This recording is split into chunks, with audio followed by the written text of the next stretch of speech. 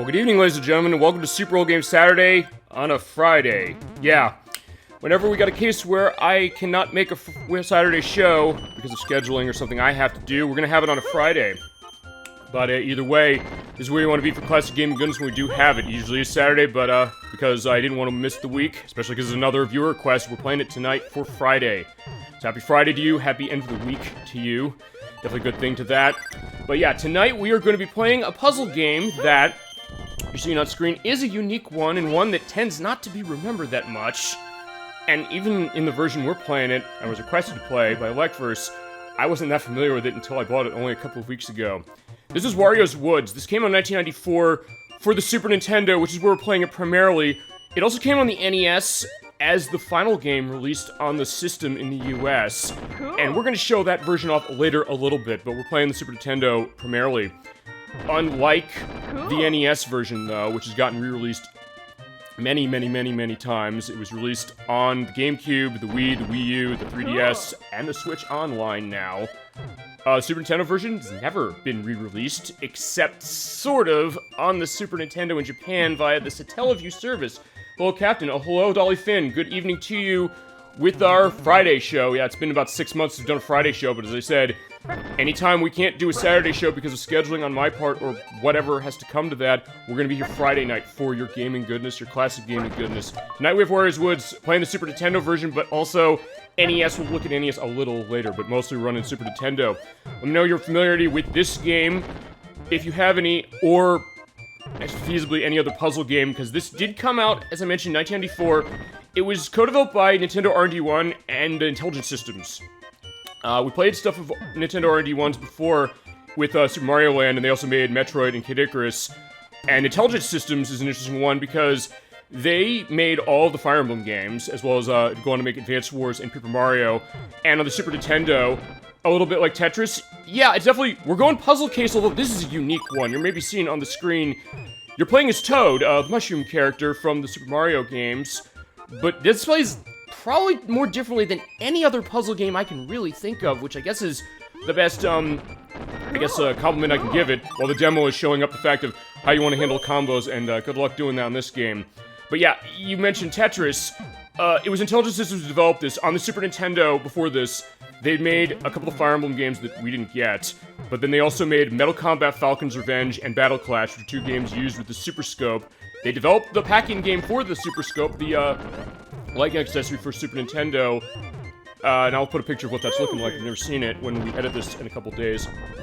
But Intelligent Systems also made a game that I know we've talked about when you've been on the show, either in chat or just with me. They made Tetris Attack, or Panel de Pon. Panel de Pon came out first, and then Tetris Attack was our version, but this is the puzzle game they made before that. I definitely like Panel de Pon / Tetris Attack. It is a unique case as far as that, but, you know, it's interesting too that, and in my case, I didn't play this game until many years later, and it was the NES version specifically because of the way we're going to show it near the end of the show. But I have it on the Super Nintendo. Like first said, I have familiarity with that version. It's a cheap version, it's like $20, but Nintendo has not re-released it. They've re-released that NES version all over the place. Although, as I was mentioning right when you jumped on, there was sort of a re-release of this in Japan as part of Nintendo's Satellaview service. I mentioned that. Actually, I mentioned it last week when we did F-Zero X, as far as other editions of F-Zero that didn't come out here. They made two versions. They made one called the Burst of Laughter Edition. It's a downloadable service, by the way, or was. We downloaded games to Super Nintendo. We never got it in the US. But that Burst of Laughter Edition was basically, they replaced the characters seen here with character takes of Japanese celebrities. And then there's another one called WarioWare Again, which basically is this game, but in downloadable form. But yeah, with the passage of time, we don't see them much anymore. But yeah, tonight we are going to be playing Wario's Woods, and I'm getting the demo play, while I also get the, preamble going on this. Just so that it's unique, because yeah, I'm moving around, or Toad will be moving around, just kind of left and right, almost like a platforming game, but not with jumping. And you're basically going to pick up bombs. You have to create, or crash the characters, or get rid of the enemies there by doing matchup of 2 or more, and then toss a bomb at them. If you get more than 5, you get a little crystal there that clears all the same color off the screen. And you hear the laugh there of the voice performer. Ooh, it's Robin Krause, who actually heard when we played Blast Core a couple months ago, who I believe voiced Ember in that game, and also did voices in Metal Combat Falcon's Revenge, as well as Kirby's Avalanche. But yeah, we will get to the game then. Okay, is there an easy level? Yes, although, one thing, let's go into that then. So yeah, here's Wario's Woods, here is, good old Wario. He took over the forests here, what do you call it? The Peaceful Woods, which is outside of the Mushroom Kingdom, so the story where this goes. I guess Mario couldn't be, it was too busy to do this. He was like, fine, I destroyed Wario in Super Mario Land 2, which at some point we'll play. So Toad said, I'm gonna go out and do this. Actually, in a lot of ways, this is kind of Toad, I guess, getting his due as far as, you know, putting himself out there as a star of a game, technically.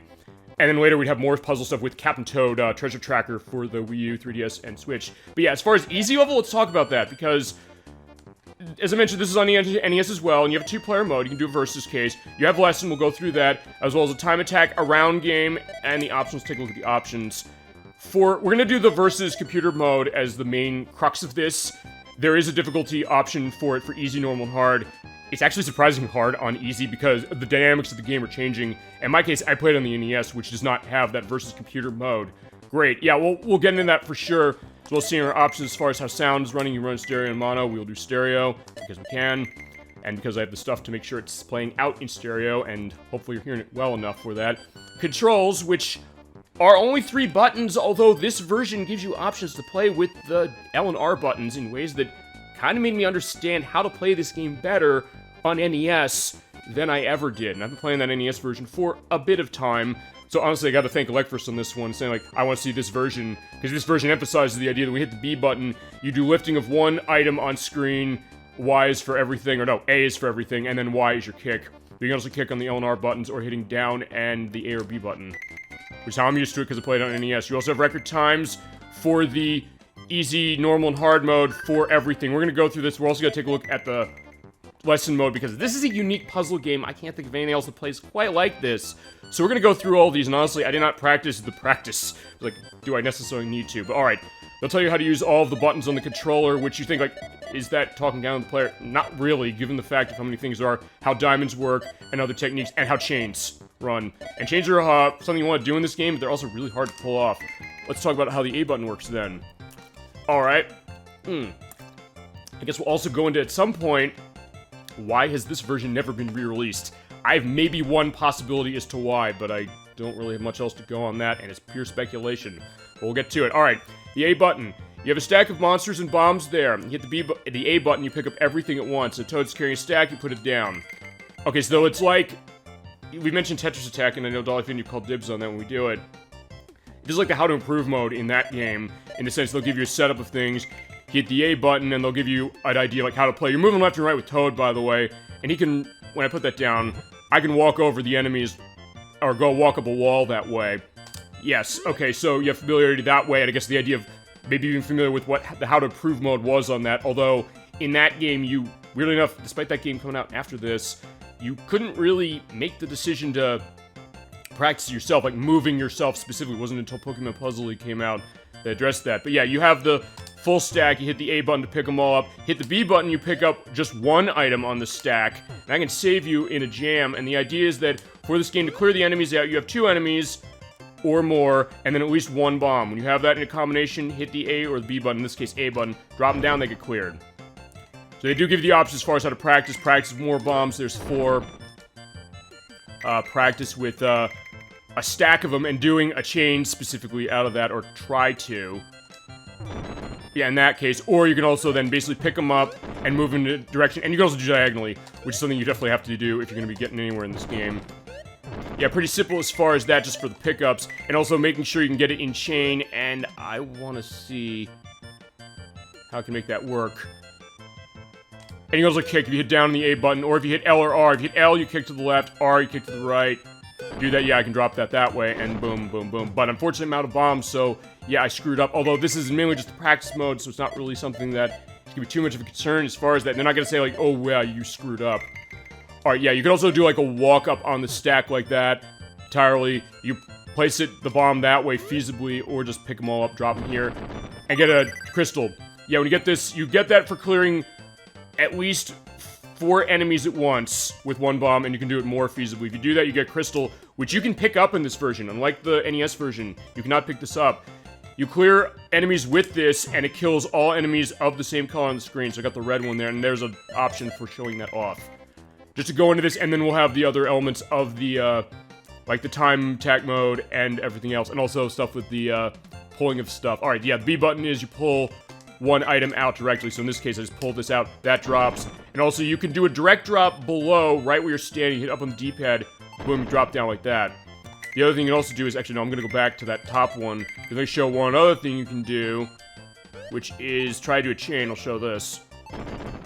Cool. Yeah, when you hear Toad go, cool, like that, that means you got at least a chain of 2. You want to do that when you're doing the play of this, and it's not easy. Neat. Yeah, definitely, it is, and it's a unique one, because, as I said, I'll give this game this much. Even though it's a game, I was telling people about this, saying, I'm playing this game because I was requested it, but also because I feel like I want to show this eventually. We were going to get to this game eventually. They all drew blank. I showed them the NES version, because that's the one that got re-released all over the place. But it seemed like it was something that maybe was a little off the beaten path, a little cryptic to some degree. But it is something that I put a lot of time into this with the version I'm going to show off at the end. So, in that case, it's something that it does have a little bit of a learning curve, and I think we've talked this sometimes with puzzle games before. The idea of how difficult can a puzzle game be as far as its mechanics are concerned before it maybe gets to a sense of you wanna... It might be not too much of a turnoff, or how much effort do you need to put in to kind of understand it. And one game I know that's like that is Tetrisphere, which like Chris also asked before. I have it.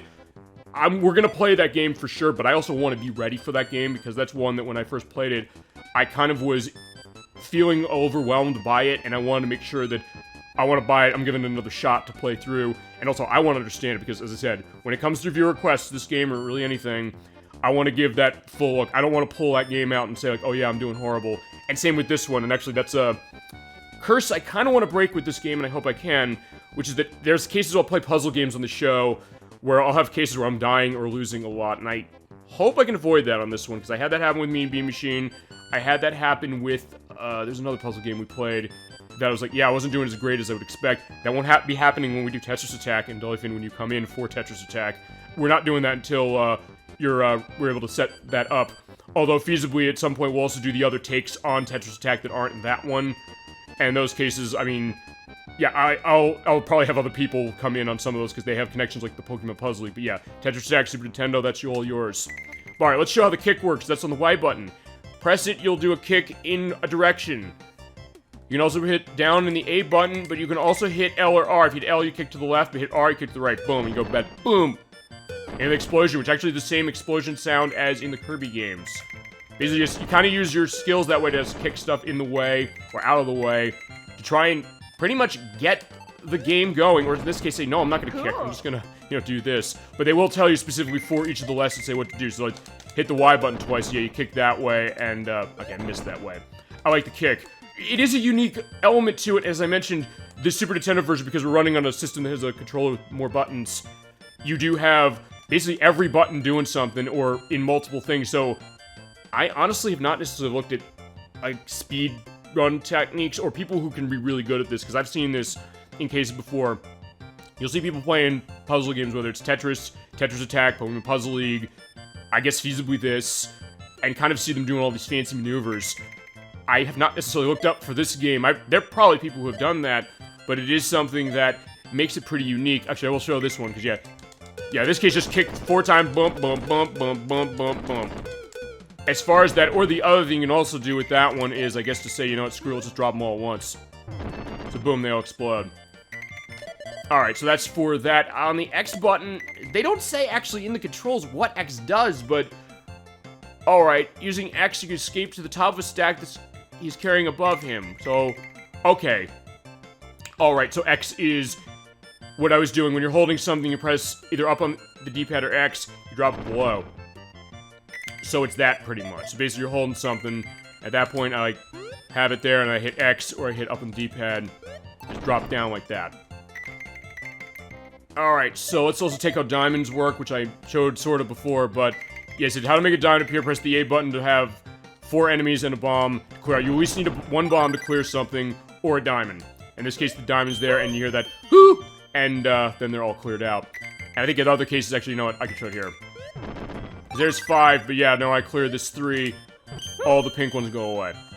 So yeah, you want to, I'll say, my strategy, I would say, if this game, if you're coming to it new, or I guess feasibly if you've played it before and you know, is like, and then yeah, I guess you'll feasibly validate my perspective on it. You want to do that. It seems a little bit more difficult than something like Tetris. Yeah, I mean, and that I guess goes maybe to. I mean, we could talk about this and feel free. Don't say like, oh, just because we're playing this game that we can't bring Tetris or Tetris Attack or other puzzle games that are out at the time, Columns of Sega as an example, or Puyo Puyo, which was around, of which in the US we had a version on Nintendo system that was Kirby's Avalanche, which actually has some of the same voice performers as this one, and Dr. Robotnik's Mean Bean Machine, which we played before. Don't feel like, oh yeah, we can't talk other puzzle games this, because, hey, it's putting in context. This game came in 1994, Failed Upon was 1995, and Tetris Attack, its US version, was 1996, and Tetris was 1984 for the very first version, and then it got later versions, particularly the Game Boy and NES versions in 1989. Yeah, I mean, I think it's putting in context of puzzle game, and with Tetris being the puzzle game du jour in the 90s, and Nintendo, remember, had the licensing for Tetris exclusively before Alexei Pajitnov, who created it, got his rights to the game he made years later. And then at that point now, because of that, there are a lot of games Nintendo released with that Tetris name. There was Tetris 2, there was Tetris Attack, as you mentioned, there was Tetris Blast on the Game Boy, there was Tetris Dr. Mario. They actually cannot re-release any of those anymore without going to Alexei Pajitnov and getting the rights to Tetris. Back in the day, they said, hey, Tetris is the name of puzzle games, that's what people associate them with, let's put it on everything. So you result in a lot of games of Nintendo's puzzle-wise from that era. And you can also do diagonals, by the way, like that. Boom, boom, boom. Not being able to be re-released. This is one that isn't because of the fact that it's Wario's Wood, so they didn't take the Tetris name for it. But then the idea of this, which is really, I guess when you think about it, how would companies, and Nintendo even themselves, how would they really want to get a sense of saying, okay, Tetris is around, everybody knows what that is. Tetris Attack came around later and had its own spin on things. That was feasibly something that could be approached. How do they, I guess, play with mechanics, really, and saying that, how can we make a game that's different? Alice, as I said, there's no game I can think of that plays quite like this one. But also then thread that line of, how much is it necessarily going to be something that maybe it could be, I don't know, the question of how easy is it to come to it, but then also the idea of when you come to it, it's sometimes maybe a kind of a case-by-case situation, I would say, in some cases, for me anyway, of saying that I'll put a lot of time into a puzzle game, I'll try to play one, and then where am I going to say, like, oh, it's too much, and then for that matter, it's like, hey, something like this, where it really gets hooks in me. And I'll say for sure with this game, this one got its hooks in me, I think, because it starts you off very simple. So, it overloads you, or maybe I'm overloading the perspective mechanics. We've been looking at the mechanics for almost 20 minutes, feasibly. And then how the chains are going, and they're showing that, so yeah, press the A button there, diagonal, boom, boom, and they have to clear in a row like that, one after the other. But the idea, I think, of, as I said, differentiating as far as other puzzle games, and then really getting a sense of how they ease you into something that has more going on with it. Because let's take Tetris Attack for a second. Tetris Attack is you're moving a cursor around, you're hitting one button, and then you're raising the stack by hitting the L or R buttons. So technically 3 buttons really to play that game. D-pad button for switching, and then that. This is a lot of buttons feasibly you can run, and there's more going on with this. But then the idea of what depth is that providing for a puzzle game, and then also what's it doing? And I think this one, honestly, compared to some other ones where maybe that might be too much, this one does a good job of setting you up with making it easy till before eventually, like, okay, you have this one where you have a massive chain reaction. In fact, we can show this. Cool. Which I've actually never seen this before, so, but good luck ever getting a case where that's set up correctly for you. It's not like Tetris Attack in some ways where you can set it up that easily, but yeah, that just looked cool, so I said we're gonna do that, because they're showing off the demonstration and others. Yeah, cool. Yeah, definitely a good case to that. Alright, so, miscellaneous techniques. Using the face button to perform special techniques. So yeah, press A, and they will tell you for these things what to do. Press the A button to pick the red bomb, turn, walk left to diagonal it, and then to, I guess, pick this up, take that off, boom, boom. Cool. And so I guess we'll take a look at what these are. Yeah, basically just, okay, press A to pick up the white bomb, walk a step and drop it down. So that goes, although feasibly, I guess for these, it seems like they're not necessarily seeing it completely. Okay, fine, in this case they sort of are, and then pull that there and drop it. Alright, yeah, mostly it's just pretty much just walking, because basically you're going to be holding stack. You can pick up anything on field, and this version you can pick up anything to it. So you pick up the whole stack going all the way up to the top, because the idea is that as we're playing, and we'll see this a little later, if you hit the top and there's no space for Toad anymore, he'll be asphyxiated feasibly, and that'll be your game over. But as you go along, there's gonna be a bar that's gonna be pushing the thwomp. You can kind of see a little bit of it at the top there, downwards, so you have less room to work. And I think with that, we could start taking a look at that. And we will start with, we'll do the versus computer later on. We'll also do time race to show what that is. Let's start with round game, which on NES is what I played specifically. And actually, I have not touched round race or round play in the Super Nintendo version that much, because actually I haven't had this version that long. But I'm pretty far into it on the NES version, we can show way later. It goes up by 5 levels each, so I believe you can have like 90. But alright, we're gonna show how this works. In fact, you know what, let's start one. Show this off. And you get little cutscenes here that you only get every so often on the NES version. Yeah, there is Wario in his plane. And there's Toad right there saying, yeah, we're going to the forest, we gotta take care of Wario over there. So here's how it works. There is Birdo, or Catherine is the Japanese name of this character is. Yeah, the sprite there will drop bombs, and as that bar goes up, what'll happen is when it gets to the top, Wario will come, and then instead of bombs coming down, he'll drop enemies, so you might have more enemies to go. But if you clear everything off screen as far as enemies, you get the jump into the screen, and you get coins based upon how fast you go. On NES, if you get 30 of those, you get to continue. In this version, it's more. I like the interlude between the puzzles. Yeah, and that's an interesting thing as far as making, because I guess this is the other thing as far as a lot of puzzle games that Nintendo was doing at the time specifically, which were, I guess, kind of making a little more cinematic of, I guess, keeping a story going. And there's cases where we've seen that with stuff like Dr. Robotnik's Beam Machine. You get that with Kirby's Avalanche. There's some aspects of this that are a lot like Kirby's Avalanche, which again, as I mentioned, that's another puzzle game Nintendo released. You can also walk up the wall of the tree, but honestly, there's not a whole lot of reason to do that. But that's another one they can't re-release because that's a reskin of Puyo Puyo from Sega, and basically at that point they have to go back to Sega now to get that. Boom, boom. Okay, it is. Yes, it's nice. I mean, but I think that's the other thing, which is that, and Tetris Attack had this too. I mean, look, let's not. We can still talk that game for sure. And look, I know you love that game. I love that game too. And that is the idea that Tetris Attack did that as well, of making the story perspective of, okay, Yoshi's going around to save his island from Bowser. And it's a little different than how Panel to Pawn, which is the Japanese version of that. Basically, it's the same game except without the Yoshi graphics, the Yoshi's Island elements. And without the Tetris name, so Nintendo can re-release that, and has on Switch Online, which was amazing. When they did that, I was like, oh my god, yes. But I think the idea of pretty much creating, in a weird way, I'll tell you this, I think with a lot of puzzle games, the idea of kind of creating this world of, you know, rational idea of what you're doing with the puzzle, and I guess of its mechanics, and drawing you in that way, kind of making it almost like this adventure going on. Do you think of someone good at Tetris Attack, who's good at Tetris Attack would be good at this? Well, I like to play my modesty. I would say, feasibly, I've gotten sort of good at this game from how long I've played this. Well, fine, played the NES version, which I played in 2006 for the first time. And it's a game that I think, that one specifically, or this one anyway, I got better at it, I think, because of how much I played it. And I think that might be something to what this is. And actually, yeah, I was gonna say, I wanted to try and get 5 of the white creatures away, specifically, but now at this point, you have it so that there's more here. Just set up more. Okay, and that wasn't good. Okay, because yeah, when you hit the bar, when the bar goes up to the top like that, Wario comes, and then what happens is, yeah, you do clear outs.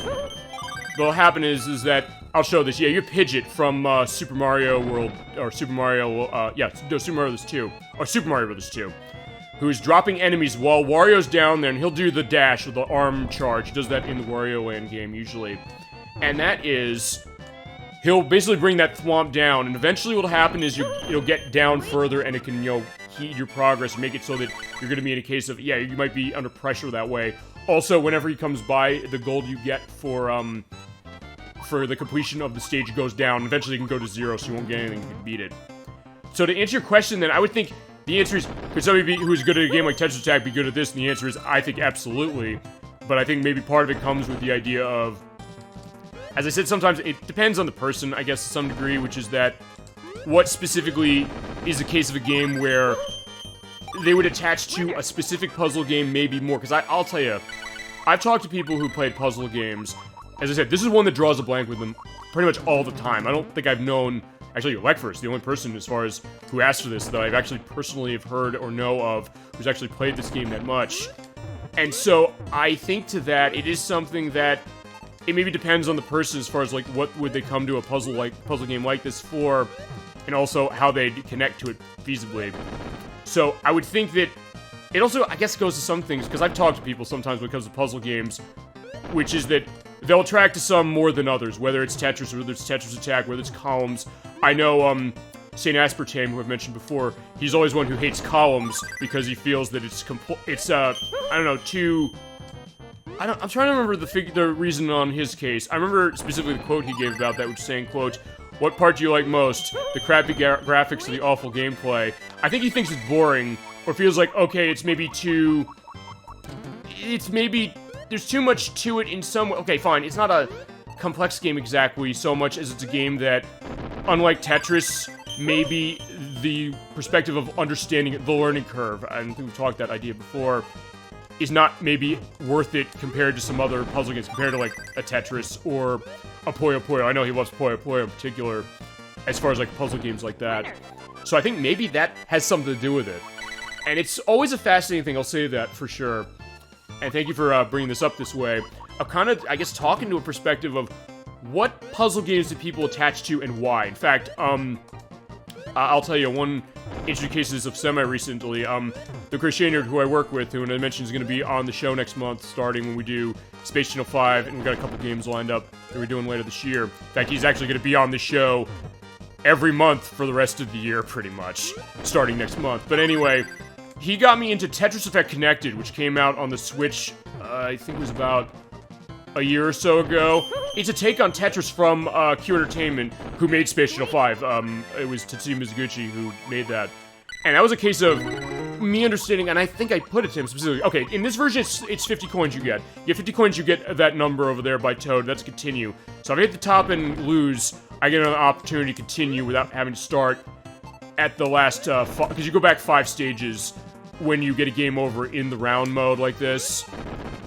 But by getting continue, you can avoid that. You can basically continue right from this level. So I'm at round 12. So if I get a game over here, normally I have to go back to round 10, but with the continue, I continue at round 12 if I lose it. Or Mario Puzzle League. Yeah, I mean, that's true. Actually, yeah, it's interesting, because now I'm thinking about that.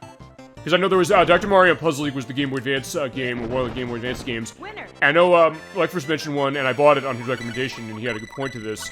And there's a Switch port of this, or fine of half of it, which is Puzzle Dragons and Super Mario Brothers, which is, or Dr. Mario Puzzle League. Yeah, it was the Game Boy Advance game.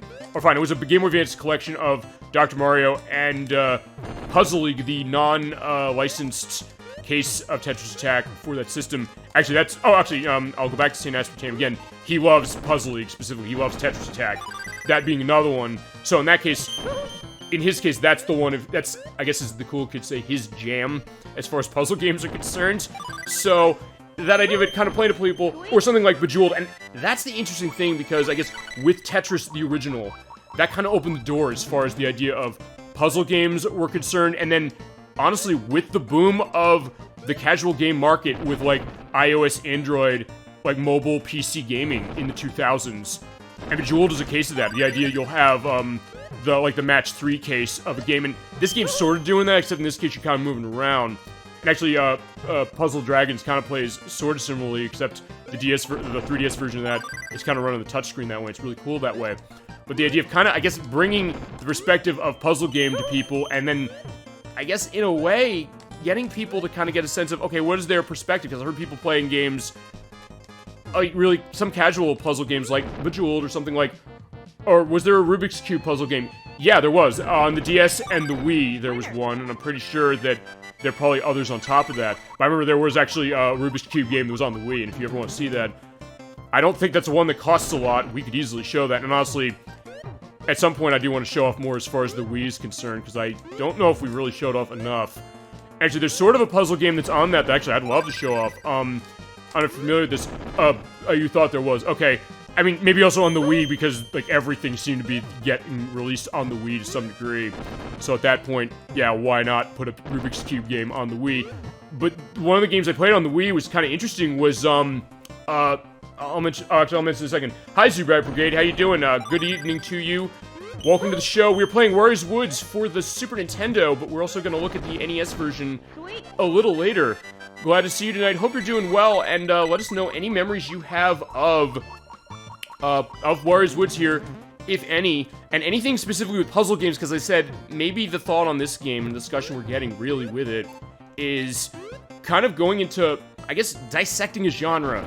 And we've done this before when it's come to puzzle games we played. There's also getting the cool case of, the chain, which, by the way, when you get a chain there, that bar underneath the bird over there will go down a bit, so you will be in a case where... Okay, yeah, well, that was nice. Okay, awesome.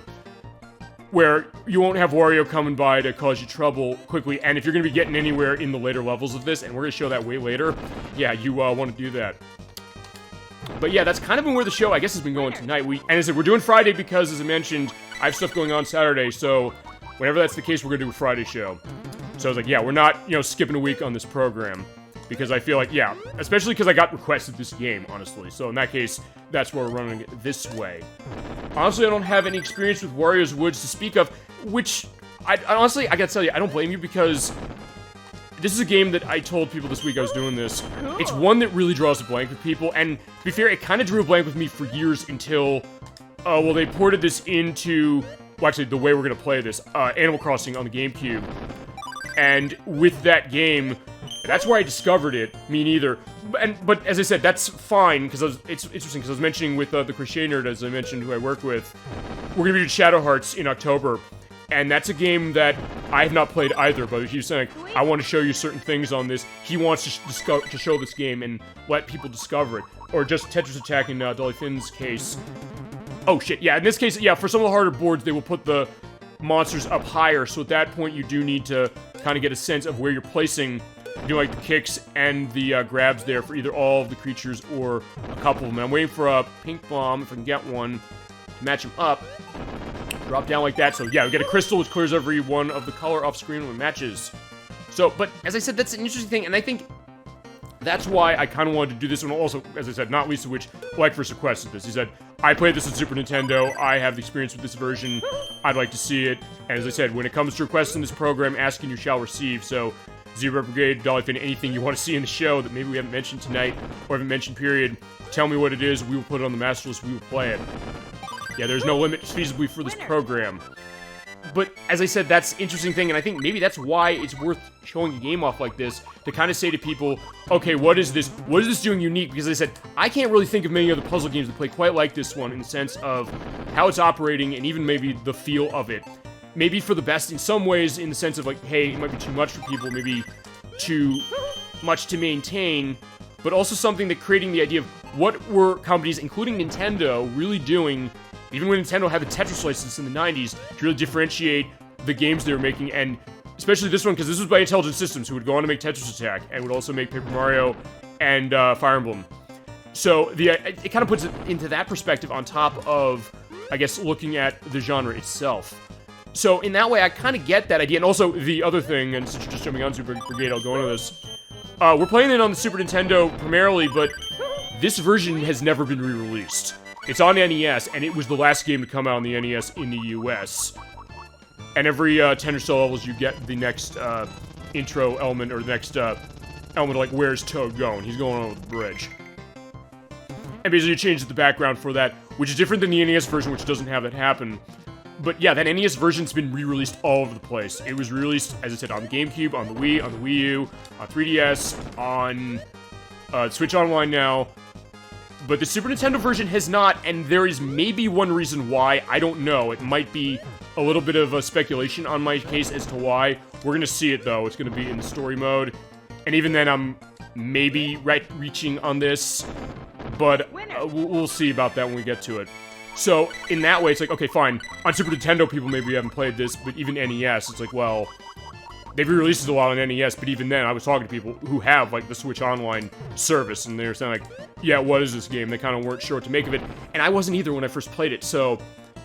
But it is a good game, it is a unique game, as I said, the best compliment I can really pay this game is, it's not like any other puzzle game I've played, and it's something that's unique, and it's also affordable, because that's the other thing.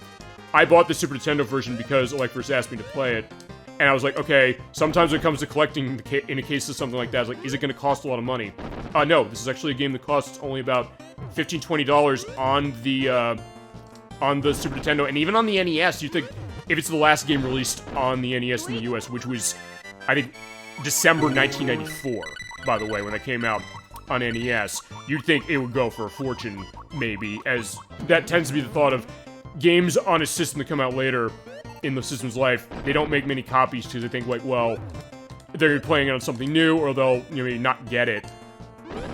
They'll probably get something on the next powerful system. But not with this one. And also, I guess, specifically, alright, fine, there's sort of a re-release case. I'll go a little more on this, and then we'll go into the time attack, and we'll do the story mode. And that is that this game was sort of re-released, although it's more reprinted, because back in 1998, or 1997, Nintendo redesigned the Super Nintendo.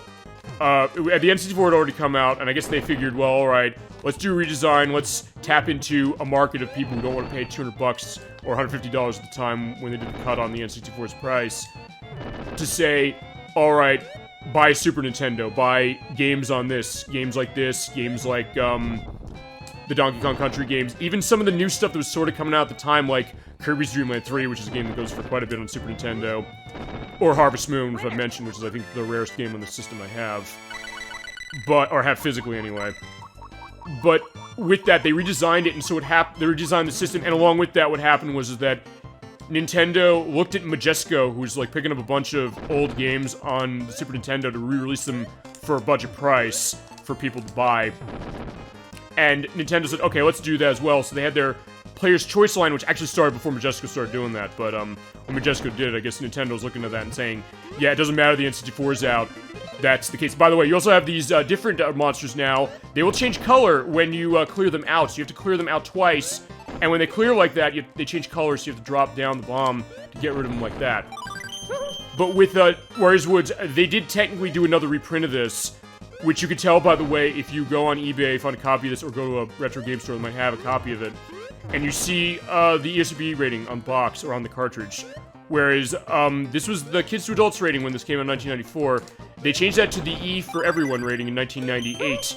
And so with that, you had versions of this that had that E rating on the box. It's a minutia for sure. I know that, but it's the way of telling that, and that's how you tell that, oh, they re-released this or reprinted this in 1998, which I guess maybe is why it's sort of easy to get. And maybe the other thing is that, I don't know, maybe there's a perspective that people don't want to play this that much compared to some other stuff. Oh, okay, by the way, one other thing. You have these flashing creatures there. When you clear them once, they'll flash like that. They'll only flash for a short time, so you have to clear them very quickly. So in that case, they'll go flash like that. If I don't clear them quick enough, they go back to normal, and I have to hit them twice again. But if you do them twice in rapid succession, they're gone. But as I said, that's the interesting thing, I guess, about, I guess, game price case, and I guess something like this, where do people necessarily want this? And I guess not necessarily because it's a bad game. It's a good game, I would say. But it's the idea of, maybe also sometimes you have so many choices in games, you don't know where to look. Even back then, you do. And I guess then, Zero Brigade, I guess, onto this.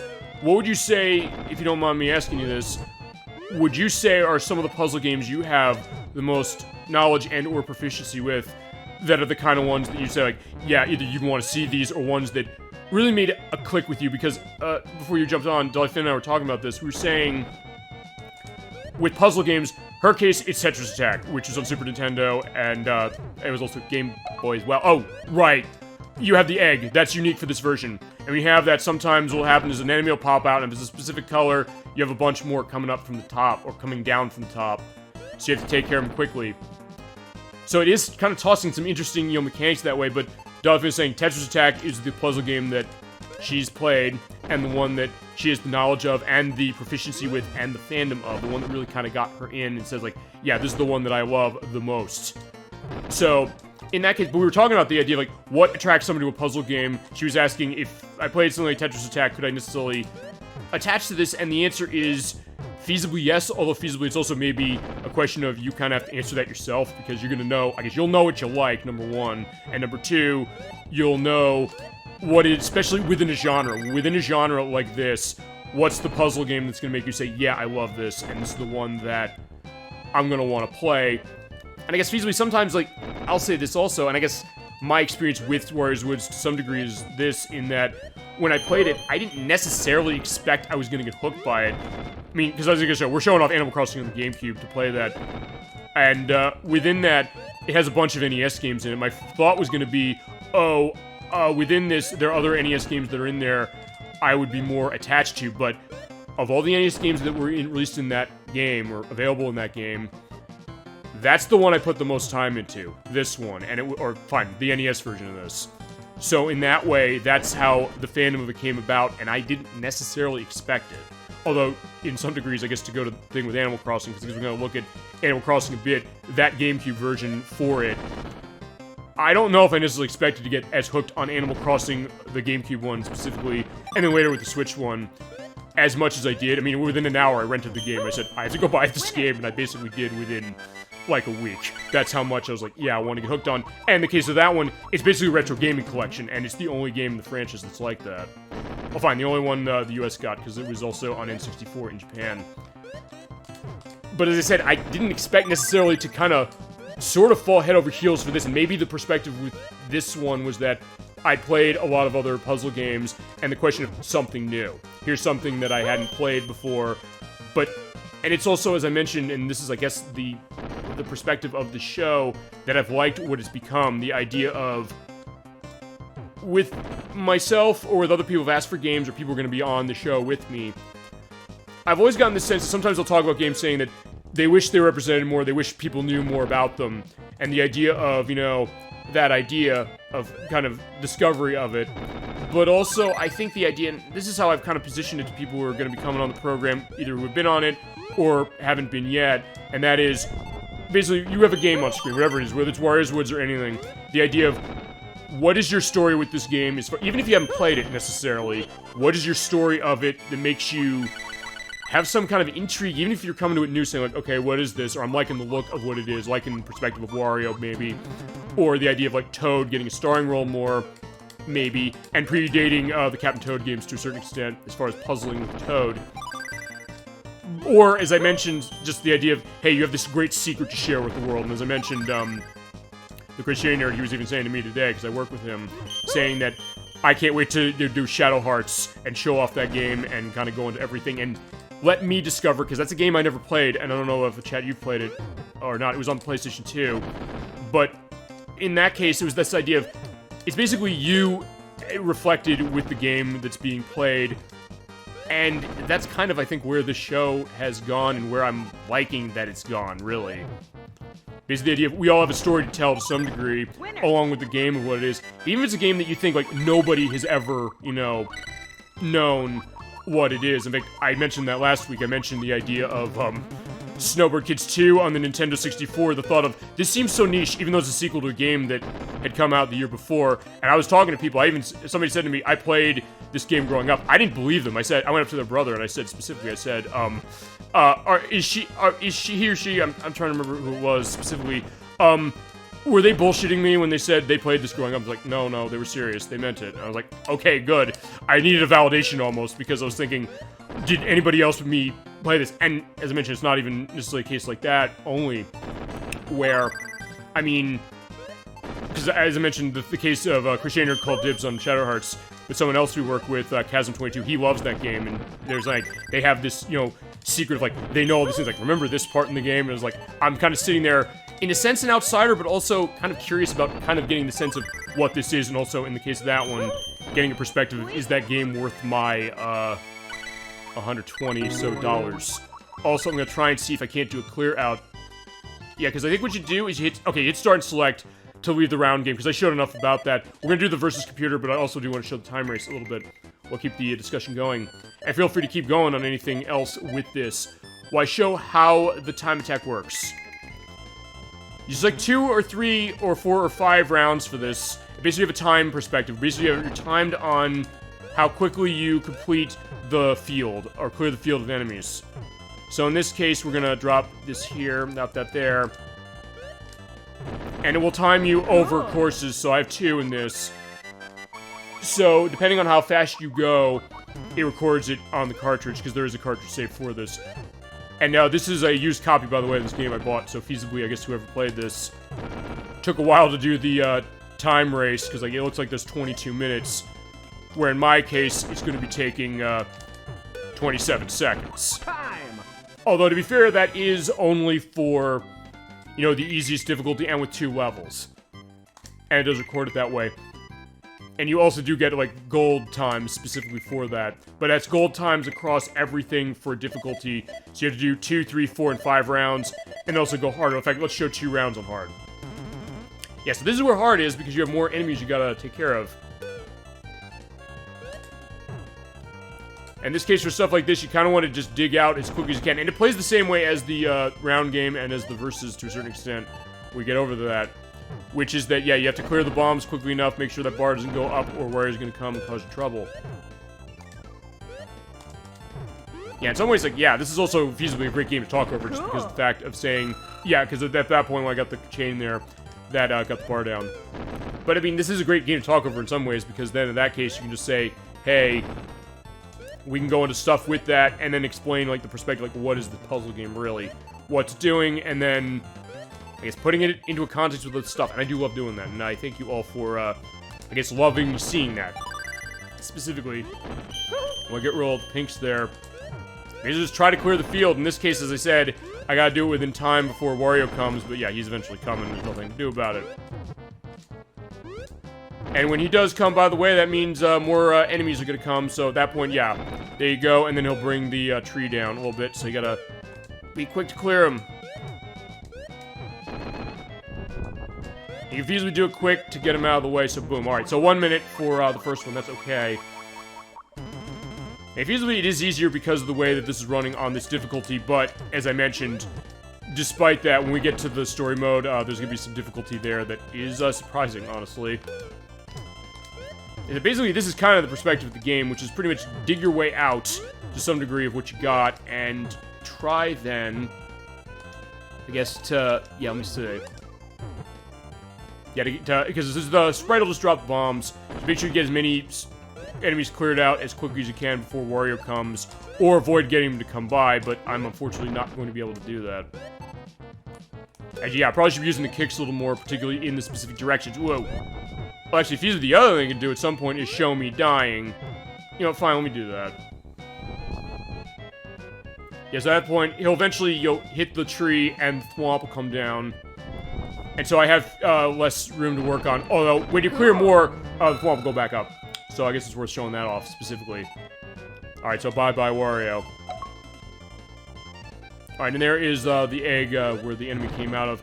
It doesn't always drop out more enemies of that type. I don't know what the stipulation is on that. Because that's not in the NES version, that's in the Super Nintendo one only. Alrighty. Alright, fine. I said I was gonna lose myself, or let myself lose. Let me do that. And by the way, like other puzzle games, you can increase the speed of the bombs or items dropping faster, but you hit down on the D-pad to do that. I'm finally home. Hey, y'all. Hey, Alec, first, good to see you. Welcome to the program for, the Friday show, or the Friday show we have to have for this, but as I said, we have the show going. I have, Wario's Woods on Super Nintendo, which, I know you requested, and I guess you and I are alone on this one, feasibly, of the chat so far, which is, yeah, most of the chat has not played this game, which, as I said, to a certain extent I understand, but then again, the idea of the discovery of it, so feel free to let all your memories flow on Wario's Woods. Again, we are playing the Super Nintendo version on your request, but we are also going to show off, very briefly at the end of this show tonight, the NES version. I'm going to use the GameCube to do that, and I can do that without the feed cutting, so, that's also basically going to be me testing that. So yeah, in some ways, I guess if you want me to be cynical that way, I'm kind of having the audience be something of a guinea pig to the tech of this. Although I tested it on my my tech check before I started tonight, and it does work. But point is, like, that's how we're going to go. And I think there are a couple streams I know that I was planning at some point where I was going to switch consoles like that, and there will not be a feed cut case for the way we're running it. Thank God, then, that the NES and the Super Nintendo and the GameCube... Oh, no, the Super Nintendo, the GameCube, and the N64 have the same, I guess, output video cable. Be it S-Video or component. or composite, because yeah, you have to mod these systems for component. But in this case, yeah, just use the RetroTink 5X to up-res the S-video that I have that I bought recently. But yeah, feel free to let all your memories flow on Wario's Woods as we go along. I believe I remember when we played Super Mario Land, you were saying that Super Nintendo was where your experience with this lied. The amount of hours my mom played this game. Okay, so that's an interesting case too, because the idea of, I guess, being in connection with families playing this, and I guess also, as I mentioned, telling the story of a game like this, and what specifically it could be that, you know, would attract people to a game.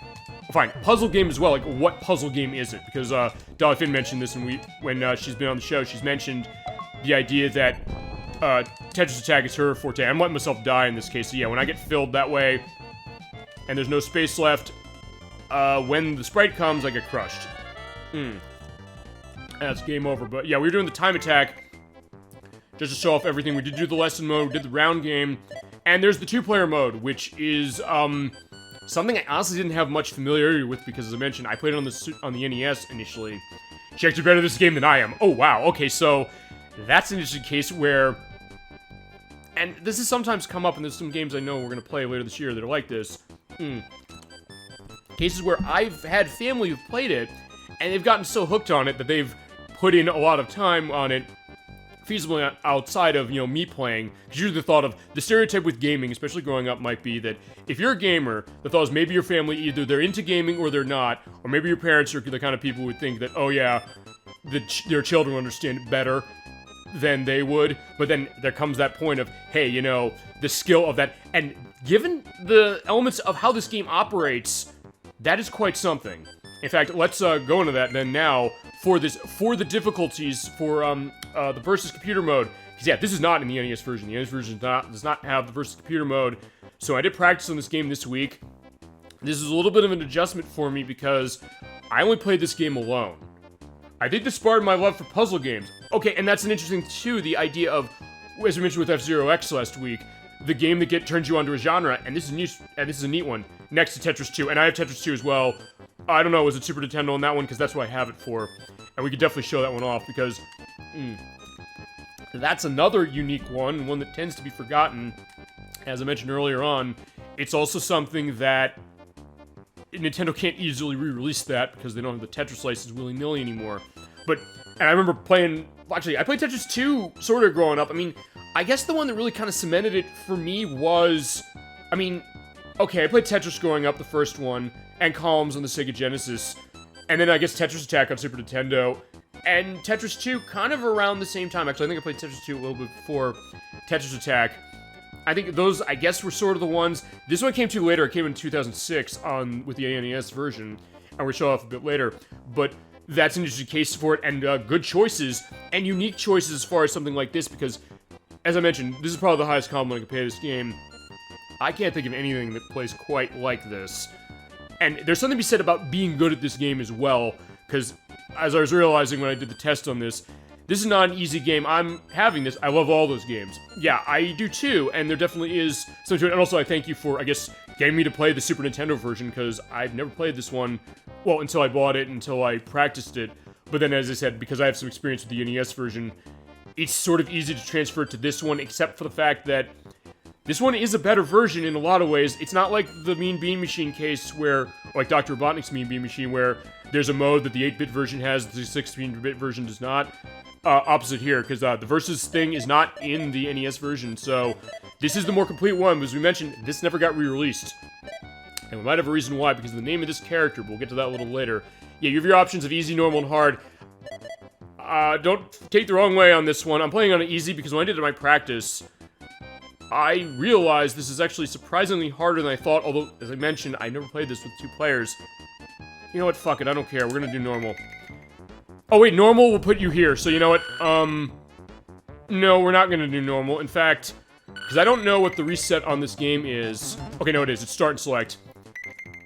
Okay, okay, that explains it, because yeah, when you hit, normal, and I guess hard, it sets you up with the later levels, with the later characters, because we'll eventually run all these characters. I was doing the practice. Actually, the story mode is surprisingly long in this game. Well, surprisingly long, I guess, for something like this. I think it was like almost 2 hours. And I still wasn't finished with it. But, alright, we'll start easy because then we'll go with each of the characters. I think that's what it is. You're playing all the levels by playing easy. Okay.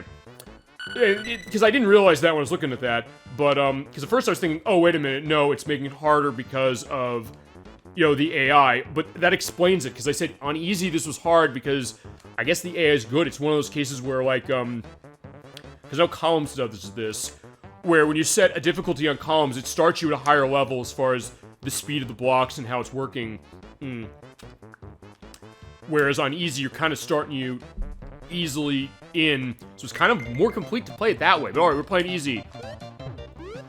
In this case, we also have the fact that, yeah, there's an opponent over there, and you have to clear all the enemies off the screen before he does, or she does, feasibly.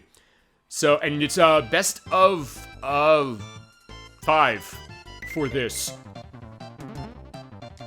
But I'll say this, and this is something that was kind of revealing about this game, really, when I was doing the test on it, or the practice on it earlier this week, which is that, as much as I played this on NES, it's something that maybe I wasn't set for. In fact, right there, that's how it works that way. It's like, you can lose quick, because they'll clear the blocks quick, but it is best of 5, so I do have a chance to redeem myself. Or try and put that there, and as I mentioned, I want to try and avoid, okay, fine, that. If I pull that off, also, benefit to you, like, for on this, until this version, I didn't really get the sense of, crap, alright? Oh no, as I said I don't want to have, you know, the case where I'm doing badly on a puzzle game again, because it seems like that's the running joke in this program. Despite my talking about puzzle games, I tend to, you know, lose them a lot, or run in case I'm struggling. Even the ones I know I've played a lot, so, like, I want to avoid that. But yeah, it is, yeah, one more, and yeah, I'll get him, boom. You get that sweet, and that is Robin Krause doing the voice, who I believe was Amber in Blast Corps, and she was also voicing in Metal Combat Falcon's Revenge and Kirby's Avalanche. In fact, I remember with Kirby's Avalanche because of the voice clips, which are insanely clear, and are in this one as well. The idea that it's the way some of those voices sounded, particularly like the one where she says, "Met tonight." It's like she's almost singing that one. Okay, so that is Katsini. I beat him, and I did put my name in on the option screen to be Sog, so I was like, yeah, there you go.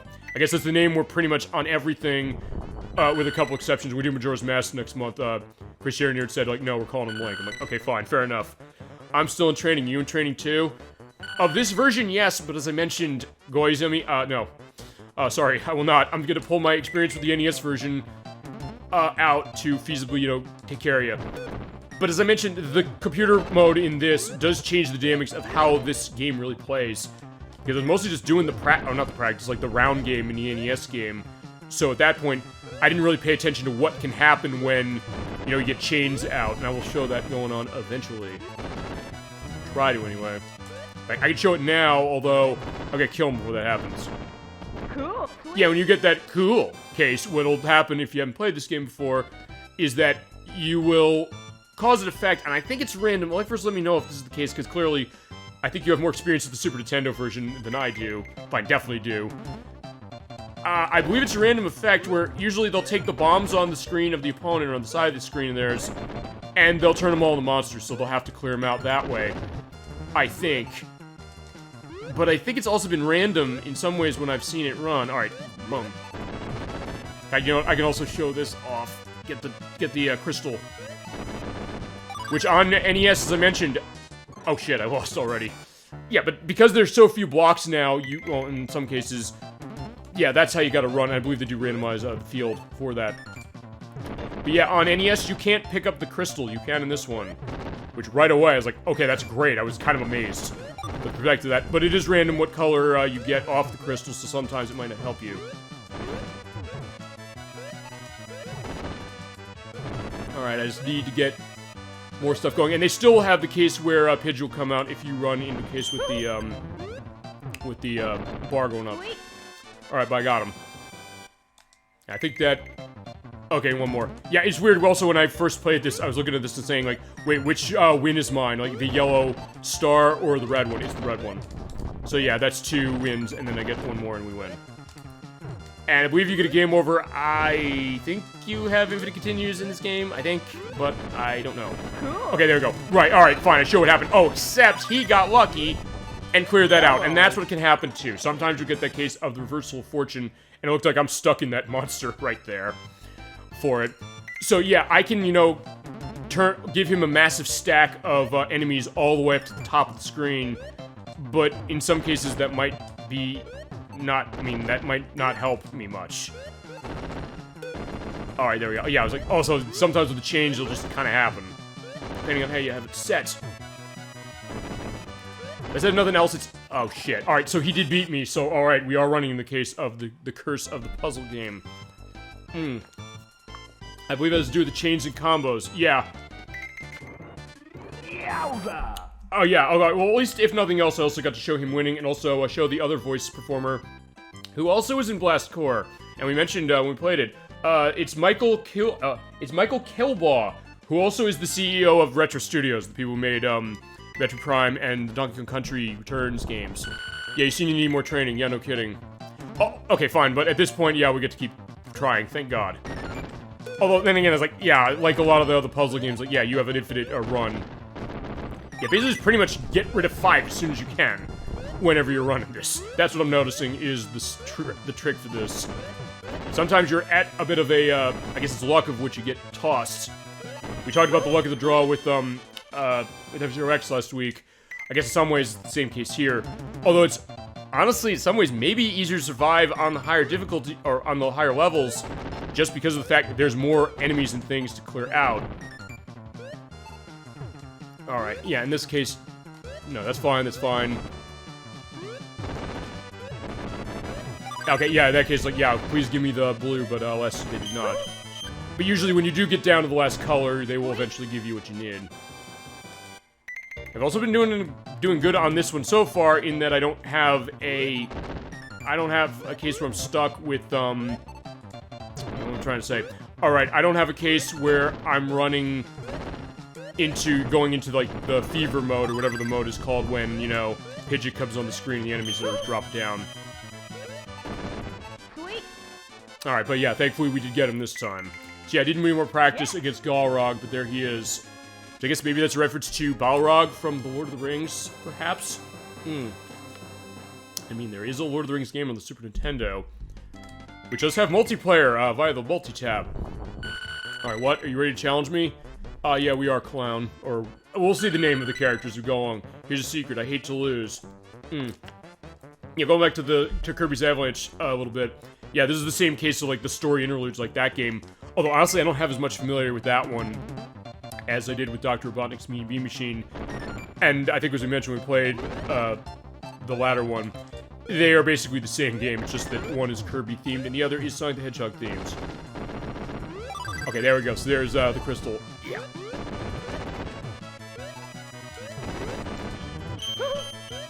I also love that laughy "hoo" when you clear the diamond out in this version of the crystal. Because at that point it almost sounds like Daffy Duck a little bit. Yeah, too bad there was never a sequel. I mean, that would be an interesting case. As I mentioned, I'll go into this since you're here now. Earlier on the show, I mentioned what other versions were this, because I was saying, okay, the Super Nintendo version has never been re-released. Well, okay, sort of, it was never released again. There was the reprint of it in 1998. But there was also the Satellaview versions of this that came in Japan. The one was, and including one of the ones they actually called this, translated out to this, the Burst of Laughter edition, where all the characters in this were switched out with caricatures of Japanese celebrities. I'll put a picture of what that's looking like when I edit this, because I was like, yeah, I just found that out like when I was doing my research on this earlier. And then there was Wario's Woods Again, which was Satellaview as well, which is basically this version. Okay, there we go, there's the chain. Ah. There you go. In the words of Fleetwood Mac, you'll never break the chain. But, yeah, that's an interesting idea as far as, like, the idea of them not doing sequel, but also the idea of, I guess, what they could do with another game like this. And as I said, they've re-released this game so much as far as that NES version. I mean, it's weird, I guess they feasibly made the game so many times just because of that alone. But, I guess the perspective of, there was a potential, like, what to do with this. I mean, and we mentioned this earlier, we mentioned Tetris Attack, which is Dolly Finn's game of choice as far as puzzle games are concerned. And the idea of that got multiple versions of itself later that were basically sequels. And we also had, I know, Electors, you mentioned this at some point, and I'm still waiting on that Switch port of it, assuming it's happening, Superplexus, which was on PC, which basically is Tetris Attack meets Puzzle Quest, pretty much. Alright, that's Harley Q, so I guess Harley Quinn... well, this was 1994, around the time when Batman the Animated Series was around. I don't know if they're pulling from that right away for it, but alright, fine. There's a Harley Quinn in Wario's Woods, which is interesting to see, for sure. But I'd be down for a sequel to this because it's so unique, I think. And it is something that was we mentioned, and when you mentioned that, hey, I want to see this, you get the sense people draw a blank on this one. And I'm the same way too, and I talk to people, and they don't seem to know it. Alright, so knowledge of basic techniques is what you're gonna need. And the name of this character, by the way, also might be the reason this has not gotten re-released, but we'll get it at the end of the fight. So, to quote Giovanni in Pokemon Puzzle League, how good are you? You-hoo, Mr. J. Well, that would be interesting, the Wario's Woods take with, Batman, or... Okay, I don't know if... correct me if this is the case, I don't know if there is or not. Has there necessarily been a puzzle game specific on Batman? I mean, okay, fine. You could say maybe some of the Batman games we got leaned into puzzle solving as far as, you know, I guess the way they play as far as within the genre they're in. I mean, like with the Batman Arkham games, like with, Whoa. I guess, okay, you get, whoa! Would you hear that? Okay, yep. Yeah, do the kick, get him out of the way, and one thing I also love, I'll say this like first, I do really like about this version that the NES version doesn't have, kicks on multiple buttons so you can kick left and right with the L and R buttons. But yeah, I don't know if this is a specific focused puzzle game based on Batman, which would be just a case to see that. Okay, I kind of want to, yeah, I want to get a 5 so I can get rid of something. Or try to, anyway. Okay, that. Okay, got it. But yeah, that would be an interesting idea of that, and would fit with Batman, because it's like, hey, Batman, you know, is the world's greatest detective, as far as Batman, you know, solving something, he can solve a puzzle case. Alright, yeah, you can also, when they're on the wall like that, if it's up at the top, you can't grab off of it unless you hit the B button, and then you can pull it out that way, which I actually never really did on the NES version, so honestly, me playing this version really is kind of making me better also at the NES version, so it's made me realize, I guess, more of the depth this game has. I think that's the other thing about it. There is a depth to this that's kind of unique. Boom, boom, boom. And also, the explosions was the same explosion as the Kirby games. I guess as far as something with that, to go with the Batman thing again, because I believe this was the same year that The Adventures of Batman and Robin came out of Super Nintendo, so there's sort of maybe a element. I was watching Batman the Animated Series after I finished watching the Superman Animated Series. Yeah, because I know that, fine, that's still around. Oh shit, I lost. Alright, that's fine, which is good for this, because then we can keep the discussion going on this. But, yeah, because I know you mentioned the Superman series. Actually, it's weird, I've never seen that one, but I've also heard it's very, very good. Not just from you, but also from other people. So at some point, I definitely should look into that. Because I know all those are on HBO Max, specifically, as far as modern way, or just buy the DVDs. In fact, I think Amazon at one point had a really great deal on the DVDs for the entirety of Batman the Animated Series. At that point, I was thinking, like, yeah, I should get the whole thing. We should definitely play one of those games based on it. In fact, I probably should get that one on the Super Nintendo, the Adventures of Batman and Robin. Or maybe if I can, I don't know, licensing reason or for, you know, licensed content case, I'd be curious to showing off the Sega CD version, because there actually is FMV cinematics that are unique to it. And I believe they are sort of kind of voiced a little bit, but it's not exactly the show, because it's its own thing. So yeah, at that point, that'd be an interesting case, because we've always talked about, hey, when we're gonna go back to Batman, after we did Batman Forever, last month, and then also, I guess, which one to do. Well, that'd be a case of, you know, me having to get it. I know some of those cost a lot of money, but, for some of those, I'm thinking, like, yeah, I know that Batman and Robin on the Super Nintendo is supposed to be amazing. Oh, shit! Oh, but the good news is that because of that B button, you can then pull the, monsters out of the stack that way, so it looks like you're trapped. Oh, no, you're not. So, thank God for that. Oop. Yeah, fortunately, I did not get the chain right. Oh. Yeah, but the pressure's on with him. Oh, come on, come on. Right, there's yellow. Pink. Perfect. Alright, so yeah, now we're getting somewhere. Alright, so I just need to get the, white guy there. Alright. Ow! Within inches. Alright, damn, I had one more left. He just got me. Alright. I said even, this is what I meant when I said even on easy. This game is not easy, although, as I mentioned, for people who know this game and like first, I think you're one of them, clearly. But yeah, that is your case of being able to get a sense of, yeah, do this right. That's why I practice this to a certain extent. Okay, there we go, there's chain. Cool. Alright, so yeah, now I can take care of that. Sorry, my battery died. Hi, like first. Don't worry about it, like Finn. Yeah, we'll keep going with the versus computer mode. And I guess with the perspective of like first having the experience with this game. I mean, he requested this, I know that for fact, but also the perspective of, you know, having the idea of the understanding how this game operates. Which is good because, as I mentioned, there's the cross-section of people who either haven't played this or don't know it. And the idea also is that, hey, we can give it a look that way, and as I mentioned earlier, it, in some ways is fine if you've never played this, or if you have, because, hey, it's us giving it its moment in the spotlight, which I think it definitely deserves, and then also being able to kind of, I guess, compare an experience with puzzle games specifically, which I think that's really what makes it unique. Oh, makes the show something that I like doing. Alright, I will beat him, I think, unless I get really unlucky. Give me a dark blue, please, please, please. There we go. Got him. Alright, yeah. Also, you're looking on the screen. This might be the reason, by the way, if I'm gonna guess any reason why this game has not gotten re-release, it's honestly the name of this, character.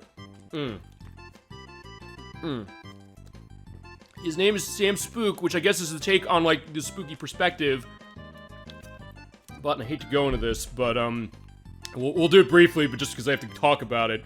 I almost wonder if Nintendo's looking at this and saying, like, hey, are we gonna get people complaining that that's a racial slur, or part of it is, or can be seen that way? Or have you ever seen the movie The Human Stain, or read the book based upon it? It's kind of going into some stuff with that. If there's any reason I would think this game is not getting re-released, that might be it, but I don't know.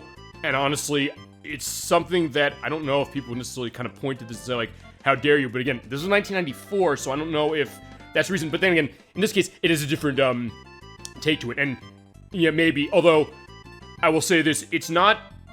Because there are other games we mentioned that have elements of that. We're gonna have to deal with that when we play with Clayface Sculptor's Cut. But as I said, I'm morally obligated to show that because it goes for $1,000. But we're gonna have to deal with some stuff with that. And also Biofreaks on the Nintendo 64, which I don't own.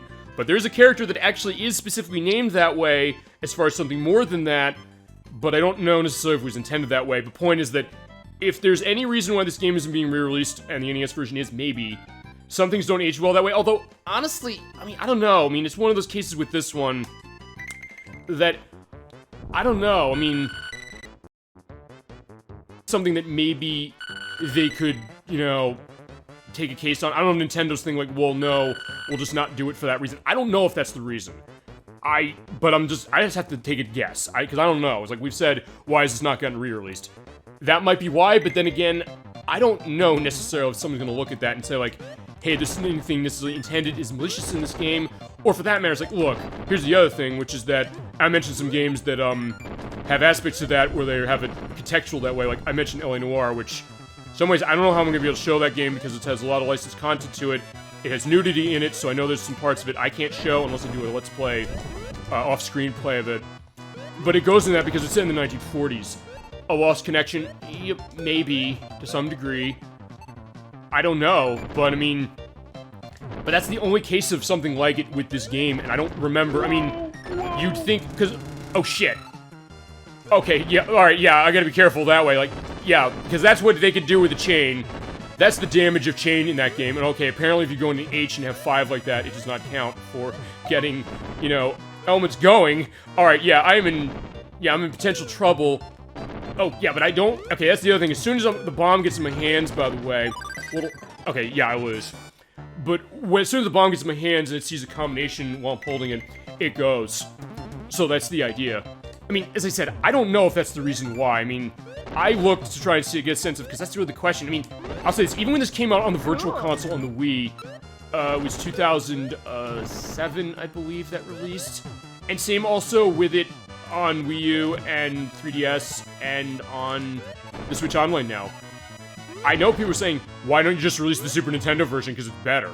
And, I mean, it technically is better. I'm thinking about it in terms of how it looks and in terms of some other stuff. I mean, as I said, I don't know if that's the reason. It might be, it might not be. But I'm saying, if I'm gonna have an educated guess as to why maybe Nintendo's thinking like, well, let's not roll the dice if that's the case, but I don't know. I really don't know. But I'm gonna mention that now because just to get a sense of like, okay, maybe that's the answer. All right. That being said, as I said, it's something that is either here, it's neither here nor there, I guess now for the purpose of this, and as I said, compared to something like Biofreaks, compared to when we do, Clay Fighter Sculptor's Cut, it's not going to that way. It was like, I don't know, maybe Nintendo's doing that, although, or I wonder if Panic Bomber was inspired by this. Yeah, okay, that's another one, because actually that's another puzzle game of Nintendo's. It was on the Virtual Boy, which was connected with Bomberman. I know we talked Bomberman, fitting we're talking about when we have a puzzle game with bombs in it. Maybe, because, yeah, Panic Bomber came out the year after this. This was, Intelligent Systems developed this. I don't think it was Intelligent Systems who developed that one. In fact, I think it was Hudson Soft who made it.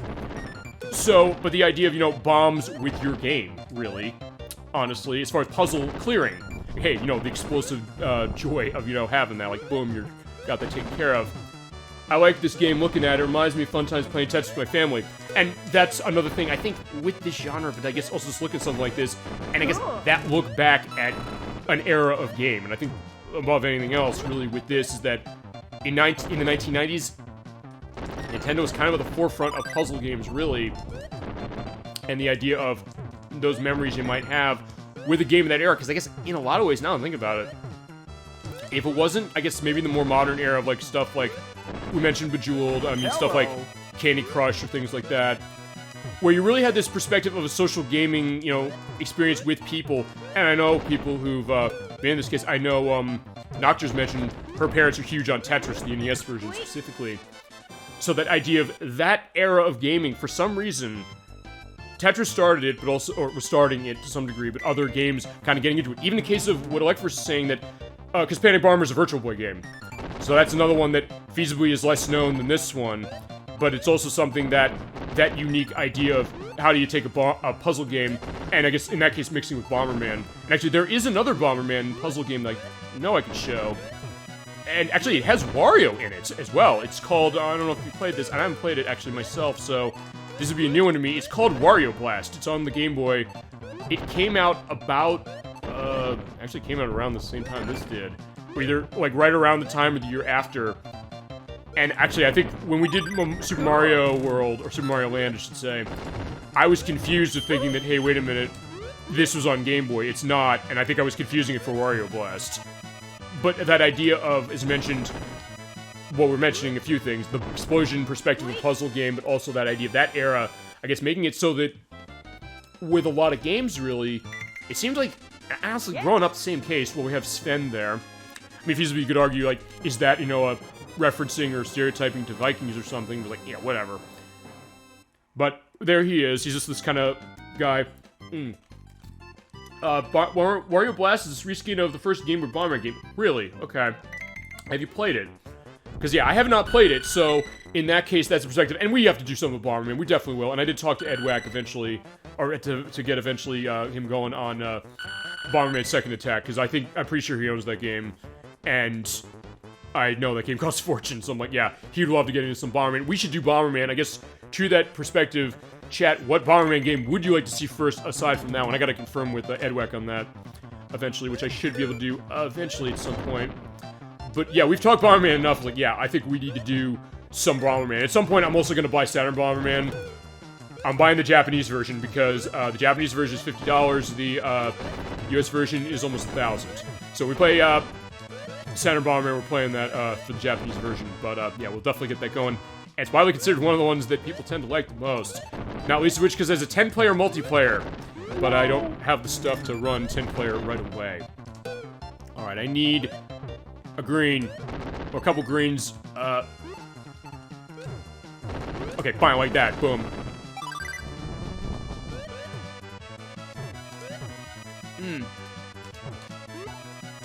Okay, that's interesting because, yeah, like, okay, they're reskinning that, but I mean, see, it's funny because I know, when we did the Super Mario Land, I know, like, she mentioned to me, Puzzles and Dragons, Super Mario Brothers on the 3DS, which in and of itself was kind of an enhancement of the Puzzles and Dragons game. I bought it on your recommendation, it's awesome. And they ported that to Switch, they ported the Puzzle Dragons side of it to Switch. But that idea of, I guess, thinking that, okay, here's the first Bomberman game that Game Boy got. They reskin it with Wario, I guess. I guess because Wario Land and Super Mario Land 2 were very popular, of, I guess, getting to a new audience that way. Alright, yeah, is the, okay. Yeah, and that's the other thing that's different, the idea that when you have the egg that opens, sometimes you have the enemies that come out, but I don't know necessarily, what this is going. My mom was watching this with me and she's giving you criticism. Well, I mean, as I said, she has the skills with this game. So, I mean, I welcome that. As I said, here's the other thing I've always mentioned, is like, I'm not necessarily the expert on every game we play, even this one, but just the idea is like, look, if you're saying she's better than you are at this, I mean, that's the perspective, like, but I get that idea too, and like, look, I'm not, gonna say, no, that's a negative thing, like, no, don't do that. I mean, the idea of like, when you're watching a game, the idea of like, saying like, wait a minute, do this, or wait a second, how about this, especially when it's a game you know and love and are really effective at, and to be fair, as I said, part of that for me is coming for, it's not really an excuse so much as just me saying that I've not done the multiplayer component of this that much, so, and honestly, the dynamic of playing this game with more than one person is different than playing it just normally, but alright, fine, I hopefully got in a better case of that, like, okay, fine, I'm living this way.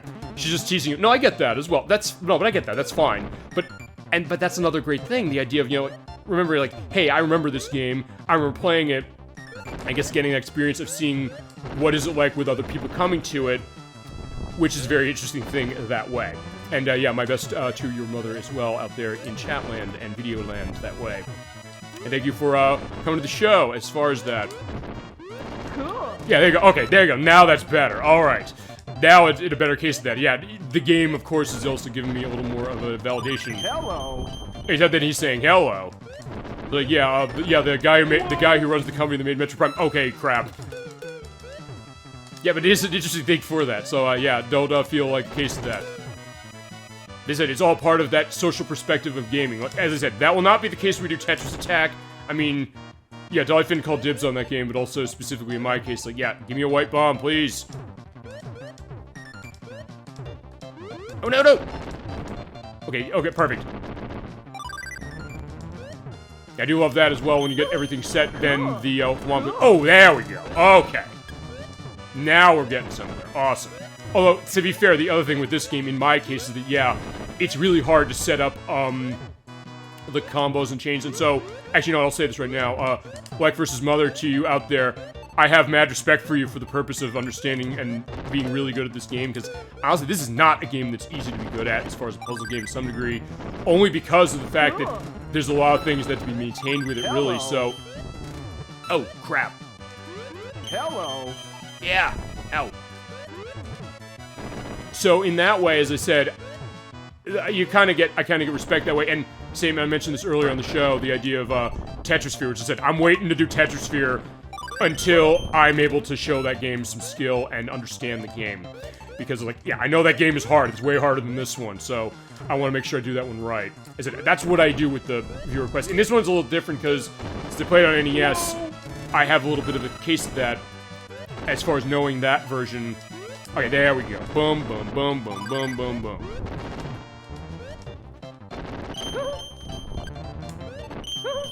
Yeah, she said it made her happy that people of our age will play these classics. And that's an interesting thing, too. And as I said, this is, well, you know this well, for being on the show as much as you are. Or in the chat as much as you are.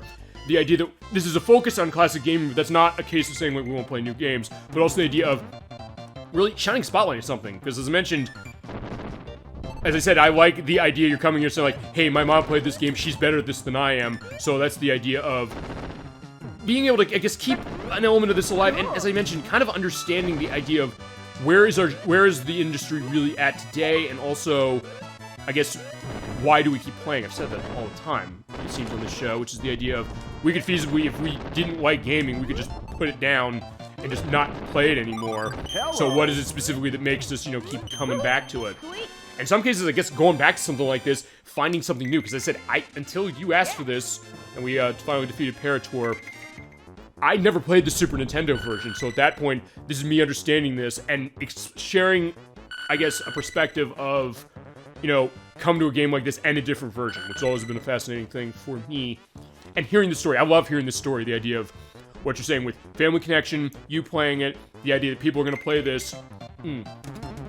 As they had the idea that some people sometimes said, like, hey, is this too much of a niche show in the sense you play games that nobody knows? But it's like, no, not at all. I mean, there are people who will know this game, or any game, as much as this one, and then they'll say, like, hey, I wish people knew more about this. So I'm saying, like, yeah, let's help make people know more about that. And it's not just all of you. It's some people who I've had on the show or are going to be on the show who said specifically, I want to show a game because I don't think people remember this, and it's worth remembering in a modern context. I mean, Nocturne said when we played Mega Man Legends, he said, hey, this game doesn't seem like... Okay, it's got a dedicated following, but something that... Do people necessarily remember it that much nowadays? And the idea is, in some ways, that's what the show really is. It's not really even about me coming here playing a game, really, when you think about it. It's basically about us coming to a game and kind of showing a spotlight, saying, like, hey, here's something that's worth playing that maybe you didn't play, especially something like this where it doesn't cost a lot of money. So we've sometimes said the idea of, like, how approachable is retro gaming, but for something like this, very. Because, like, not even 20 bucks for this game. But even if this game costs more, it'd be totally worth it because, hey, it is something unique and it's a lot of fun. And something worth showing off on the program. So thank you again for that. And for, you know, coming to the show. And also, as I mentioned, the idea of just asking for some of this random stuff. Because actually, I'll tell you, I'll regale this story as well. In fact, I mean, that's also the beautiful thing about a puzzle game, really. Which is that I guess it gives me free rein to basically go off on like 8 million tangents, feasibly. And that is that the Crochet Nerd, as I mentioned, he's coming in on the show next month. He wants to show off Shadow Hearts on PlayStation 2. I don't know, chat, what your familiarity with it is. I haven't played it. He loves it, and there are other people I know who love it. And he was saying, I want people to know what this game is. And he was a little concerned, saying, will people know what this is? To which I said, you know what? In some ways, it doesn't matter if they know or not, because it's going to be you telling your story of this game, saying, this is a game that's important to me. This is a game that I think is worth people's attention. It's worth giving a spotlight all these years later, and especially in the case of that one, maybe getting a sense of, can we get this re-released? Because that game costs quite a bit of money. It's like about $120. So the question of, inches.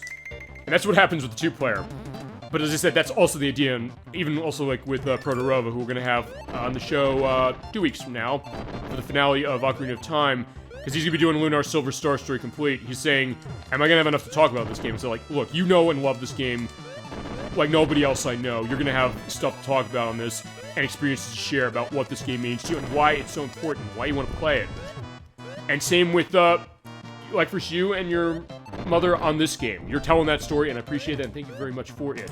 Apparently Square Enix stole their Western studios, or some of them. Yeah, there was the question. Yeah, that came out this week, and yeah, let's go into that. That's the other thing. We're looking at classic gaming. We're also talking about, okay, what's modern gaming looking like, and what's that going, especially with a lot of the stuff with Square Enix, where Square Enix, as you mentioned, they are selling off, it's Eidos Montreal, the team who made Deus Ex, and Crystal Dynamics, who made the Tomb Raider games, the modern Tomb Raider games, as well as the Guardians of the Galaxy game from last year, and the Avengers game from a couple years ago. Although they did say that some of the other franchises of theirs are not being affected. I believe they said Just Cause isn't being affected, or maybe. I know they said Life is Strange they're still holding on to. So that's one case of that where they published that. But with that one, it's going away, and it is fine. They're getting rid of it, which is weird because I know, and Sony's buying Square Enix. Really? I did not hear that. I agree with your mother. I enjoy the classics. All right. And, okay, well, there we go. We have the perspective of that idea of, you know, coming together that way. It's a rumor, honestly. Well, I mean, I guess given how... Okay, that would be an interesting case of that. I mean, I had not heard of that, so thank you for letting me know, just to go into that. Because I'm the one who's saying, like, hey, I'm waiting for, you know, re-releases on, you know, non-Sony system, because I don't have the modern one for stuff like the Final Fantasy VII remake, but Jay's just like, okay, that's going to Sony. Which, I mean, okay, given the fact that Microsoft purchased Activision and, they purchased Bethesda Softworks, I guess it makes sense that Sony would want to have something of their own, although weirdly enough, Microsoft also, they say like, no, we're gonna let some of this stuff come out on the other systems. And even going back to the days of the Xbox, they were doing that. When they had Rare, they first bought Rare, they said like, yeah, you had games you're working on the Game Boy Advance, yeah, release them. We have no problem with that. Put Viva Pinata on the DS, we're gonna be fine with that.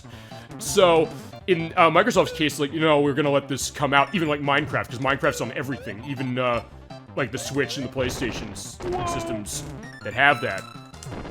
So, I mean, I guess I get that idea, but I mean, that's an interesting thing. I guess to go back to the thing we do know now, which is that they're selling off the Western series, the idea of like, what's that meaning for Tomb Raider and what the next one's gonna look like. I mean, I know the next one, they've said they're running Unreal Engine 5 as far as the way the engine is going, and that feasibly it's going to be something different. I think I read there's a piece in, it was an Xbox Achievements, which I tend to look at, because they'll give the achievement list stuff, but they'll also go like some new stuff, and they said like, hey, with Tomb Raider, and I don't know what your take is, like first on Tomb Raider, as far as which ones you've played, your experience with the franchise, and for that matter, what your, thought on the newest ones have been, because I've heard some people say like, hey, maybe New Tomb Raider is too bloated, maybe New Tomb Raider is too gruesome, in the sense it goes with mature ratings usually, with the last couple, and thinking like, hey, should it go back to basics of the perspective of, well, we take Mr. Boo away, and then Fate's the mermaid here, we're coming to learn her brilliant stuff. I do hope Ubisoft bought Crystal Dynamics, I guess, because then, the thought that maybe Ubisoft would have the perspective of running, Tomb Raider that way, which would be interesting, because I know there's a lot of stuff that, actually, Ubisoft, I know, has pulled from Tomb Raider quite a bit. They're great with open world games. Yeah, that's true, like the Assassin's Creed games, and actually, with, Tomb Raider, this is another case, and this is something they announced this week too, which is, I don't know if you're familiar with, Prince of Persia, The Sands of Time, which came out, actually almost 20 years ago. 20 years ago next year for that one. It was heavily inspired by Tomb Raider. They said specifically, we were heavily inspired by Tomb Raider in terms of how that game is operating. And the remake of it that's coming out, that's been delayed forever, they said, okay, we're gonna be bringing back, we're changing the development back to Ubisoft Montreal, who made the original version, and who does a lot of the stuff like the Assassin's Creed games and things like that. But then the idea, you're right, of what they do with open world, especially like when they went with Assassin's Creed, and the Crusader's a big one on Assassin's Creed, and there are probably a couple of those he'd love to have run on the show this way. But the idea of, with Tomb Raider, because the Tomb Raider games, the most recent ones, did go more open world recently. So the thought of, in that case, the whoa. Okay, yeah. Yeah, I want that there, and I want to put the bomb there so I can at least get some stuff going, and yeah, try and get one of the white bombs there so I can clear them out. No, but that is an interesting case to that as well. I mean, actually, one thing I will say, I guess as far as Square is concerned with Tomb Raider, I didn't necessarily get the sense that they did bad with open world. In fact, I'll say, of what Square has done sorta open world, kind of a little bit, with, with the Final Fantasy VII Remake a little, and then also with, most recently, I know another one Crusader is loving, Stranger of Paradise, Final Fantasy Origins. I don't know if you played that. It's basically a Dark Souls take on Final Fantasy 1 to a certain extent. It's really good. It's really hard, though.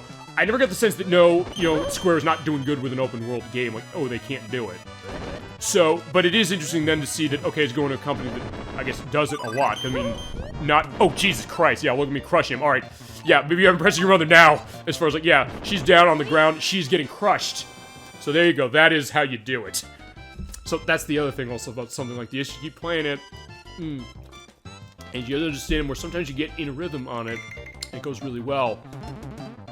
But yeah, as I was saying with Ubisoft, the idea that, yeah, they've been doing a lot of things with that, with Tomb Raider, well, fine, Square with Tomb Raider, but I guess like with Assassin's Creed, a little bit with Splinter Cell was doing that for, Double Agent a little bit, and a little bit also with Conviction and, Blacklist. But then also, going back even before that, Beyond Good and Evil, which was kind of an open world game a little bit. And then also, Watch Dogs. Which I never played Watch Dogs, I've always was curious about playing it. But it's also one that, I don't know, I just never got around to. As if you say like, hey, they're not huge on Watch Dogs. Or, another one, The Division, which actually I believe, like, The Division is like a strategy game to some degree, or a strategy shooter. I look at that and I often think about, I don't know if you're familiar with this game either, Full Spectrum Warrior, which is by Pandemic, the team who made, Star Wars Battlefront. Fine, they initially made Star Wars Battlefront, and then they were purchased by EA, and then, The Saboteur was the last game they made, and then they went out of business, unfortunately. But, yeah, that idea of, seeing what they could do, and I guess the idea of new blood, because I guess with Tomb Raider, I remember that when Tomb Raider Angel of Darkness came out, after that game was rushed out to go in connection with the Tomb Raider Angel of Life movie, or Cradle of Life, basically, I remember Paramount saying that that game was not well received. They said this movie tanked because that game was not well received. And then Eidos said, yeah, we're not gonna let core, the people who made it, start it for the purpose of that. We just got Applebee's, I guess, in your neighborhood. So eating good in the neighborhood, feasibly. As far as that, yeah, I think I have one nearby. Actually, I don't know if I've actually ever been to one. Oh, well. Okay, no, that was a Chili's. It was when I was out.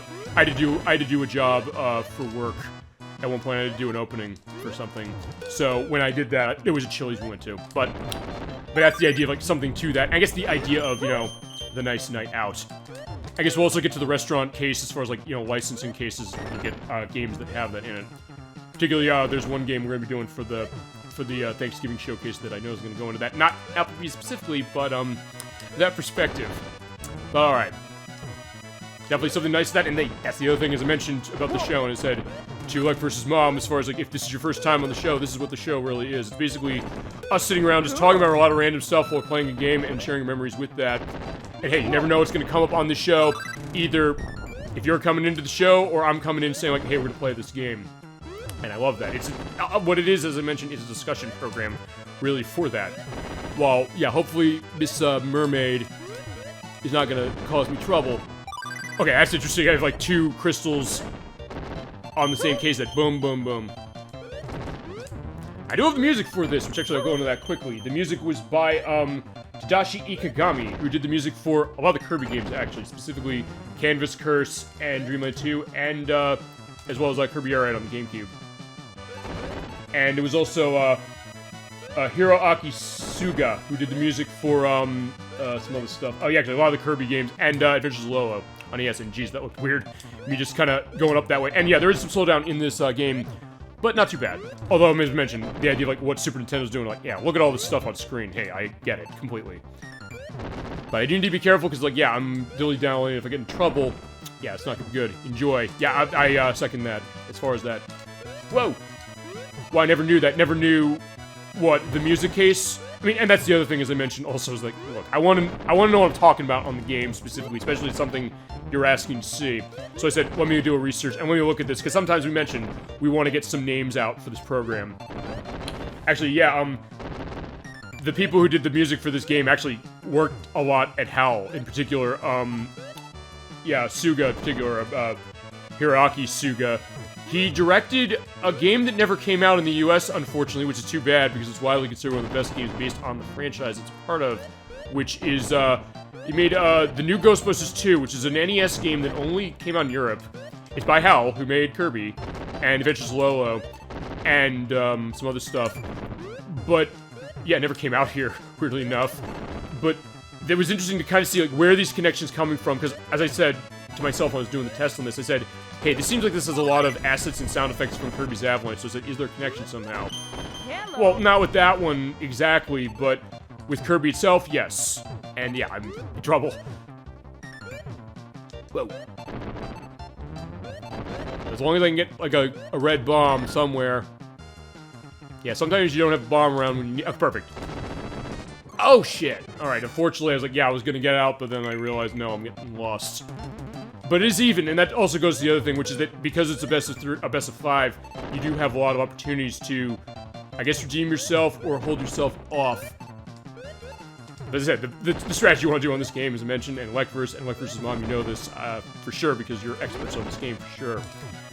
Yeah, dig down as quickly as you can, get 5 combos as quick as you can to get stuff out of the way. And we're going to show that for sure on full force when it gets filled massively at the end of the program. Yeah, sometimes the challenge really is just to kind of get a sense of, okay, where are the enemies you want to have, where's everything you want to have set, and how do you get there? Now, or in that case, avoid getting a diagonal. Because in that case, I didn't want the diagonal there because I didn't want to get the bomb going. Ah, crap. If you're not careful or quick enough, yeah, you can kind of get yourself in trouble. Which clearly I'm having happen. Woo. Yeah, but sometimes, yeah, you don't want to necessarily dilly-dally. You want to set stuff up, but you also don't want to dilly-dally, otherwise you're going to be in trouble. Or, if I can get into the blue thing on top, well, sort of. And the other thing I should also be doing is not just hit the A button alone, which, as I said, that's how I usually play the NES version, but now I'm realizing, no, that's not the way to play. Alright, but I do need to find... Alright, that'll go.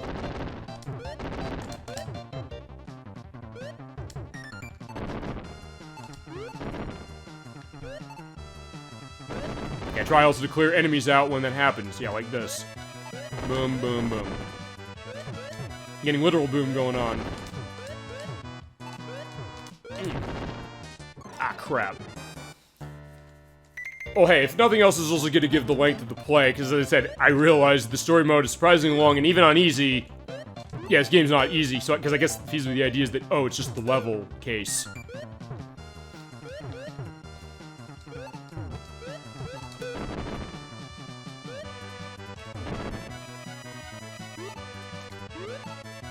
But I do like the ideas I mentioned of, you know, the way this game operates and trying to figure out, okay, how do you spatially think about, okay, here's the diagonal. That diagonal is usually the best way to go, because then you can kind of cut the wall down a little bit, and then get going that way. Oh, crap, or have them get, whoa! And then, yeah, there you go.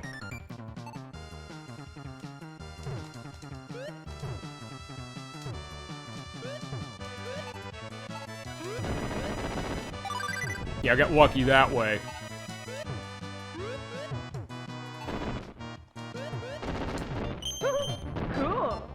Awesome. Perfect. Oh. Okay, that was weird. It looked like it was going down really, really slow as far as that, light blue enemy.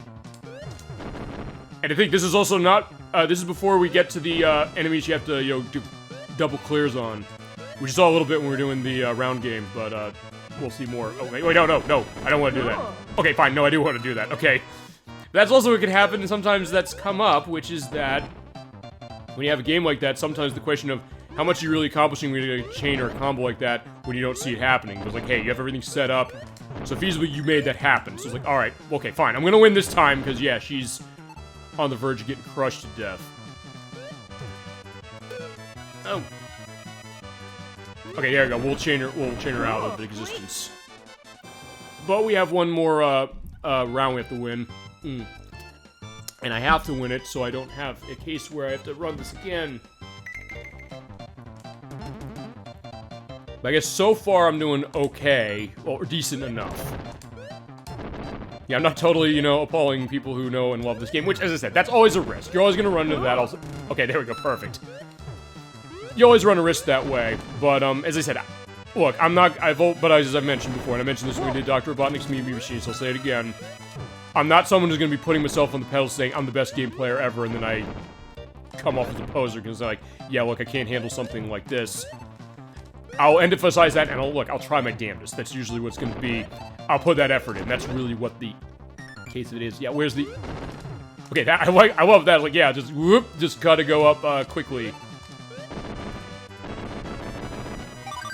Okay, yeah, that's not going to do me much good right now because we don't have that, but thank God you can also pick up the crystals in this version. As I said, now that when I did the practice to look at the NES version for when we look at it a little later, I said, man, I'm missing that on the NES version. Like, I never knew what I was missing, really.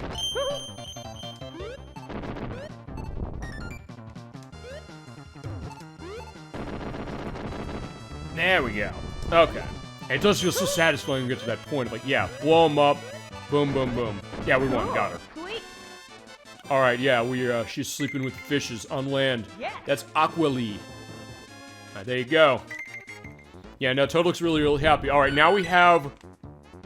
I don't remember the name of this character, although I believe he's been in other games somewhere. Do you try to clear your screen? Yeah, you have to. Or do you try to fill mine, which is, as mentioned, that's the strategy also. You have to clear your screen to win for the versus mode, but then you also need to make sure things are set to, you know, I guess, get things more difficult for him. Alright, in this case now...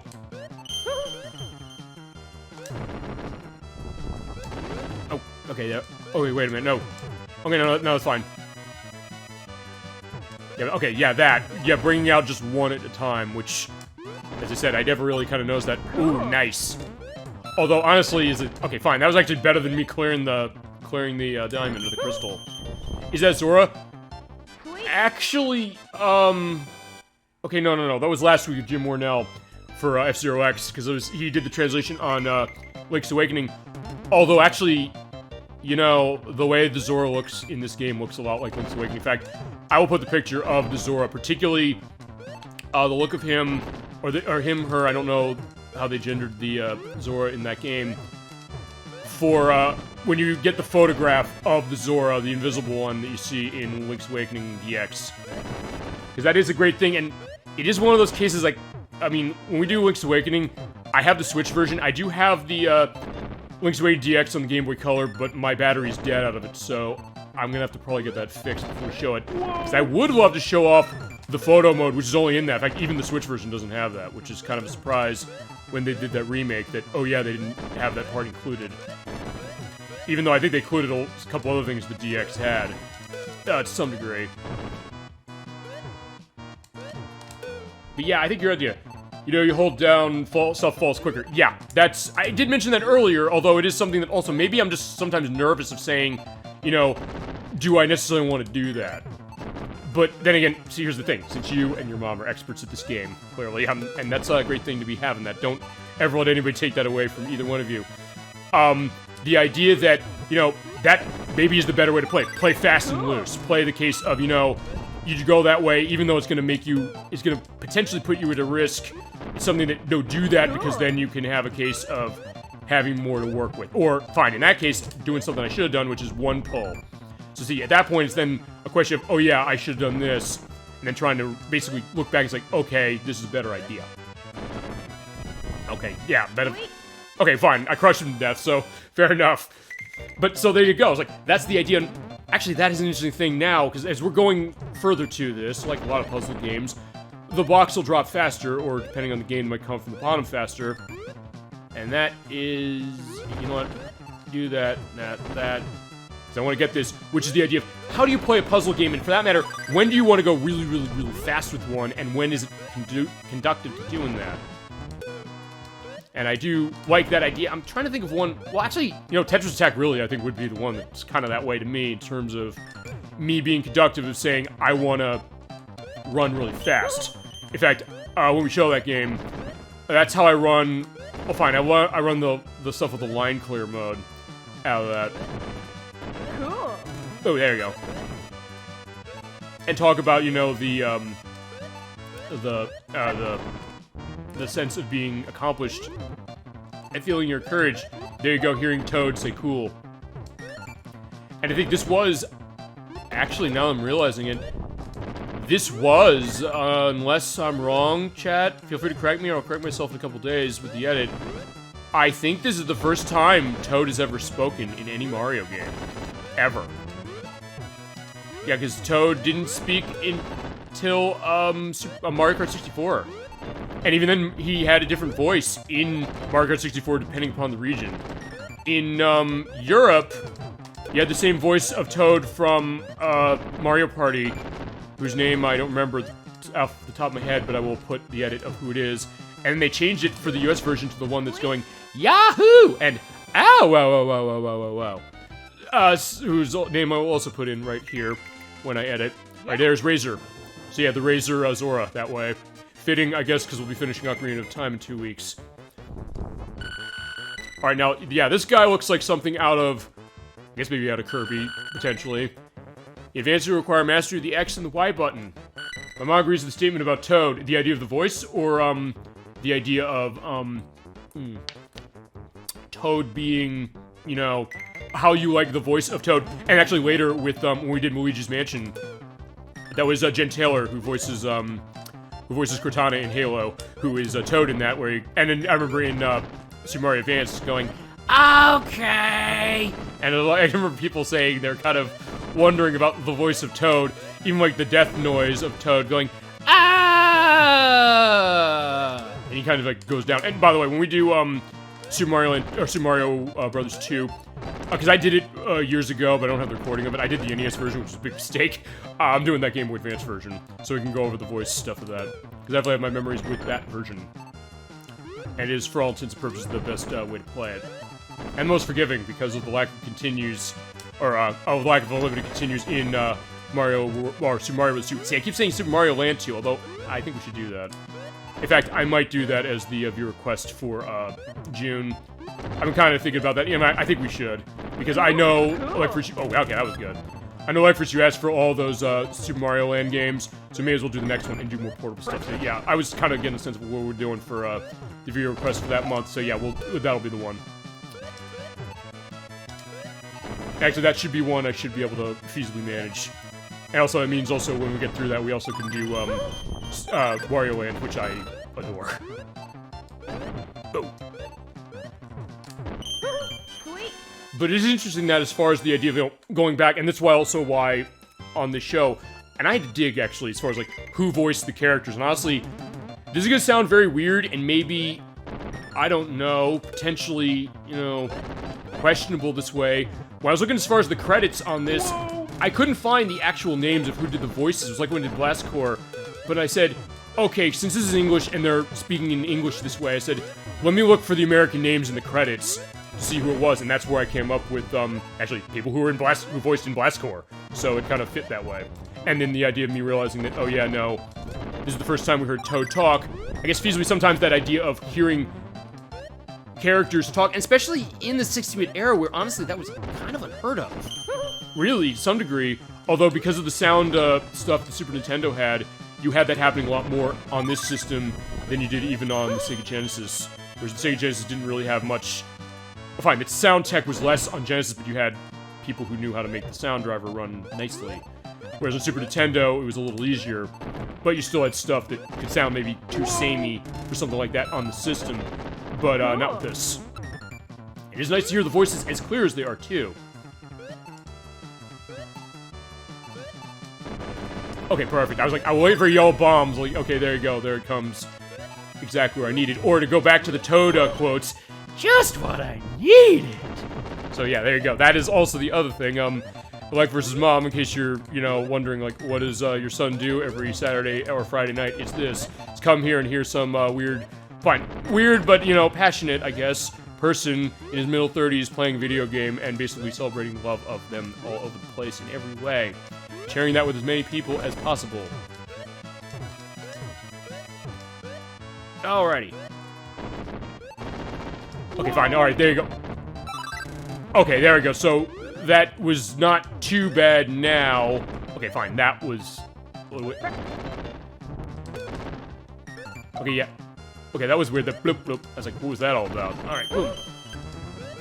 I also am getting in the case of saying, you know, boom, as far as this, like, yeah, because you kind of get into that idea of, come on, give me a red, give me a red. Yeah, basically just begging for the color you can get, or just say, like, you know what, fine, let's take that out. Boom, like that. Drop down. Yeah, get rid of you, and give you the red there. Boom, down you go. She knows I watch the show, and I'm 28. Well, fair enough, that idea. I was like, I get that idea, you know? I mean, I think there's something to be said about that. The idea is, like, also because it's a unique show. I mean, as I mentioned, I mean, look, as I said, I want to be modest on this stuff as I can, but in some ways, I think that's, like, the idea of, like, what's the idea of what this show is. It's something unique as far as casual, relaxing hangout at the end of the week, but also something more and something unique. It's like, hey, now many people are going to be playing this game. It's like, whoa. It's like, do you remember it? No. Yeah, we do. So, or it's like if you remember, like the old commercials, Pepperidge Farm remembers? Yeah, SuperOldGameSaturday remembers. I mean, maybe that should be the tagline of the show. Well, that, or it's much... Either that, or it's as much your show as it is mine, or, this is where you want to be for classic gaming goodness, or end again. So basically I'm just thinking, like, what is all the random shit I always say all the time that, you know, comes up? Or, referencing, and then he ran into a knife from Chicago. It's like, yeah, there's no other gaming channel that's ever gonna do that. While we're going through, and actually, I guess that's helping, because look, I'm at, yeah, I have like 2-0 on him, or I have 2-0 up on him, so... Let's take care of him and get going. Yeah, keep going, because, like, yeah, we do want to, you know, take Wario. I was like, yeah, it's not going to be Wario, I gotta win. Yeah, he's going to have to lose. And I guess feasibly the other thing, because I was looking as far as the story of this, because I said to myself when I was doing the research on this, I said, okay, did they emphasize story in this because they have, like, the cutscenes for all the versions? And it basically was the idea that, well, Toad is you saved in the forest from Wario. And in this version, from what I understand, I guess it's the idea that Wario has Castle, which I guess means it goes into Wario Land a little. But I don't know if it's directly connected. I know those Mario Land games are connected, but I don't know if this one necessarily is. Alright. There we go, got it. Alright, that is Tad Rock. Yeah, it just looks like something from that era. I mean, I'm thinking like something like the Teenage Mutant Ninja Turtles or Battletoads or something like that. Or this guy, you looking for the strongest foe? Oh shit, okay, sorry, I didn't mean to hit A button. I forgot when you hit A button on that, it skips the dialogue. I'll put the correction that is, or I'll let myself die, or fine, if I do die, we'll go over that again. Oh yeah, so now we are going to the mountain side. And I do like, as I mentioned, with this version, even compared to it on NES, the idea that it's varying up where you're going. Because on NES, and you'll see that a little bit, we're going to play it a little later, just to show it off, as far as it, but mostly we're running this version, that is that you're in the forest the whole time. Which is fine, and for NES, I get it, but in this case, there's more to see. So, as I said, even though I haven't played this game as long, if you're gonna play, to anybody who hasn't played this game feasibly, if you're gonna play this, probably play it on the Super Nintendo just because A, it doesn't cost that much, B, it hasn't necessarily been re-released that much. You get a head-to-head mode that you can play solo, and you have more of a variety in places you're going. But sometimes that can be an interesting thing, as I mentioned, showing off difference of version. Although, I mean, as I said, maybe the thing we saw earlier is why this doesn't get re-released, but I don't know if that's it.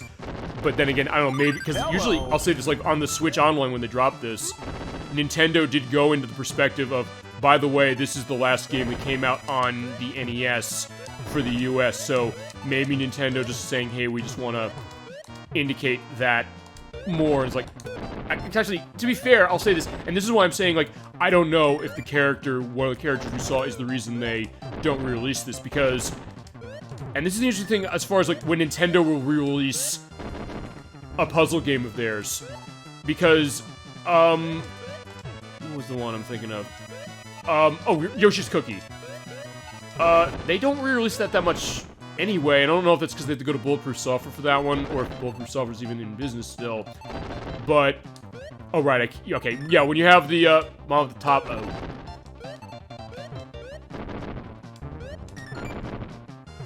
yeah, I was gonna say, when you have the bomb at the top, you can't grab it from top like that. But in this case, I should be able to grab this and drop it down. Yeah, but Yoshi's Cookie, when they dropped that on Virtual Console on the Wii, which is actually, I think, the only place it's still been released. It's not on Wii U's, and it's not on Switch Online.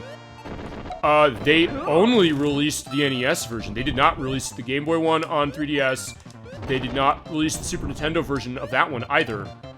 Actually, I have the Game Boy version. When we do that, that's probably the version I'll show, unless you want to see one of the other ones. Not least of which, because the Game Boy version, and I'm not going to be able to show this off effectively, the Game Boy version is the only one that came out in the US that has a 4-player mode. And the only other version came out in Japan only, which was on the GameCube. But, yeah, they only released the NES version, so I don't know if Nintendo then was thinking, like, you know, maybe we don't want to glut our services with the same game. But, I don't know. I mean, the only case that I can think where that didn't happen was, well, with Dr. Mario, because the 3DS technically has 3 versions of it. It has the Game Boy version, I guess because initially Virtual Console in the system did not have NES. Then they had NES, and it had, and they put that on. I think it's on 3DS. And fine, and yeah, I think it is. I'll put it in if that's wrong. But actually, technically, it's the Game Boy Advance version, or one of the Game Boy Advance versions, sort of, is up there, because the Ambassador Program for 3DS, to basically say to people, hey, we're sorry you paid $350 or $250 to the system that's selling worse than the Virtual Boy almost now, and we need to course correct. And that was actually, I know that's come out of Reggie Fils-Aimé's new book, saying about his perspective, like, hey, I didn't want to launch this thing at $250, but as soon as we knew we had a problem, we did this. Yeah, because they gave away WarioWare Mega Micro Games, which has a port of sorts, or a reskin of Dr. Mario in it. So technically, there's 3 versions on the 3DS, and they were willing to drop that one. Although at different points when one wasn't available and one was. Yeah, and we might end up seeing the dialogue I skipped past the way this is running, but I'll see what I can do. Yeah, in the meantime, keep hitting me with anything you got about this game or anything else. Okay, awesome. Cool. Yeah, definitely good to see that. Well,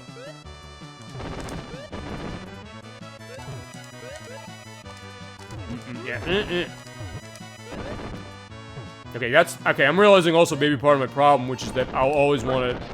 Okay, fine, never mind. I guess in this case it's fine. I said, yeah, there's the green... Ah! Also, I guess... Alright, fine. What... Do you know... I guess Elect versus... slash Elect versus Mom, do you know what causes, because when the egg opens, I think it's random when, you know, more enemies of that color type come down. Do you know what dictates that? Because honestly, I don't.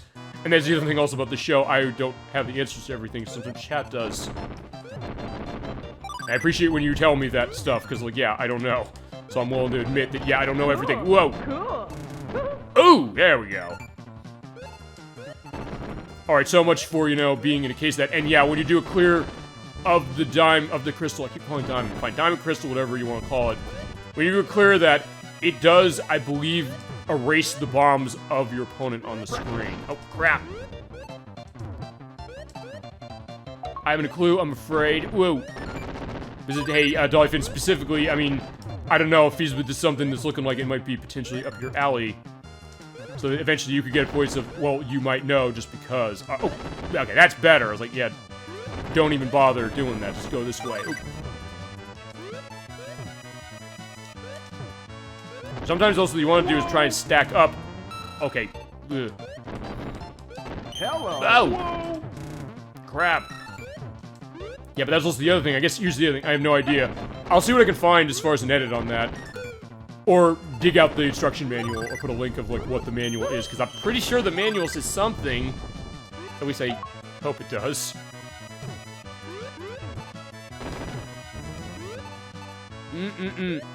Okay, perfect. I need to get... Okay, it's weird. Yeah, I'm trying to clear the yellow gem, or the red gem, but... I'm just not doing it. It's like, okay, I'm going the other way out. I'm going the roundabout way. Cool. Okay, well, that still was okay. That helped a little. And use the kicks. Also, I'm kind of forgetting I can use the L and R buttons. Again, because I'm not used to that. But I'm glad it's here. I really am. I'm glad that that's something I can do to play that way. Alright, dig out, dig out. Although, okay, yeah, I'm getting a lot of change going, so hopefully I can, you know, keep the pressure on. I guess that's usually the idea of, like, a puzzle game like this, which is basically show no mercy and your transformation to the dark side will be complete. And you also win.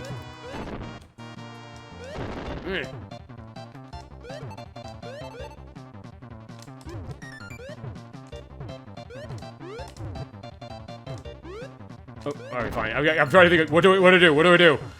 Not that it's really that panicking, it's just that, alright, I just want to make sure I do this right, or get an idea of what I can do. Alright, he doesn't have many bombs on screen.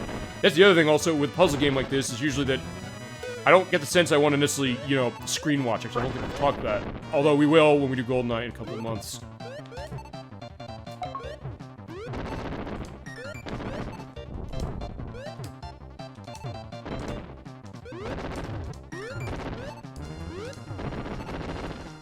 No, yeah, don't do that. Get the green out of the way. So it's basically just about, I guess, color mapping, pretty much.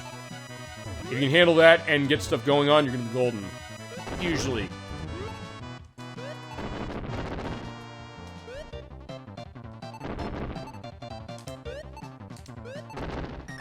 Oh crap, I'm gonna lose, aren't I? Yeah, I'm trying to pull this out. Alright, well, and then again, he does still have enemies coming down, so maybe I can... Okay, yeah, this is gonna be close.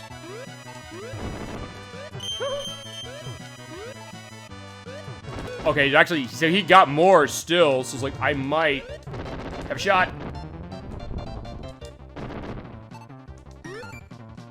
Oh yeah, this is gonna be close. Oh yeah, go away, go away. Ah, crap, I was inches away. Yeah, but that's what happened, and as I said, this is not even with the, more difficult, creatures to clear out.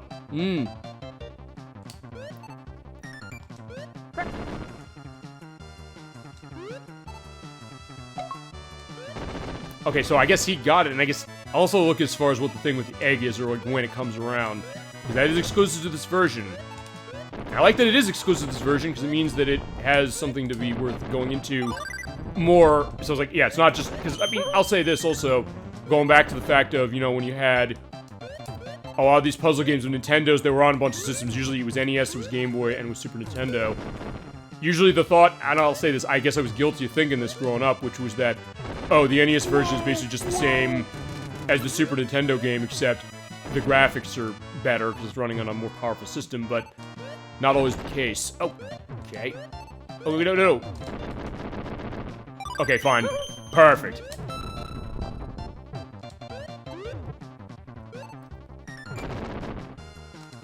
Yeah, if I can get the bomb out, or fine, there, a perfect red bomb.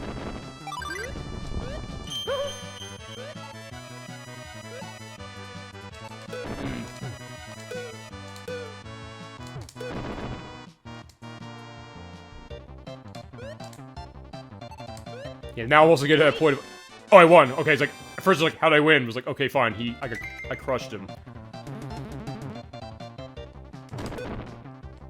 It's just sometimes the question like, how did you win? But then you realize, oh, this is how you won. And that probably shouldn't have done that, because like, yeah, I lost a clearance.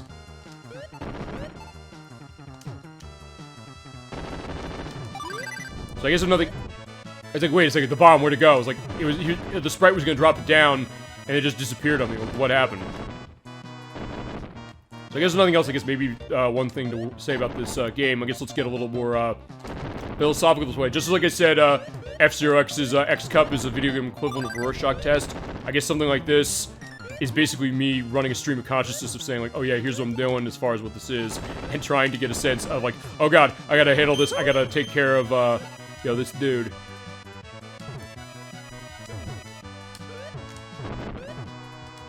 Maybe if nothing else, I said, because it's something else I've been kind of thinking about a little bit, which is that, okay, what is the perspective, like, what this show is really doing?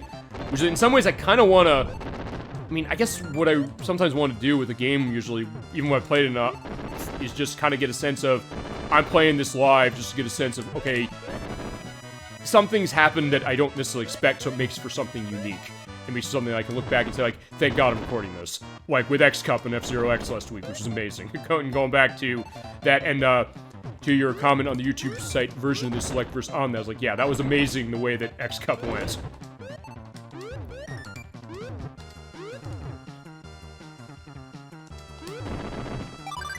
Right, there's green, or fine, green there. And there's chain, perfect. Okay, that's not quite what I wanted, but yeah, fine, it'll do. Alright, fine, I'm winning this time. Sweet. Alright, so this is it. I think with this, then, I'm trying to remember when we get to the castle, because, as I mentioned, I did test play this a couple days ago, and it was like 2 hours to get to the castle, and actually, I did not beat the game on my test play. I just said, I gotta get enough of this, or enough of this to run, and also, look, I would probably have done more if I'd played this, or if I had not played this game specifically, but my NES experience, I think, is sort of potentially preparing me. Alright.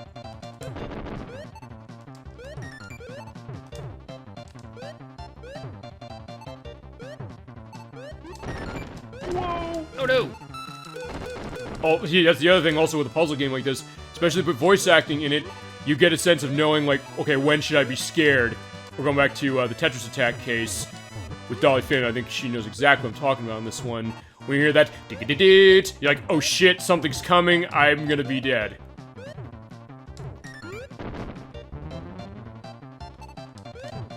Oh, there we go, perfect. Oh, even better.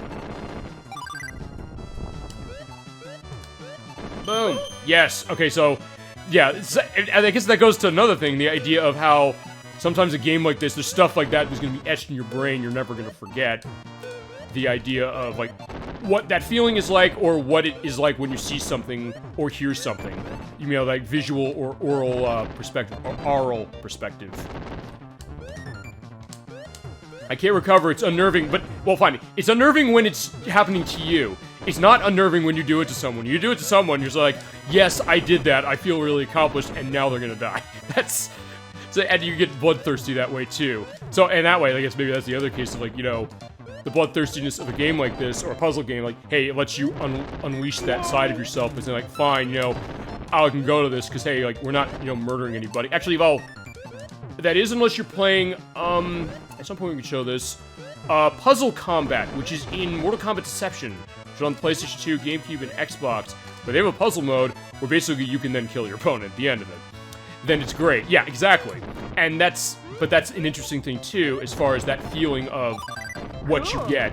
And I think that's the idea, like, what really, like, can define gaming for you, or a game, and damn, that, crystal's not gonna help me much. That bomb will. Oh no! Yeah, I'm in trouble. Yeah, I think I'm gonna lose this. Yeah, I'm kind of trapped, almost trapped. Yeah, this is bad. All right, so I died by crush death. That was fun. Yeah. Yowza! Yeah, except Yowza. Yeah, he got me. So yeah, unfortunately, Thak got me. But yeah, oh fine. I will not skip his. Fine, his dialogue is different when I lose. Control's getting better. It was also difficult for me at first. Okay, so he is understanding to some degree. Well, talents are great, and yeah, and Toad is like, yeah, what the hell's wrong with you? Puzzle combat's odd for Mortal Kombat, but it's fun. I mean, yeah, it is. I mean, because I remember I was telling Protorova this. He's a big one as far as chess is concerned, and if you go back to the virtual chess play we did, he's in chat on that one, and he goes to that pretty extensively. But with those Mortal Kombat games, that era, Mortal Kombat, Deception, Deadly Alliance, and Armageddon, I'll give Midway this much. They really were trying everything they could as far as Mortal Kombat, which is kind of saying, like, what if we did this? Which, in some ways, just kind of made it more interesting. Kind of gave it a little bit of life to itself, and, because there's chess combat in, in Deception as well. And, Motor Combat, which is basically Mario Kart with a mature rating in, Armageddon. Whoa, whoa! No! Cool. Whoa, whoa! Oh, shit. Okay, now I'm in trouble. Yeah, I'm in trouble. I'm trapped over here. Damn. He got really lucky there. Unless I get lucky with a bomb somewhere. Yeah, I'm not getting lucky with the bomb. I'm dead. Yeah, so he got like 3 of those in a row. So in that case, there you go. I mean, it is a weird fit, but then sometimes that's the idea. Like, hey, there's different takes on what a puzzle game can be, and then also the idea of, I mean, what's it doing to differentiate it? And I think I remember, I'm trying to remember, I think Ed Boon had a story about that when he made that game, when they made Mortal Kombat Deception, saying why'd they want to put a puzzle mode in. I think they said they were a fan of something. I don't remember what it was. I'll have to look into that. I'll put an edit. You got snaked. Yeah, again with that, for the Metal Gear Solid thing with the, oh shit. Well, I'm thinking, see, whenever I hear that whoa, I'm thinking Crash Bandicoot to some degree, the whoa. But I was like, yeah, that's not quite the same, and I do wanna, fine, okay, fine, that was a bad decision. I wanna get the bomb in a different direction. But yeah, I did get, you know, destroyed really easily. Okay, perfect, yeah! It's like, yeah, I wanna get this taken care of. But if nothing else, it shows you just how, I guess this is why I would say I'd agree also the idea that this is a great puzzle game. Okay, perfect, awesome. Alright, yeah, now I'll do the same to him. That feasibly, and I guess that goes to the idea of like multiplayer for puzzle game, which is the idea of, you know, how quickly you can turn.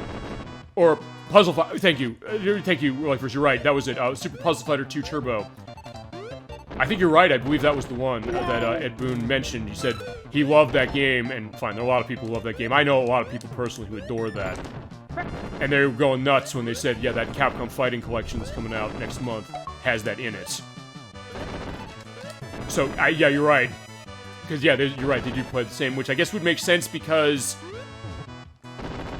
the other thing about Mortal Kombat is that Mortal Kombat was paying attention to Street Fighter, as we mentioned when we did the fighting game showcase. So, I guess it would make sense that they'd take their own interpretation on what Street Fighter is doing for the fighting game, and then also do it for the puzzle game within their fighting game. Or fine, within Midway's fighting game. Which is definitely interesting. And with Motor Combat in Armageddon, I know for a fact they're pulling from Mario Kart. It's like, yeah, at the time, what else did they necessarily pull from? But then again, there are some other things. Perfect. Except I'm gonna lose again because he's down to his last couple, unless I can clear this really quick. Eh.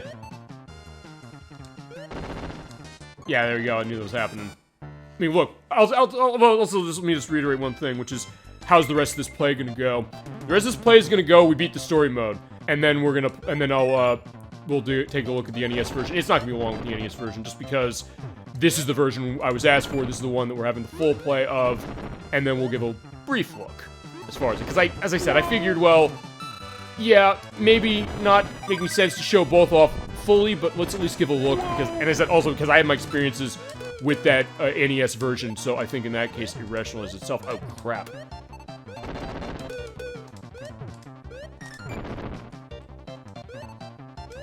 Eh.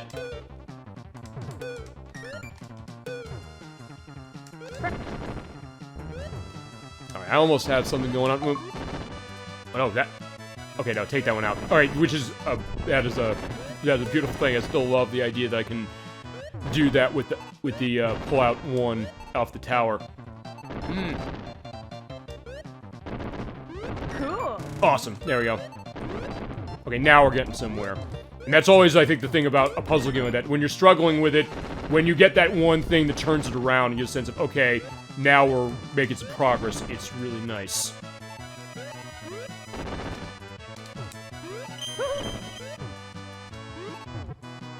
Actually, maybe that's the other thing else you should do, like, pay attention when he's in a case where he has, like, a lot of bombs on the screen, and just pull that crystal out then. Whoa! No!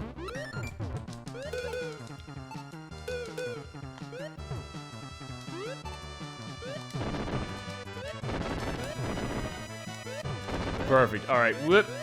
Right down. There's Shane. Cool. Ooh! Cool. Okay, fine. Not quite the chain I was expecting, but alright, I'll take that. There you go. Yeah, now you're in trouble, my friend. And that's what feels really, really good. It's like, yeah, you're kind of getting somewhere. Boom, boom, boom. Just the excitement.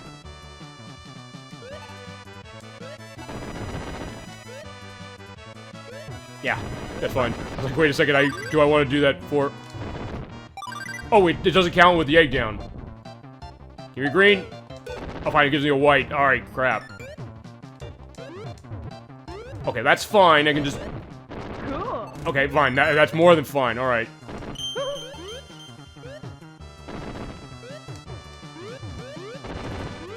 Yeah, just, yeah, come right down to me, bomb. Okay, got it. Alright. Alright, yeah, 2 more to run. Okay. Yeah, it does feel good when you hear that. I'm like, yeah, you're all set. Oh, crap. Wait. Whoa! No! Okay, yeah, now I'm getting that perspective of, like, yeah, you know, as soon as I hear that, whoa, I'm like, uh-oh. Yeah, fine. I don't... Oh, crap.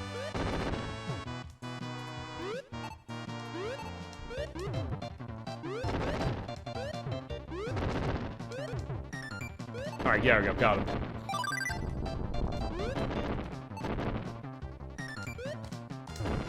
Okay, there you go. Now he doesn't have bombs. Perfect. Okay, so that's what doing the crystal off on that is all about, I'm realizing. I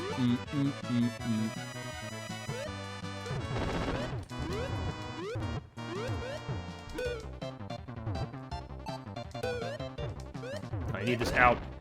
Oh, fine, I need this out now, and now I can drop it. Perfect. Yeah, basically just find where I can do that and make that happen.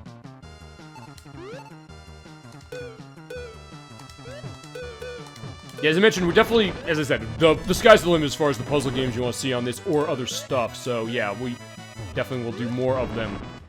In some ways, I do like just doing these because it just kind of gets me. I don't know. I guess I just like the feel of, you know, being able to have that satisfaction that way of kind of mastering something like that.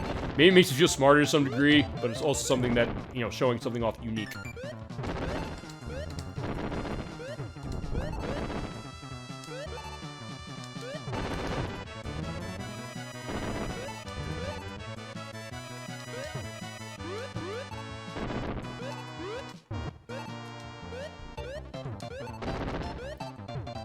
Alright, perfect. Oh, almost perfect. I was like, oh, crap. Honestly, I'm focusing so much on trying to get the 5 of the yellows that might be a problem for something else. So basically, in this case, yeah, you kind of have to basically micromanage, like, what you're doing and where you're going. Alright, got it. And also, be at the luck of the draw of, like, what's the random, color it's gonna give you.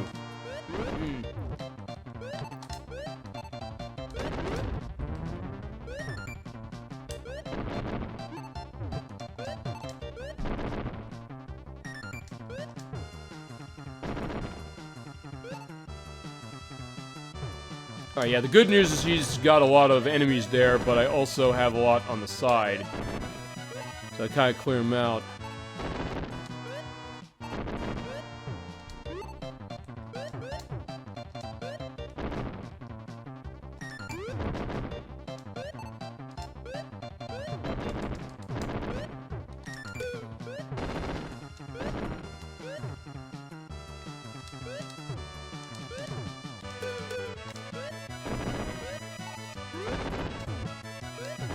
Alrighty.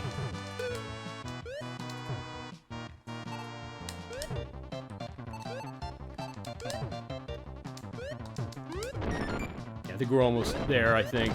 I hope. Alright, I got tons of bombs, honestly, which is pretty good as far as this is like, okay, I don't have as many monsters to get rid of.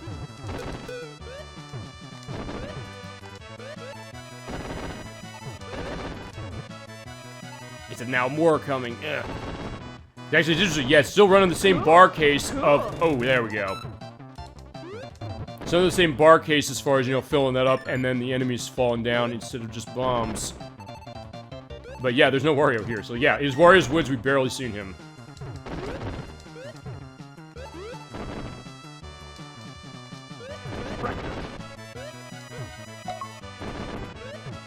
Yeah, I got lucky there, like it didn't turn into anything. Alright, one more, and there's a bomb over there of that. Whoa! No!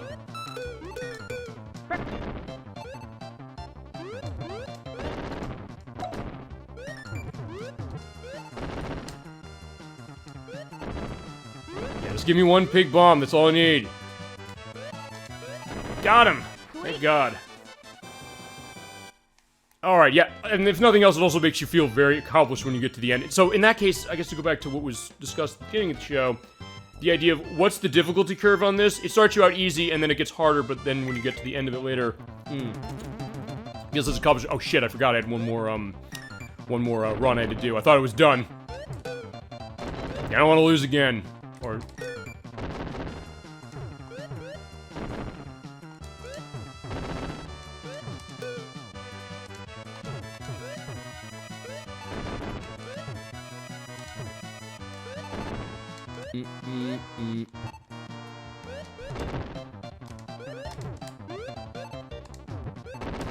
Whoa!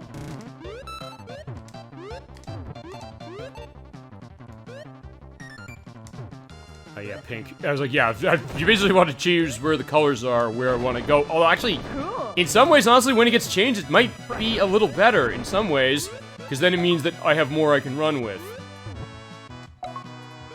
Unless that happens. But I need a bomb. Whoa! Oh, crap. No, I don't want to lose this again. Watch it. Well, hold on. Okay, yeah, alright, fine. I can sort of get myself back. Oh no, it's that one. As long as I dig myself out, or fine. Okay, now I can dig myself out. Awesome, there we go, okay. Yeah, that saved me big time.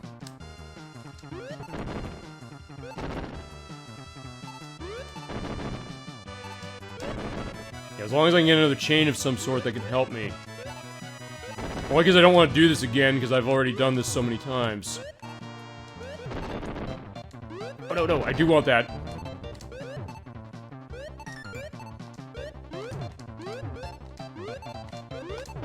Okay.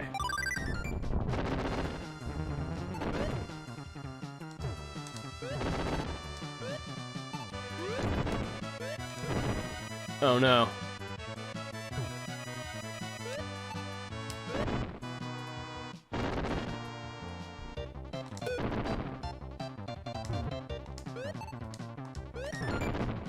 Cool. Awesome. There we go.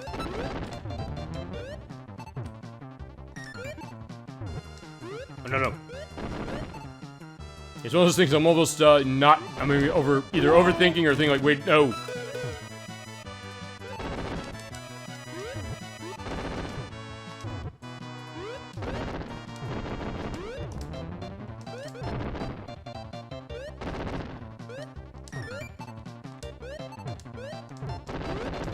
No. Yeah, just pull that out. Yeah, that's a godsend. I love the fact that I can do that.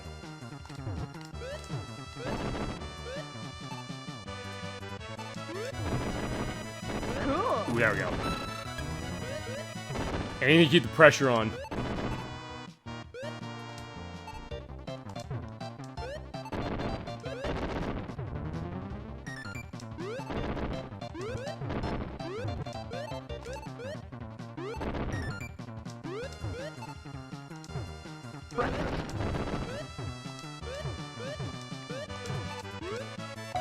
Oh no. Okay, so I think when it freezes like that, that also means that I'm gonna be running into trouble that way. Okay, there we go, perfect. Alright, so yeah. Yeah, you're not getting out of this. You're not winning this one without a fight, my friend.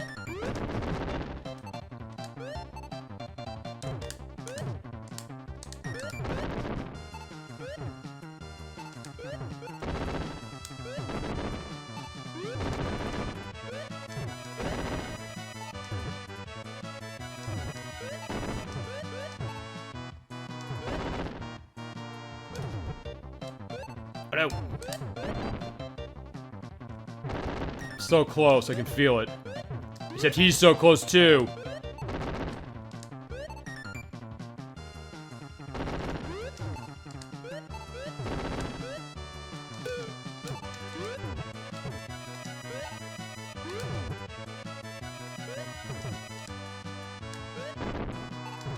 Ow.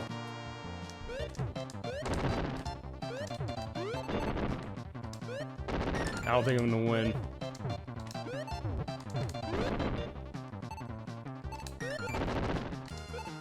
We're gonna eventually get through this. And nothing else will give you a decent amount of show for this. Crap. Oh man. But I do feel like, I'll say this, even though I did lose. Yowza! Yeah, yowza. Yeah, you gotta go down, Thak. I'm sorry, we gotta take care of him. I do feel like I fought like hell to make that happen, so I honestly can't be too mad. So I'll say that about this game, and I guess about where this difficulty of this might lie. In this case, yeah, I'm just focusing on, I'm getting 5 chains, or 5 clearances. That was it. Yeah, you tried, well, yeah, that's true, but I mean, look, that's one thing. It's one thing about that, but I mean, as far as a game like this, because I guess, fine. You know what, I'm glad I lost, because it means we have another discussion point. And that is, when, in fact, I'll toss this out then, as far as this, which is, when do you feel that, when you fail at a game, whatever it is, with this puzzle game or not, when do you feel that you're not going to be mad at the game, and feel like, oh, I'm so frustrated, when it gets really hard, say that, no, I don't want to do it anymore, and when you're going to also acknowledge that, you know, look, it was my fault I lost, I'll acknowledge that, but also something that I don't feel necessarily bad for that. Okay, I got it. I hardly ever beat my opponents when it comes to something like Tetris.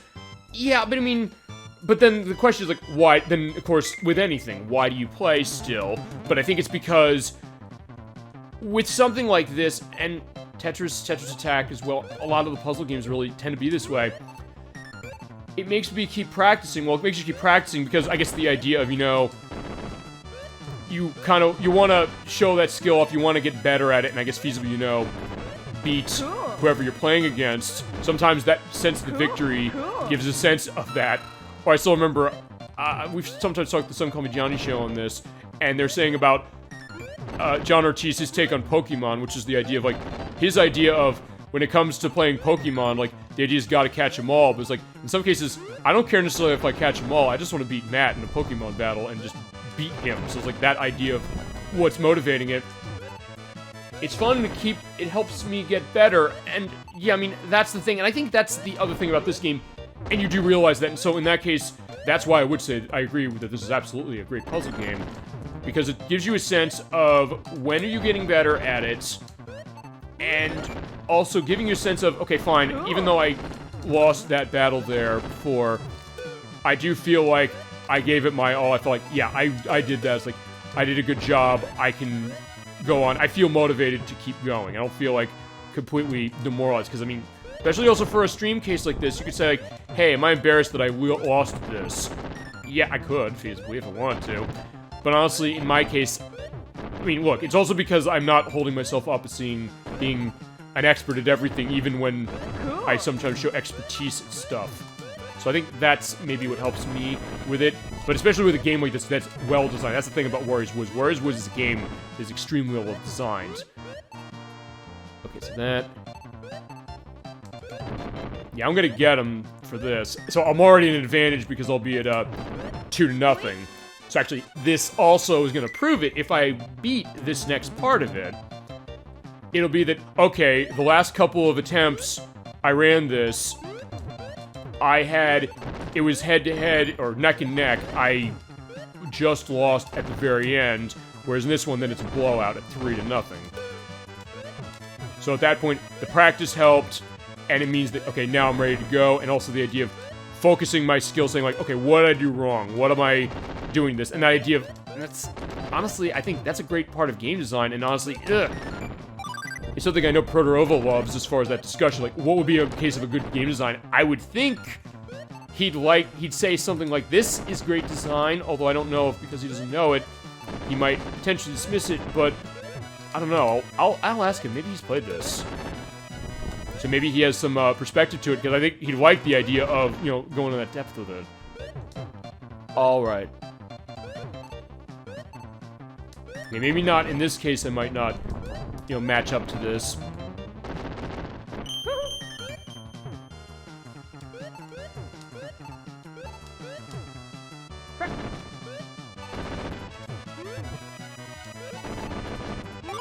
Alright, there's red. Cool. There we go. Oh! Alright, yeah, it was also my case, because you can do diagonals. I love that you can do diagonals, but sometimes it can screw you up when you're like, hey, I'm trying to get 5, and then it goes in a line like that, but fine. I'm in good shape. I think I should be okay.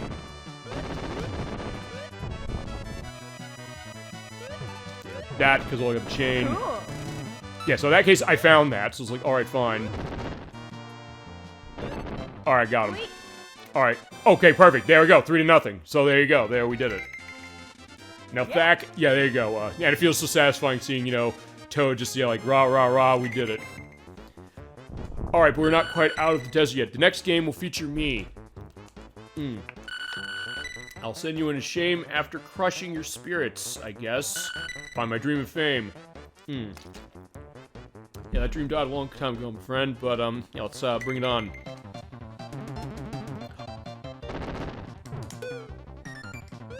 Alright, I was trying to see if, did we get the, more complex, monster designs. We'll see those eventually, because they do put those in when you're playing this. Actually, okay, perfect. I see 5 chain right there. Boom. Cool. And I gave him a chain, put some pressure on him. I don't know if it's credit. But, alright.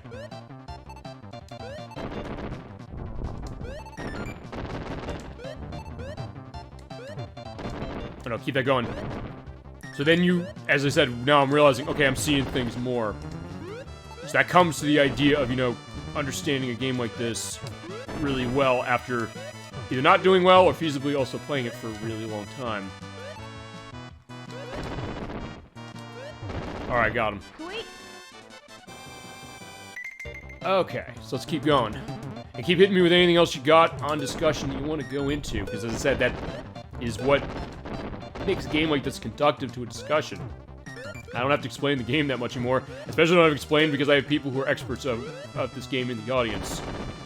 But as I said, I guess, well, fine, I'll go into that, I guess, briefly, which is that, look, I'll explain it even if you played it before, because, like, hey, the people who haven't. There's something like this. No!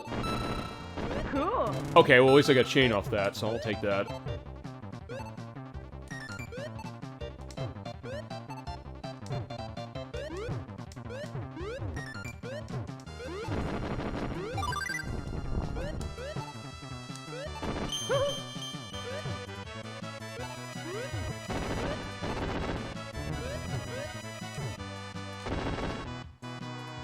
Ooh, perfect green bomb. Breakfast. You say breakfast? Ew. Okay, yeah, I'm clearing every other green one except the crystal. So yeah, I'm doing that the roundabout way, but it's like, yeah, I wasn't even necessarily intending that. I was like, yeah, let me just get these out of the way.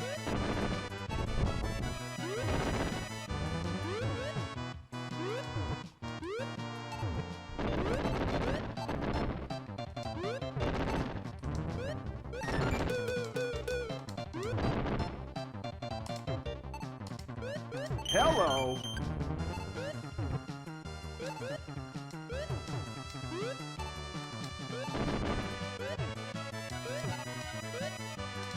Alright.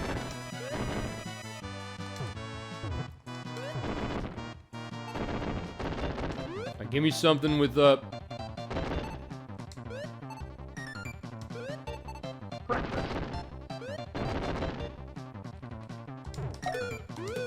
Okay, yeah, I got lucky that way. Okay, so I think I might be able to pull this out.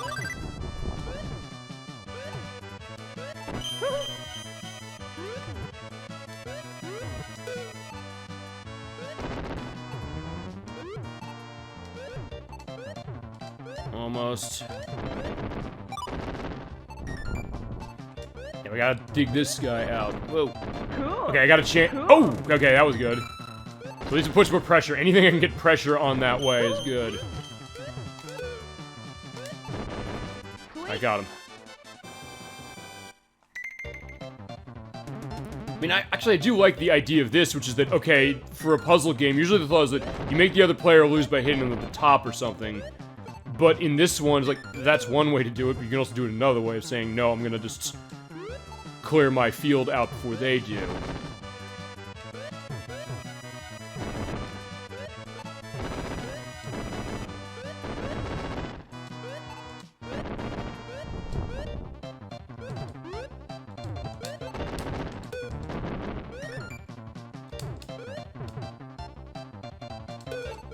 Yeah, I'm trying to get the red. Oh, okay, fine. That went away. Okay, that was better for me, honestly.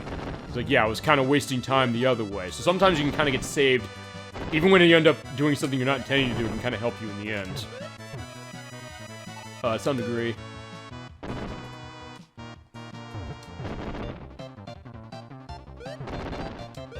All right, perfect.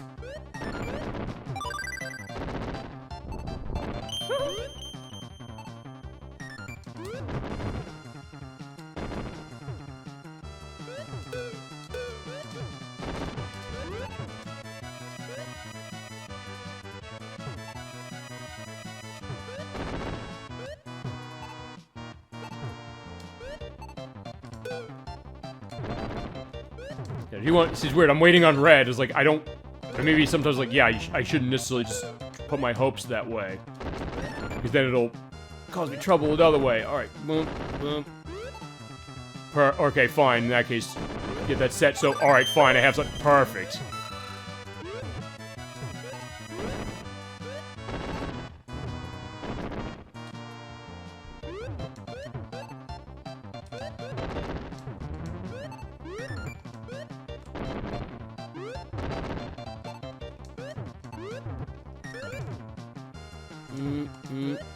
No.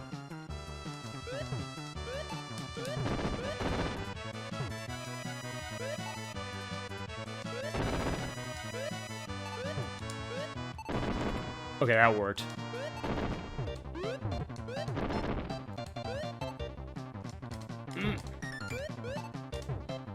Yeah, I almost have him.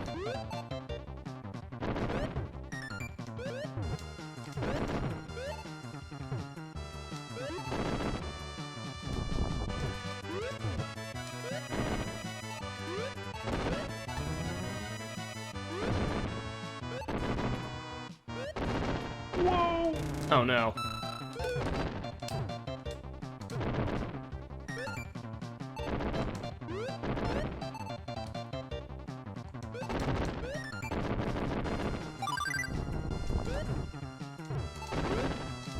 There's still something. Get rid of these.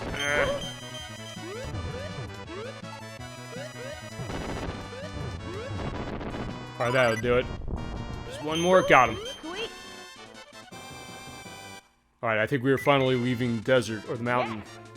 There goes Lizard Dawn. Okay, no, fine, it's her. Do you think I'm just some little girl? I don't know. I'm a lady, and ladies first isn't just polite remark. I'll do everything in my power to defeat you. Alright, fine, I guess we'll have to take care of her. Yeah, because she's got the magic on her side, and we need to just use the power of explosives.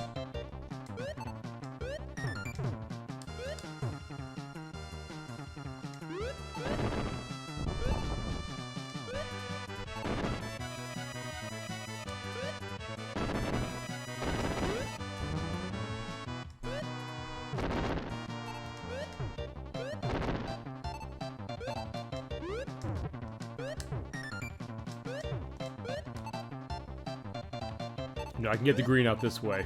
You guys pull out of there. Okay, okay, it's another green though. I was like, yeah, it's not gonna do me much good right now.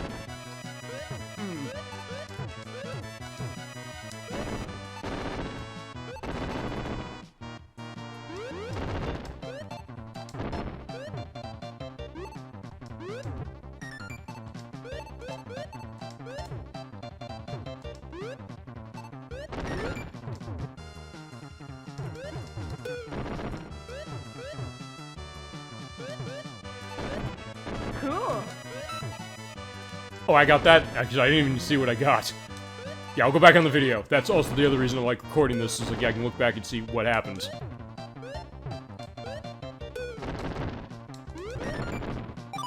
I find red, something I can use better, or use more of. Ooh. Actually, yeah, I might just crush you to death, honestly, based upon this. Yeah, in that case, yeah, no bombs for you, you're going away. In fact, actually, I think we're gonna beat her on the back of this alone.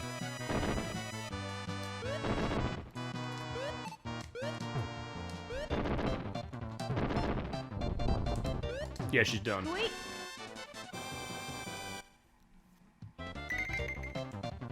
Alright, so far so good with her.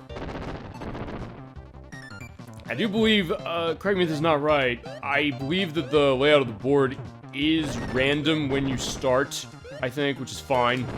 But I don't think they will put you in a case where you're not going to be able to win. Well, fine.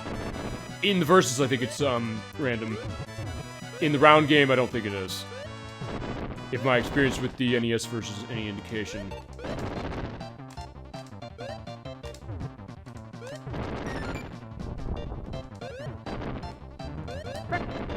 Oh no, I hear that buck. That means... Oh, wait. I sent the egg to her. Okay, so... Again, I'll look into what's going on as far as what determines if the monsters come out of that.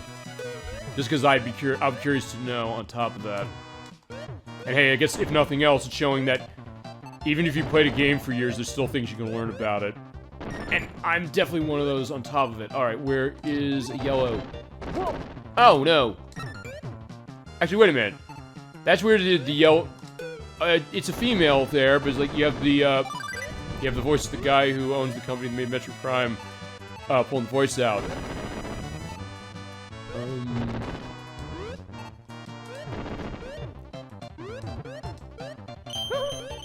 Cool. There we go.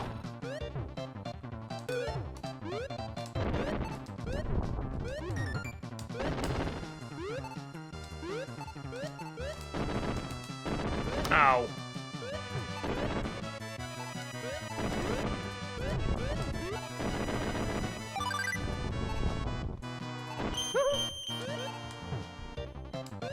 Yeah, I got her. Alright. Yeah, this is going well so far. It's going better now. As I said, I think maybe it's that I'm getting better.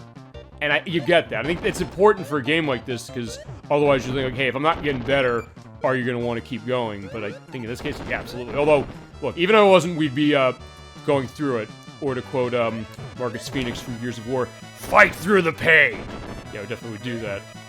Some way I should show that off as well. It definitely is a fun one, although that's one I want to see if I can't, like, have a cooperative case running on that one. Yeah, the game is so good running co-op, specifically. And we'd start with the first one, if we're going to be running any of those. Whoa. Oh, no.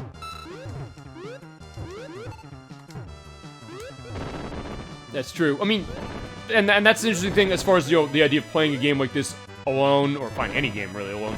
And with Gears of War is a third-person shooter, but just the way that game is designed around its cooperative play is interesting. Although, I guess with puzzle games, okay, yeah, all these monsters came in my hands, like, where'd they come from?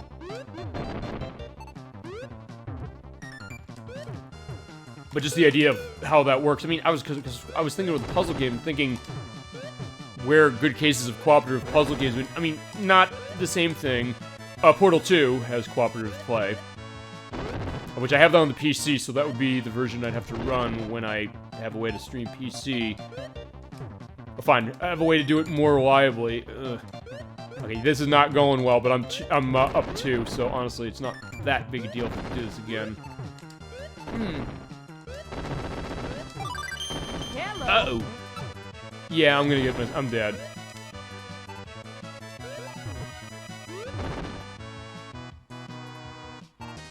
Okay, I was gonna say, if I got the yellow bomb, I'd be okay. Yeah, we played that one. Okay, so you're familiar with that. So you're familiar with how that is. The idea of that being the third-person shooting case that way from Epic Games, who has elements of Fortnite. Oh, no. No, Overwatch is theirs, I believe. No, yeah, Overwatch is theirs, I believe. Now. Portal? Oh, music. Oh yeah, that's another good one. Oh, Portal 1 and 2. At some point, we'll definitely play those games for sure. They're awesome. They're also a unique puzzle game. It's a puzzle game that's a first-person shooter. That's technically, well, it is, but it is a puzzle game in the sense that you're shooting with a gravity gun. Oh, fine, not a gravity gun, with a portal gun to manipulate an environment and manipulate your way through. Great. Okay, so you'd like to see that. And I do have the way we'd be playing Portal 1. I have the orange box on the 360, which is definitely the way to play it if you're not running PC. So, in that case, that would be the version we play, and it's a great game. And one that, honestly, I haven't played in a while, so that'd be a good case. And it's one that also is pretty short, so we actually probably do that in a night and also show off some of the extras within it.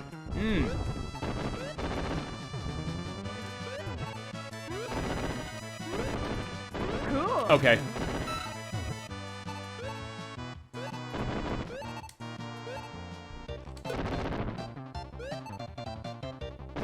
Yeah, let that go. I was like, yeah, I could see we're almost there.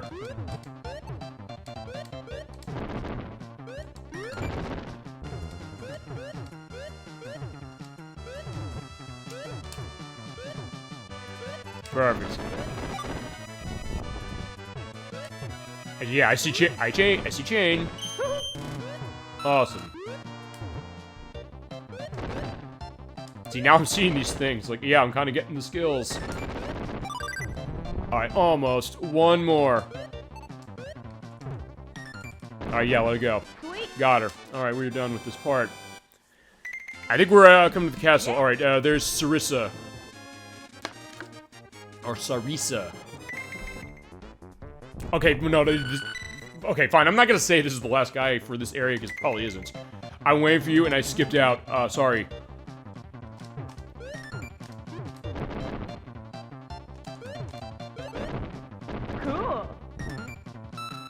Okay, that's perfect. Okay, that is perfect. If you get the yellow there. Oh, shit! I wish I could have gotten the yellow there, so I could have bombed that area. Cool. Okay, fine. That helped. At this point, yeah, this is gonna help too. So you know what? Yeah, get rid of that. I was gonna say, yeah, perfect. The red, awesome.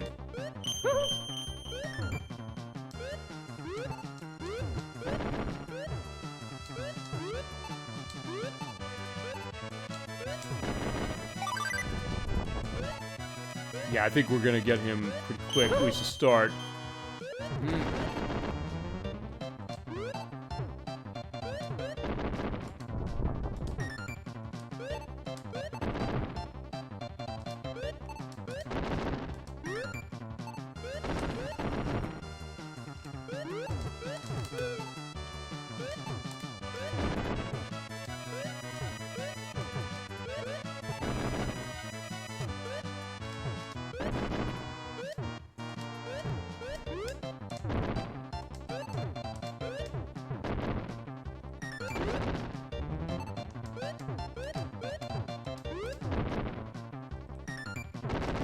No!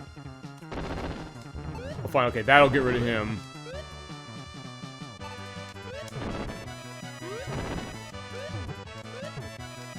But no, I don't want that because I need the bomb. Oh, fine. Okay, that got rid of the ground one way. And this will get rid of another way. Alright, got him.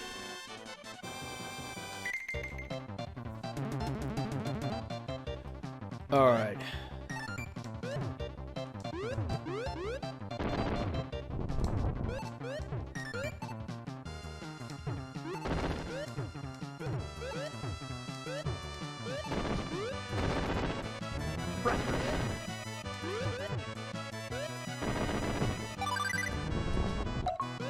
Oh no! Yeah, that's fine. Just get that out of the way so I can get that pink out of the way. I saw the green monsters coming down. I was like, yeah, nothing's stopping me from getting those that pink crystal.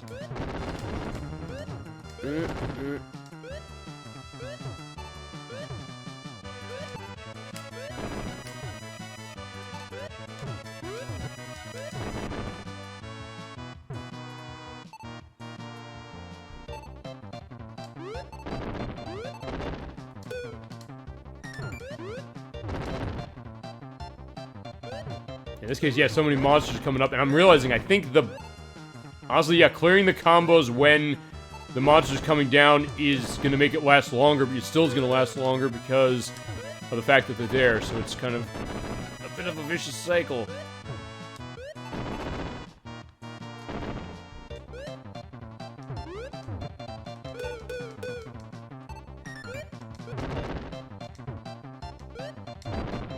Oh, I was like, yeah, I saw a chain happening, potentially, but I missed it. Or to go the Wario take again. Oh, I missed! Although that's gonna be later when we kick his ass. Yeah, Wario is the villain of this game, although it's years later that eventually he becomes kind of not the villain, kind of like the anti-hero. Oh, okay, fine, Wario Land had to come out by this time on the Game Boy, so he kind of was already there. I mean, it's better him that way than Waluigi, who...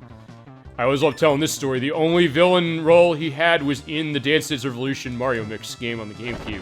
So, like, yeah, oh, okay, didn't expect that happening, but alright, that helps. Yeah, the only villain that Waluigi, which everybody seems to love, is in the Dance Dance Revolution Mario Mix game, which actually I think that might be the one Dance Dance Revolution game we could get away with showing.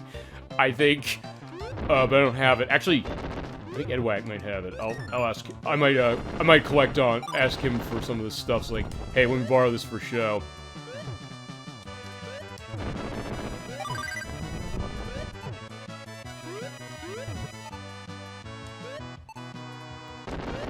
Okay, no, that's good. That's good.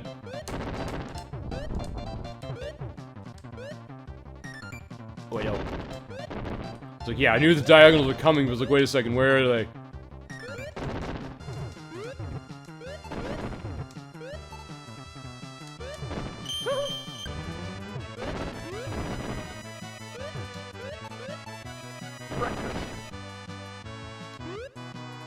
Get out of the way. Okay, that's fine. And it's probably better, because when I get tons of those, that means that I have more of a chance to make a crystal appear. Ooh. Okay, now I definitely can do that.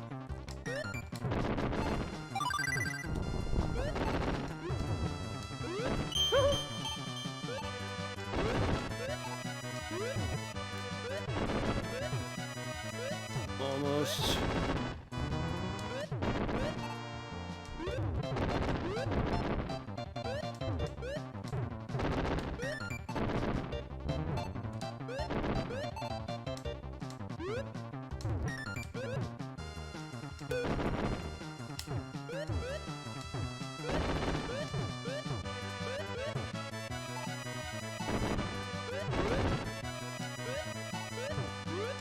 take that out. Oh, perfect. Okay. Cool. Awesome. Alright. Alright, I see a crystal coming. Boom.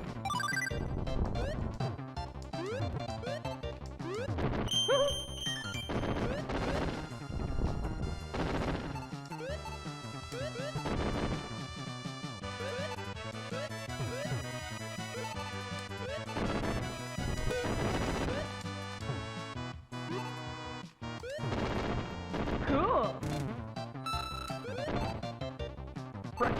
Sweet. Got him. There we go. Yeah, sometimes it's getting fast and furious. Alright. It's also something I'm realizing, maybe I'm being quiet to this, but it's just because I'm getting into it so much.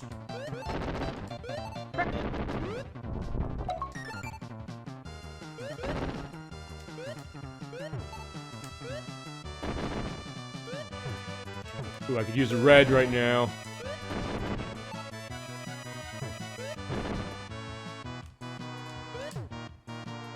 There we go.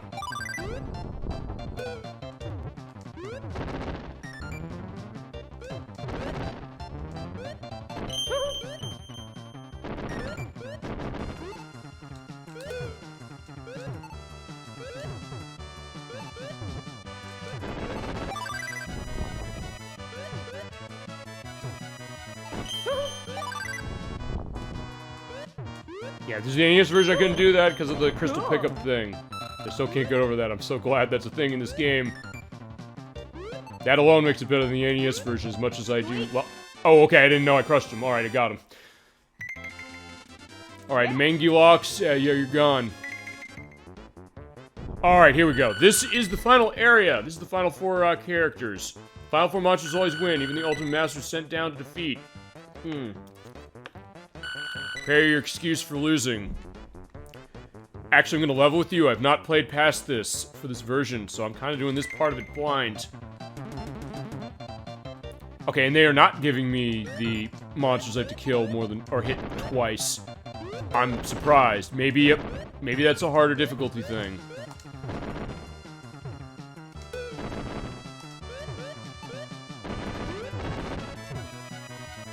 No, that's, yeah, move that away. Like, I'm seeing something that's coming down, I see a way to get through it, that's how we're doing it.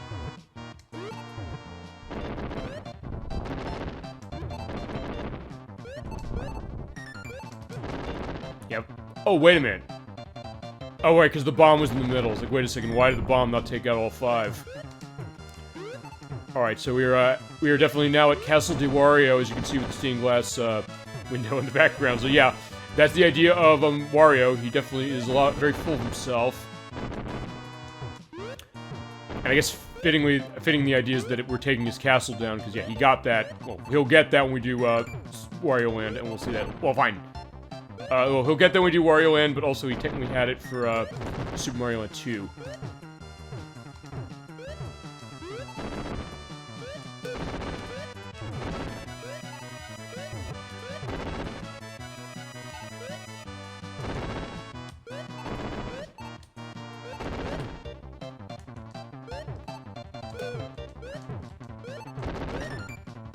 Oh no.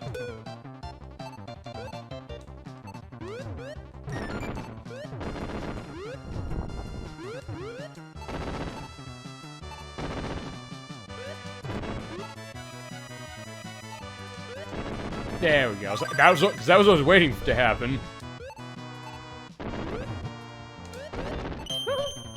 Cool.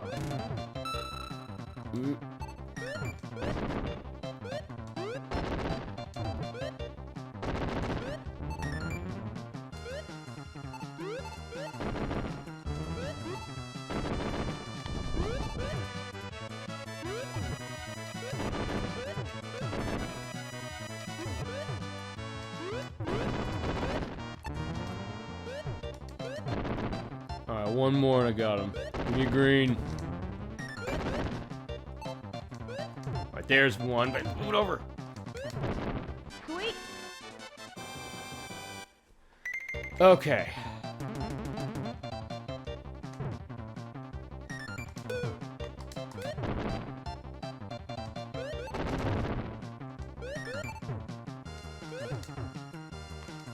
Also, I'm not sure how much you're hearing the buttons of this going.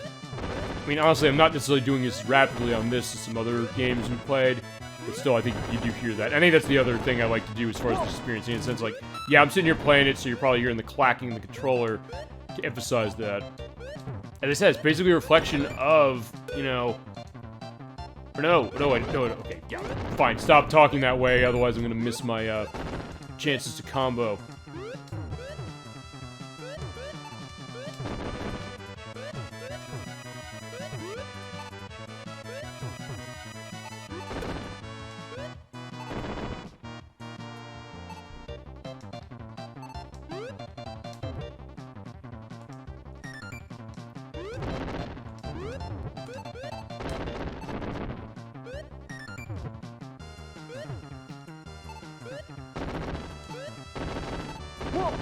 Oh no. Yeah, I think because I'm gonna lose.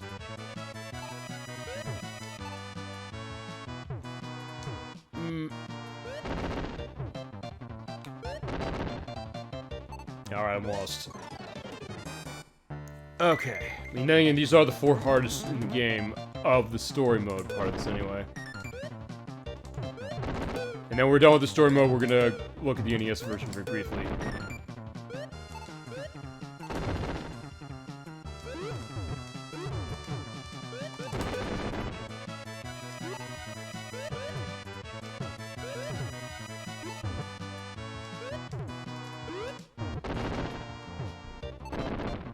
Cool.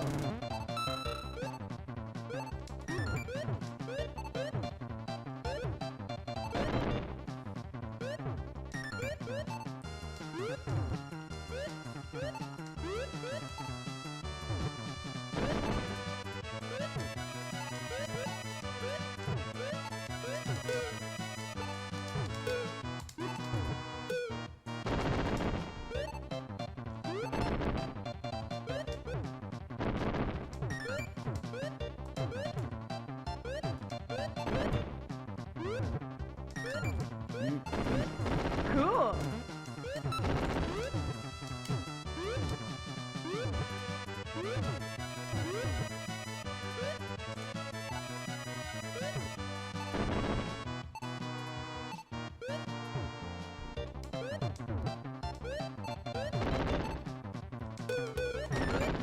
I was going so fast, I don't know if I'm gonna... Oh, okay, great, that was awesome. I was saying, I don't know if I can keep up with it, but alright, I got lucky there.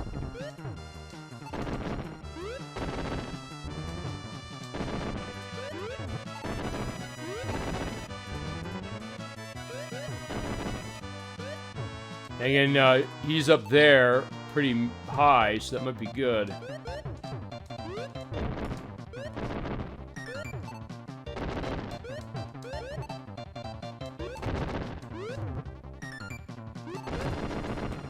Cool.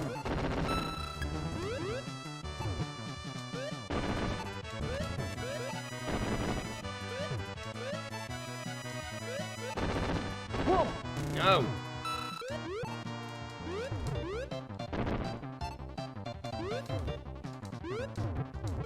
And you know, that's my ticket out. Oh no. Okay, now, well.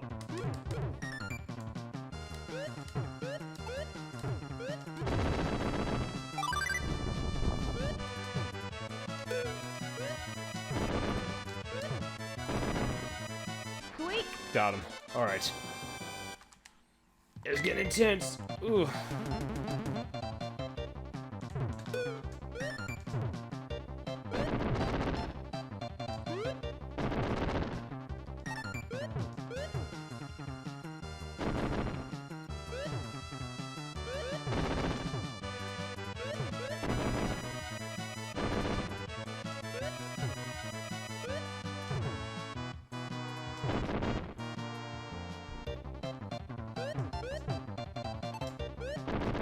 Alright, there we go. Yeah, I was like, that's sometimes what you want to do is put, when you're going diagonally like that, have the bomb on the top and then just pretty much fall down with it.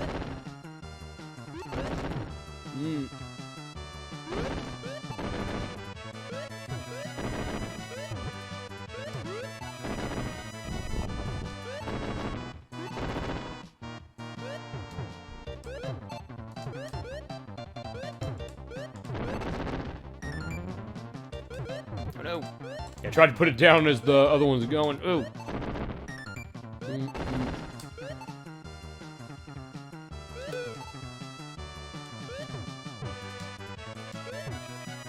Oh no. Cool.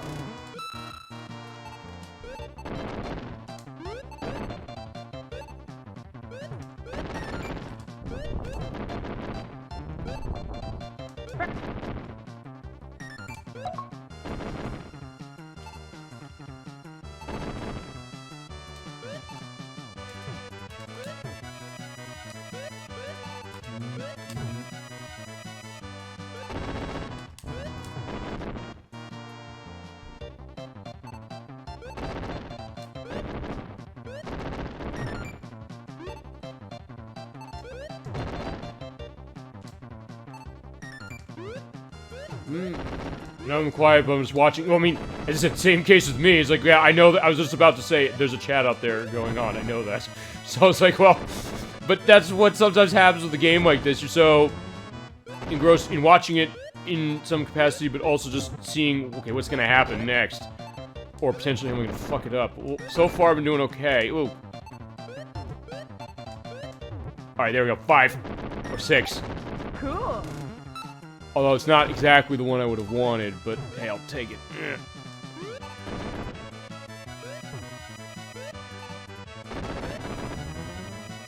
No, I totally get it. It's like, yeah, I'm being a little quiet on this one, this way, just to get a sense of, okay, I gotta win this. No! Okay, that's fine. It's like, alright, that wasn't bad. I thought it was gonna be bad.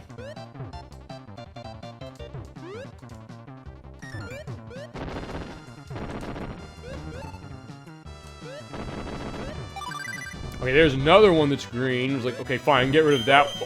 Oh, right, I forgot. Okay, I'm glad I showed that. If you do a clearance as far as the crystal, it does get rid of all the monsters, but the crystals can go away. Which is probably good for me, because they'll say, like, hey, you know, you have bombs there. No, you don't. You're going to be dead. Yeah, so there you go. Yeah, so I can keep the pressure. Like, yeah, he's not doing anything. Cool. It's all the pressure there. There you go. And with this, I think we're going to be done.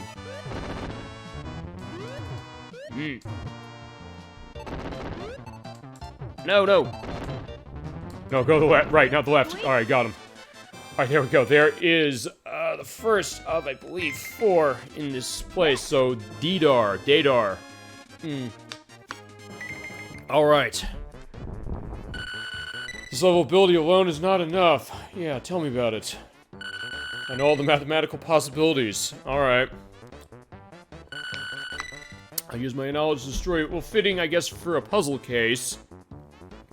Yeah, and speaking of mathematical abilities, we'll have something like that when we do Mischief Makers in October.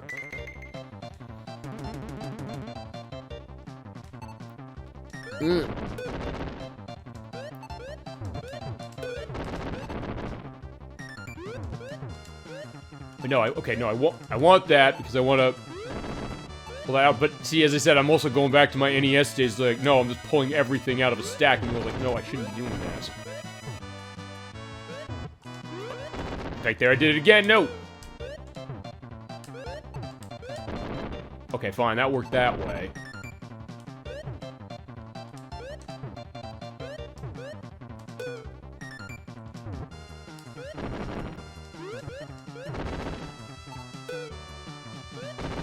Whoa! No, I'm dead. Well, okay, fine. I'm already at the top basically, so it's not really changing much. Let's see. No. Yeah. There we go. Cool.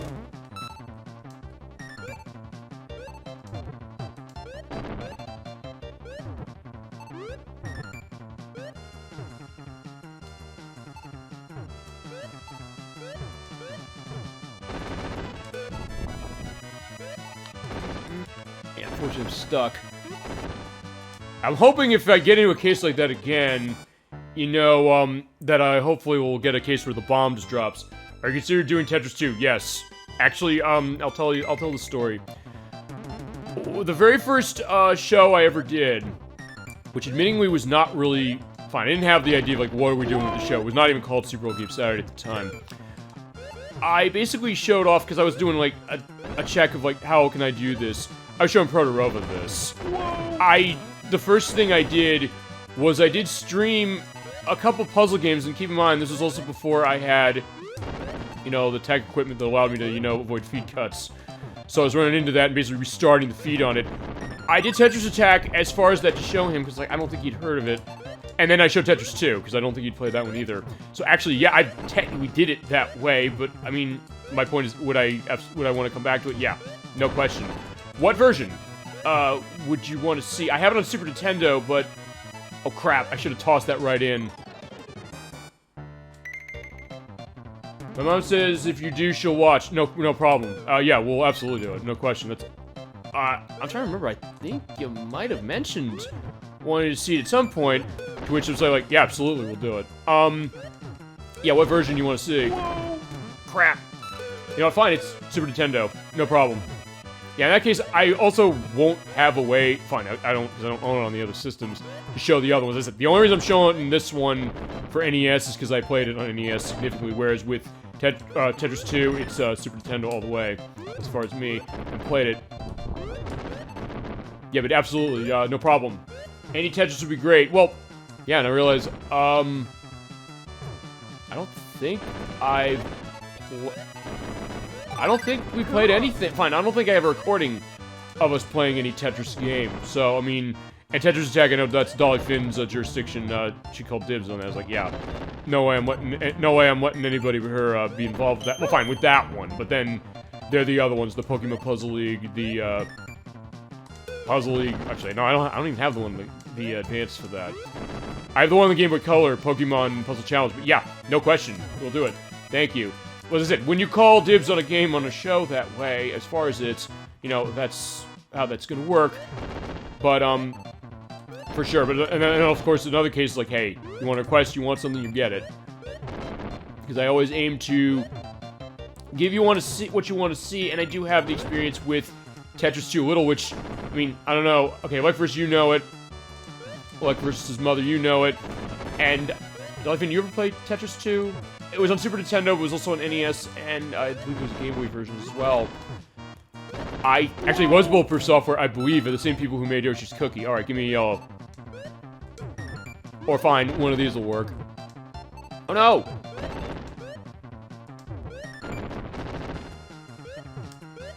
Okay, now I'm doing worse. Okay, no. Okay, now, oh, there.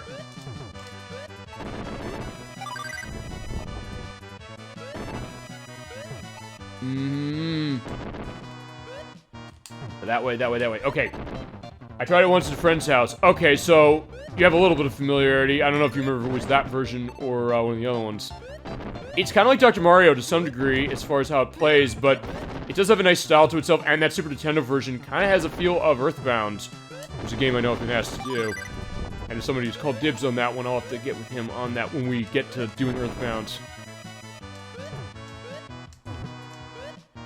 Oh wait, no, I gotta, okay, no. Cool. Oh, there we go. Oh, alright. Wow, okay, that was good. Cool. Oh, wow, alright, yeah. My, fortunes are reversing pretty nicely. Or better, anyway. Well,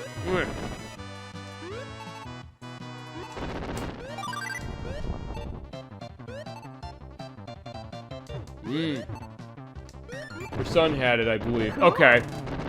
Well, so that's a great case, because as I mentioned, sometimes that's the idea of something like this, which is that, hey, you play it at a friend's house, or son's house, or however it is, and then you have the perspective of, okay, this is how I played it. That's always a fascination to me, basically understanding, okay, what brings somebody to a game, whether if they play it, or how. Okay, yeah, I'm gonna win this part of it, but then again, I'm down by 2, so I really gotta bring my A game to the next couple. Okay, so that's good for 1.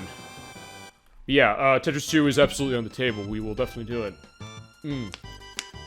I'll try to see, in fact, I'll make that as one of the viewer requests. Maybe July's. Either July's or... Yeah, either July's or August. You know, I got a couple free shows in July. I think I could do... yeah, you know, we'll do July. We'll alternate off, because, like, yeah, we're doing the puzzle game now. and then we'll do the platform game for Super Mario Land 2, and then we'll do Tetris 2 for July. Huzzah. All right, so I'm glad you're looking forward to that. As I said, I like that idea because I get the sense of, and that's the thing with Tetris 2, another one like this. It's another one where I don't get the sense people know it. Well, fine, which is weird because you think, oh, fine, it's the sequel to Tetris. Well, it's sort of the sequel to Tetris, I guess, kind of. And as I mentioned, it's also one that has not been re-released because Nintendo cannot re-release it, unfortunately. Or they don't want to just, like, go to Paginoff and say, like, hey, can we have rights so we can release this? But that being said, it is a unique one, and it's one that, as I mentioned, tends not to be remembered. Okay, fine, yeah, the green's over there, I don't care.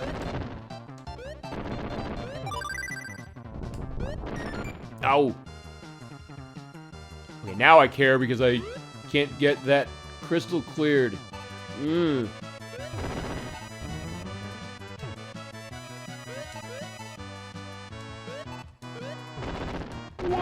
No!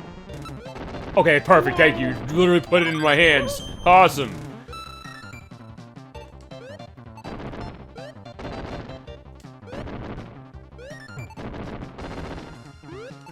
Alright, now everything's coming up well. There we go.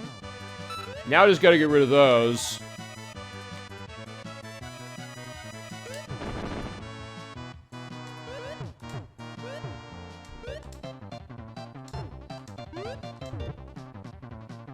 Okay, fine, I was gonna say, yeah, I should just, settle with the 4. Okay, that'll work. Sort of. Oh, okay, I beat him anyway. Never mind. Alright, last one for now.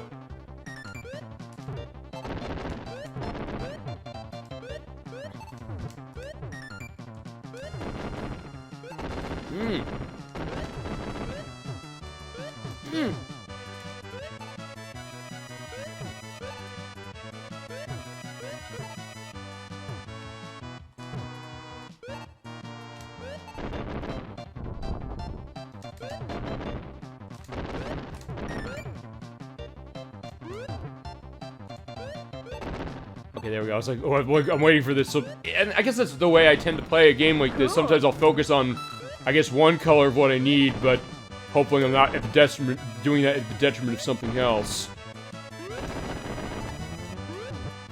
Okay,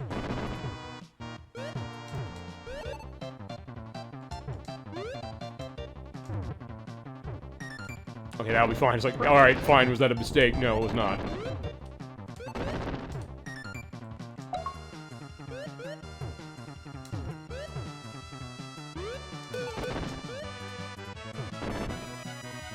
It seems like we're very evenly matched now, so it's, yeah, this feasibly could go either way for how this is gonna run, but I do need...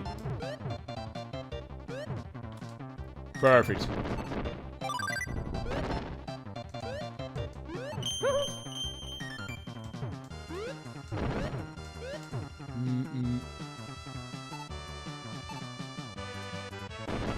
Okay, he is in a trap case, so as long as I do this, I'm gonna win. As long as I keep it going.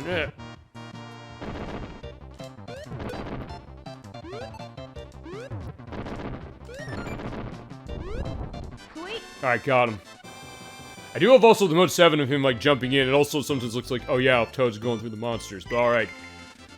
Yeah. Alright, that's Carlton. Or Carl Carlton.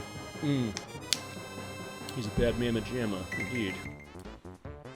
Alright, yeah, yeah, 2 more monsters to go, Woodland Hero. Yeah, I guess that's what, Toad is. I didn't think you'd get this far. Fine, I assumed I would eventually, but, okay. You must do your best if you wish to pass. Alright, let's, do it.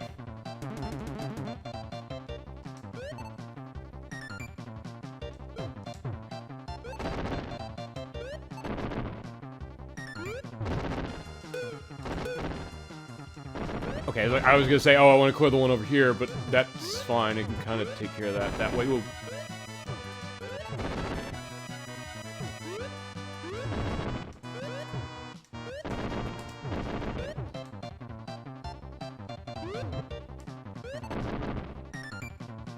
In this case, yeah, I can work the wall.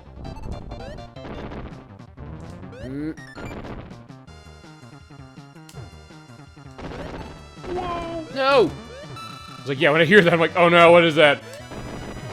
Cool. Okay, fine, that'll work.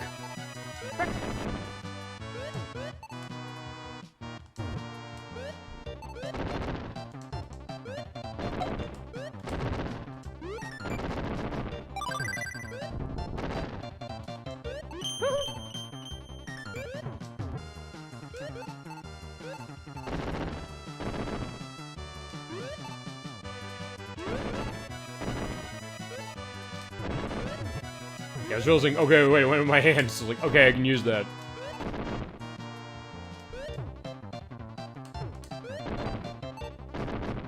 Cool. Actually, I'm doing better on the combos now, but it also feels in some ways that... Okay, oh, crap. Sometimes I wonder, am I actually, you know, earning it? Whoa! Oh, no.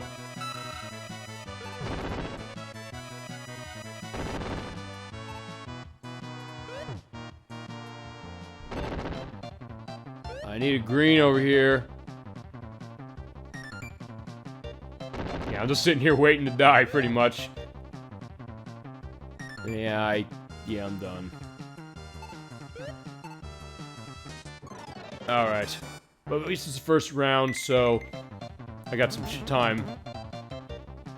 But also consider the preview of what I'm gonna preview, or fine, what I'm gonna show off with the NES version, because the round game in that, I've gotten insanely far in the round game on that, and it gets insanely hard to the point where you have a full field like this to run it. So basically the whole entire screen is filled with these things.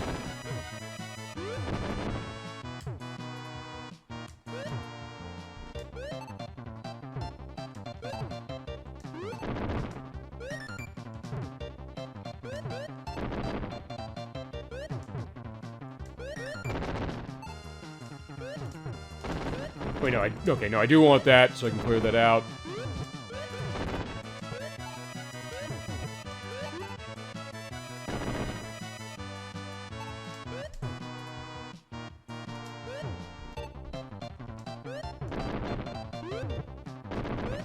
Cool. Awesome. Hello! Oh, okay, ugh. Yeah, I almost was like, where do I move this thing?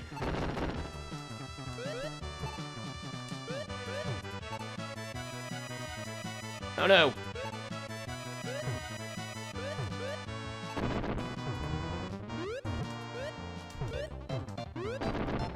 Cool.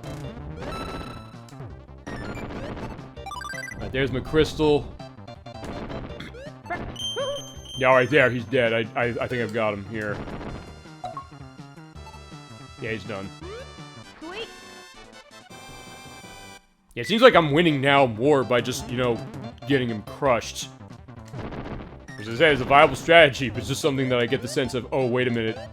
I'm so focused, I guess, on clearing my field that I'm kind of surprised when that doesn't happen.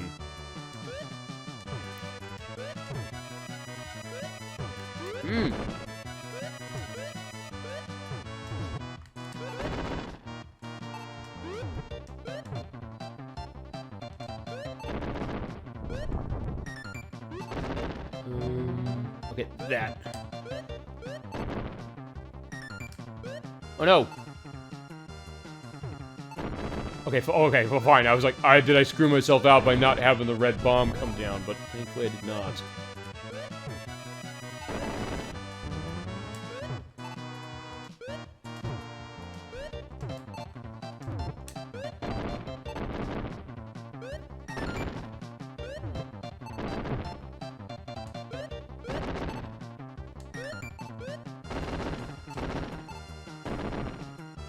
Okay, yeah, there's stuff clearing over there. I'm not even paying attention what it is.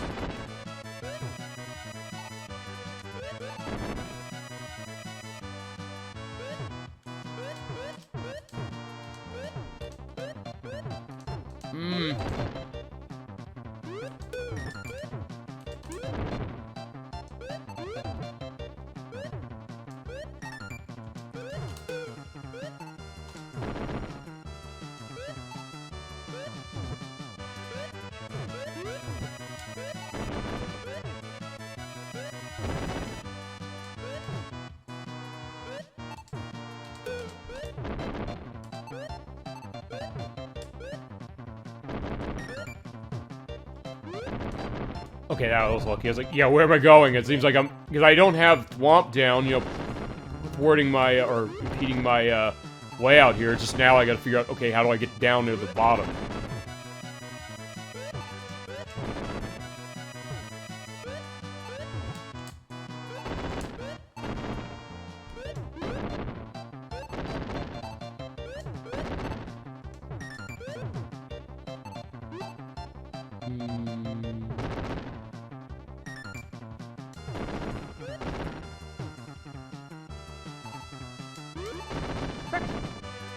Well, I got the egg on him, although, okay, it looks weird now. I was like, wait a minute. Oh, no.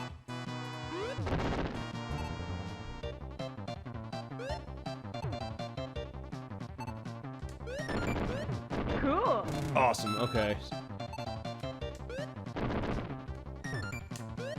Oh, okay, fine. I should have waited for that. Oh, fine. I can still do it. Perfect.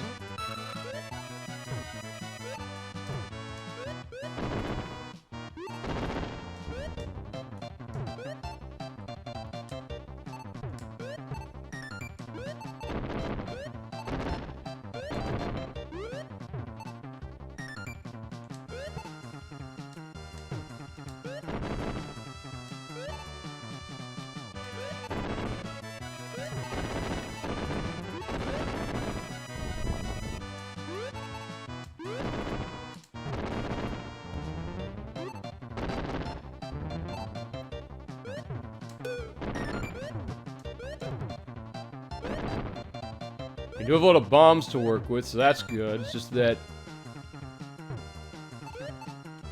Wait, there we go.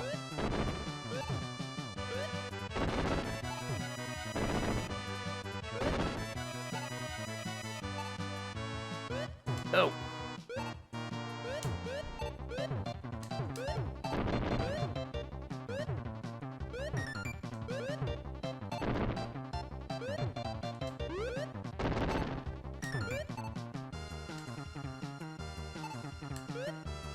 No, I don't want to go in there.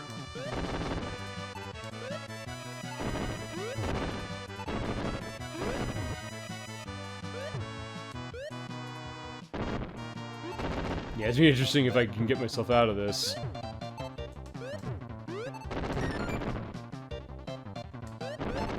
Whoa! No. Okay, fine, I'm not getting myself out of this. Okay, well, maybe not, I don't know. Cool. Yeah, it's gonna be a miracle if I get through this, but I'll see what I can do.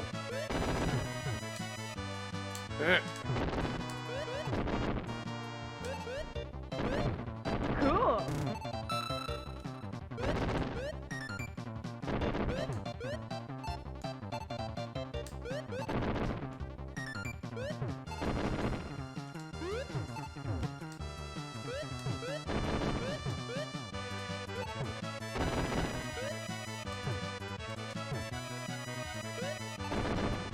Cool. There we go. As long as I keep some of those combos going, that's actually pretty good, even though I'm not clearing any enemies. To this level, honestly, maybe it doesn't matter that much.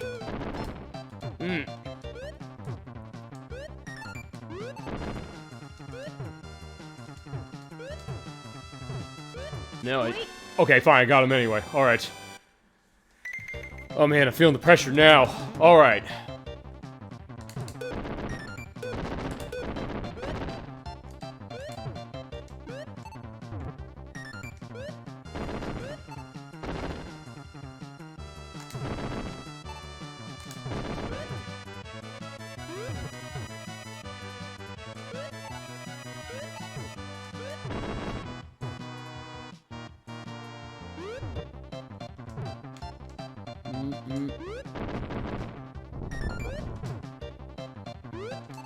Okay, that was good. I wanted that drop.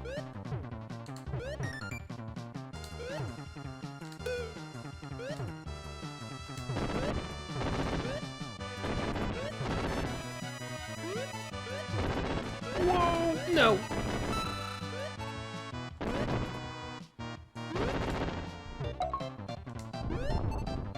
Oh no.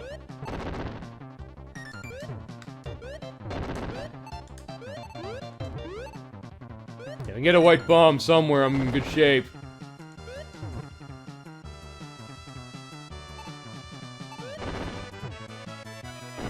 Well, sort of. Okay.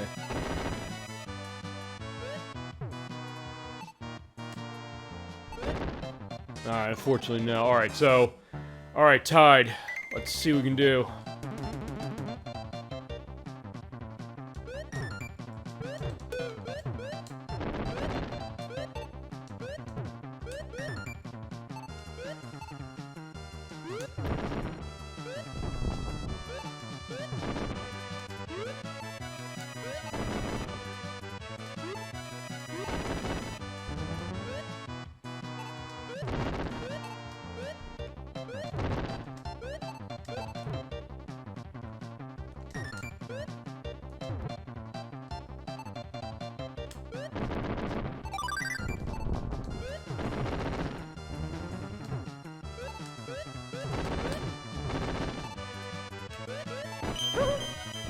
Okay. Yeah, definitely, I'm gonna say this, I don't know if I felt this tense playing a game for the show in a while, but I'm liking that feeling.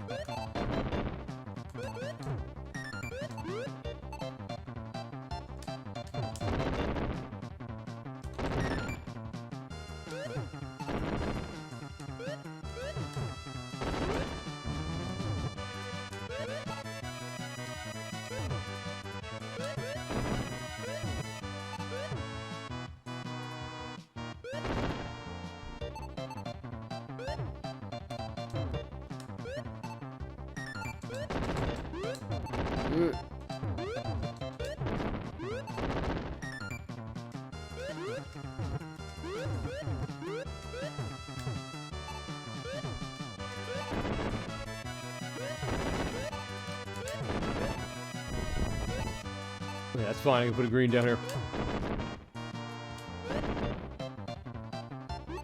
That's basically what this commentary now is coming into. Is like, let me do this, let me do that, and that's really the idea.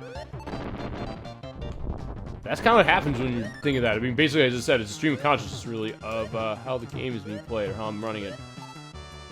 Okay, that'll work. Oh no! I didn't mean to do that.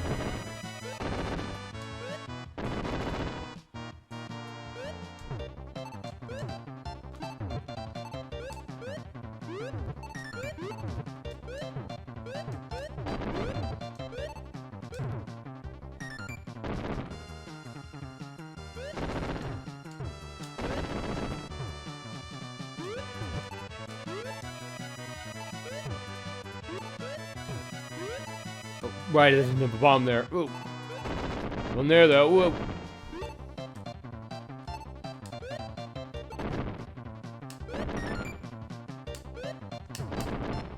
Cool.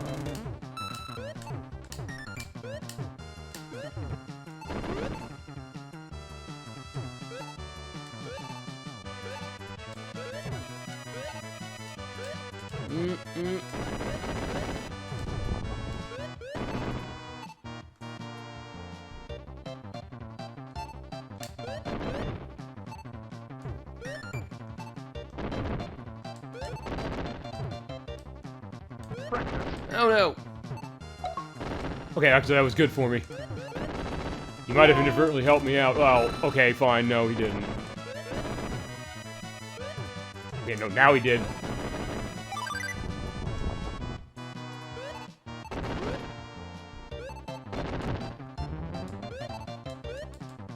No.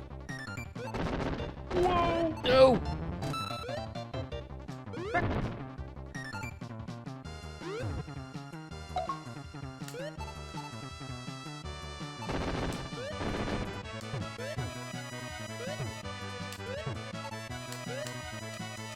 Oh no. Yeah, I don't know if I'm gonna get through this. Yeah, just walk through everything, see if I can't make something happen. Alright, yeah, I'm done. Alright, unfortunately I have to do this again. Alright, Harry H. Yeah, alright. Harry here. Yeah, we'll have to take care of him again.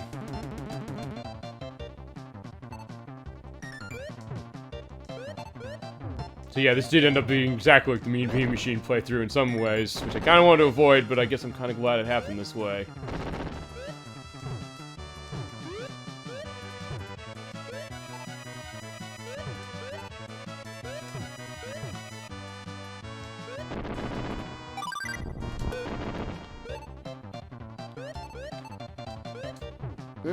Bam. Yeah, it definitely is good to see that and good to do that, but unfortunately... Okay, good. Cool. Oh, alright. Oh, great. Oh, that was fast. Holy crap. Okay. Wow, alright. That was definitely a bam case. It's like, yeah, it's almost you saw it happening before I did. Alright, awesome.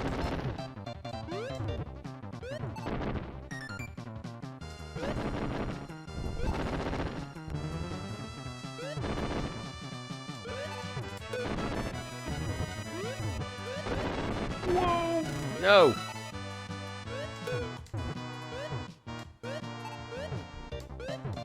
Oh no.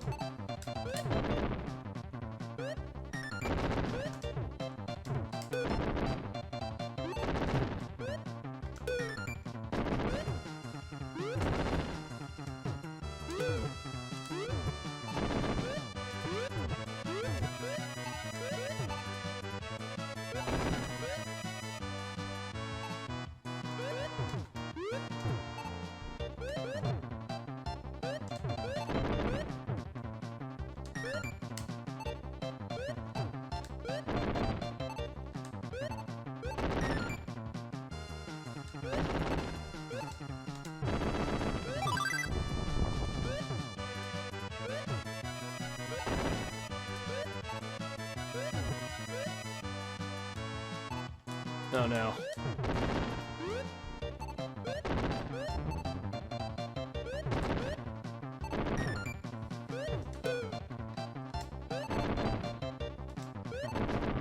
Yeah, just dig this out. I can almost get that. Ugh.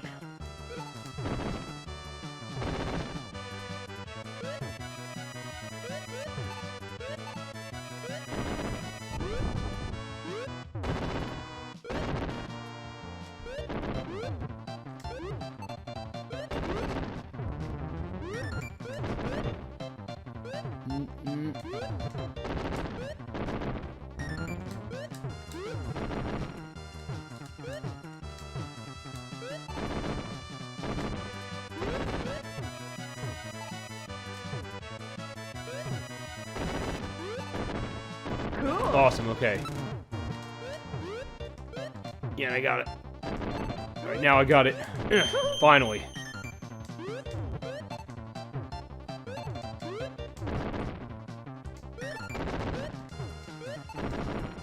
Cool.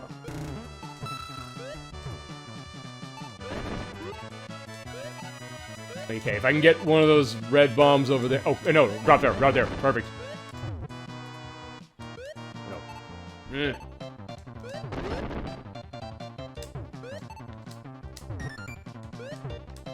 I got it. It said it's red. It's like, yeah, I kind of don't want it to be red now.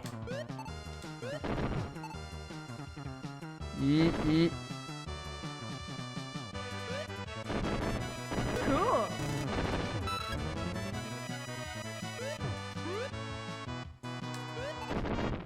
Cool.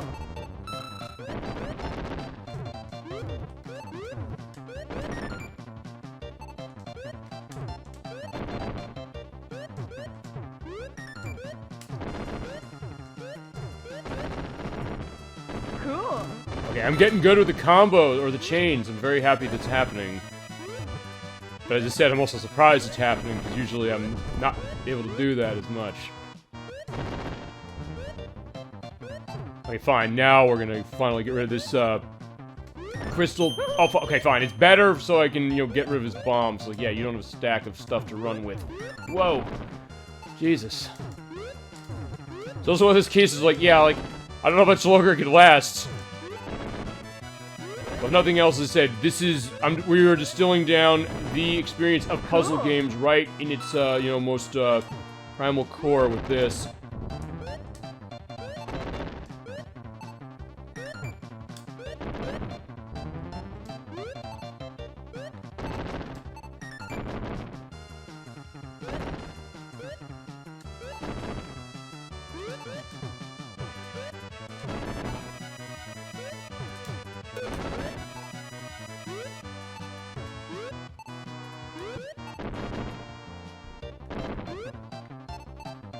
Almost.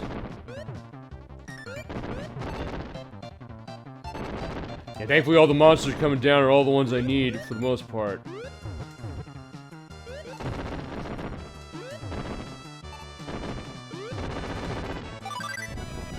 Oh no, but yeah, he got something to that, so... Oh, crap.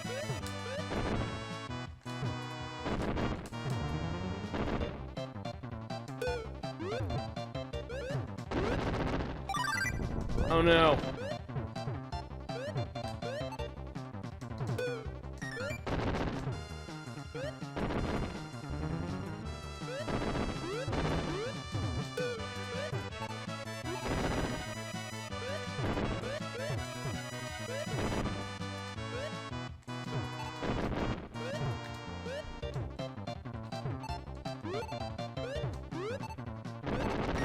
Cool. Oh, there we go. Awesome. One more. This isn't even the final part of this. Got him! Jesus Christ. Oh my god. Alright, that was good for that, but... Yeah, can we finish this?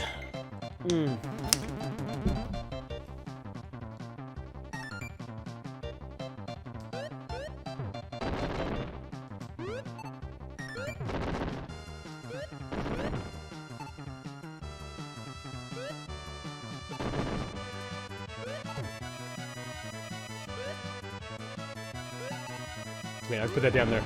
Yeah, now I'm just trying to make sure I can find stuff and not screw this up, because I almost have him. Oh, okay, well...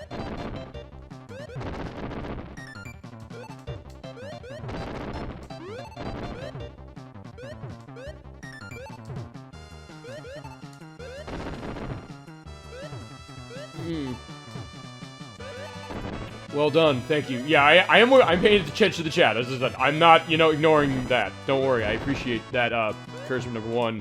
But as I said, I am keeping this going, and as I said, it isn't just a challenge, I guess, to run a game like this. It's like, okay, how can I keep chat going when I also am getting a sense of, like, look, I'm not saying no, don't talk to me. I'm not at all. It's like, how do I manage that? But I do like, getting that idea going, or trying to, anyway.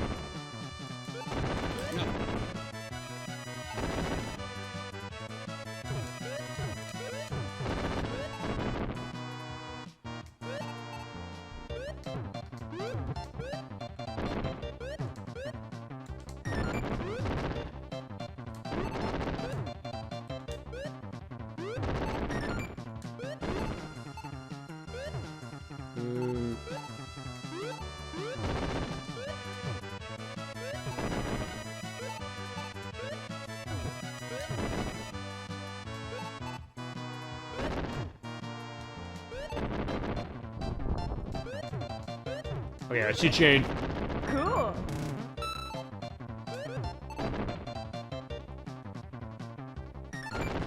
Whoa! No!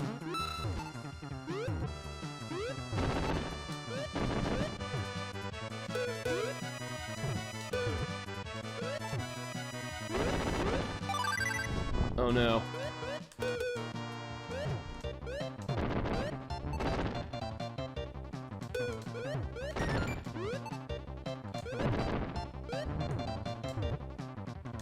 Perfect. Give me something good. Hello! Oh, crap.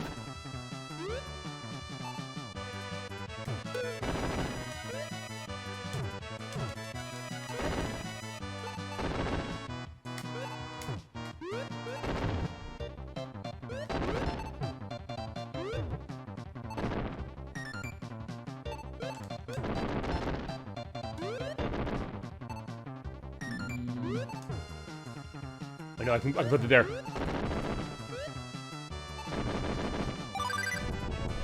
Yeah, I keep getting the ones I don't need.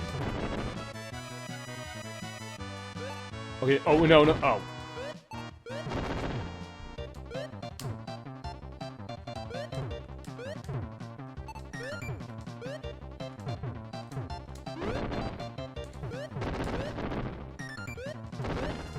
Ow. He got down all the way to the bottom. Okay. Okay, at least I have only one win to his one, or two, one win left to his two he needs to get. I don't want to do this again, I really don't. I want to beat this damn game. And that's what happens. As I said, you get totally engrossed. Like, yeah, I gotta win this at any cost. Nothing else matters. There could be a whole world collapsing outside your window. It doesn't matter. I just want those bombs to go take this dude out. Okay, perfect. I can do that.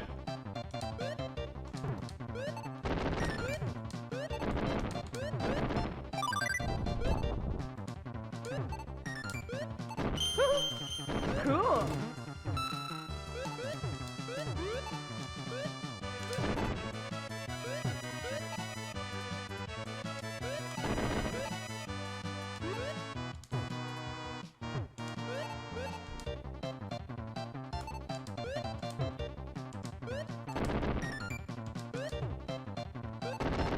Whoa! No. Or, okay, that...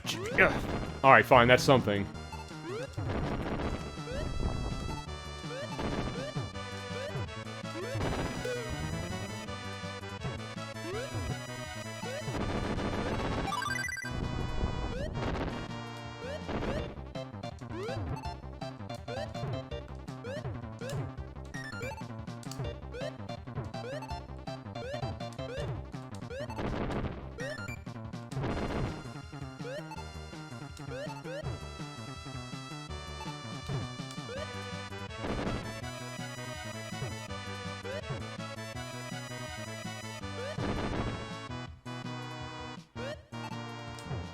You know, like...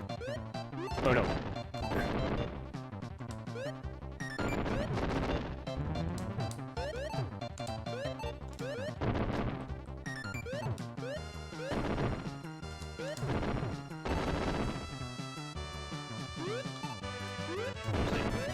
Awesome. Okay, good. It helped me out a lot, but I'm not done yet. Ooh. Cool.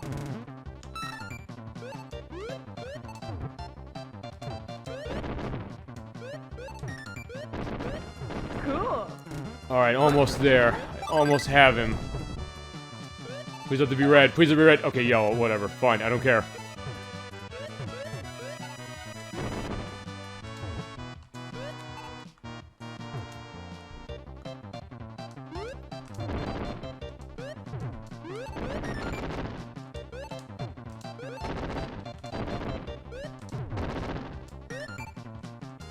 I got him, thank God. And that's not even the last boss. Oh man. I think we have 2 more to go. Yeah. Yeah, there you go. Yeah, that's the best feeling in the world. Oh man. Okay, no, this is it. Alright. Here's Wario. This is the final boss. This is the end of the line. Yeah, some way it is. Alright. This is it. This is what we've played the last 4 hours on this game for. Alright, here's Wario. He is the villain of this game, so now I can finally talk about something different. Let's see if we can't take him down. Well, fine, take him down for the first time in, I guess, the case we're going to be playing. In next month, we'll be doing that with Super Mario Land 2, 6 golden coins for the Game Boy. Alright, yeah, Wario, yes, there he is, or, yeah, in his case, Wario, I gotta win! I was like, or, actually, that's the voice of him in Mario Party. I remember, actually, in the European version of Mario Party, I'll go into this, there is a line of dialogue he has in that, I guess the cut of the US version, where when you get a star with him, he literally says, "Oh my God!" Which is kind of amazing. I was like, okay, there he is, as far as, like, Wario being that excited about something like that. Or it's like when I said we played Sonic Heroes, which was that, you know, Amy Rose says that, but there's a line of dialogue in that, oh, feasibly, you know... Okay, yeah, alright, fine. Is this gonna be the case where the rabbit gave me more trouble than Wario? Okay, fine, maybe canonically that makes sense, because, well, you know, Wario is you know, the oafish guy, but then it's like, well, he's still capable. I mean, he did, you know... Fine, he had a bunch of the games that he'd run or played in to get the stuff he wanted done, so... I don't know, maybe just puzzling is not his forte.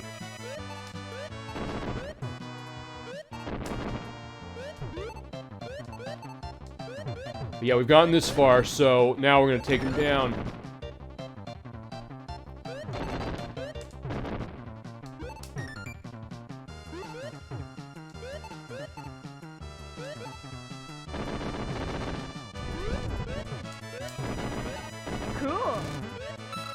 So there he goes.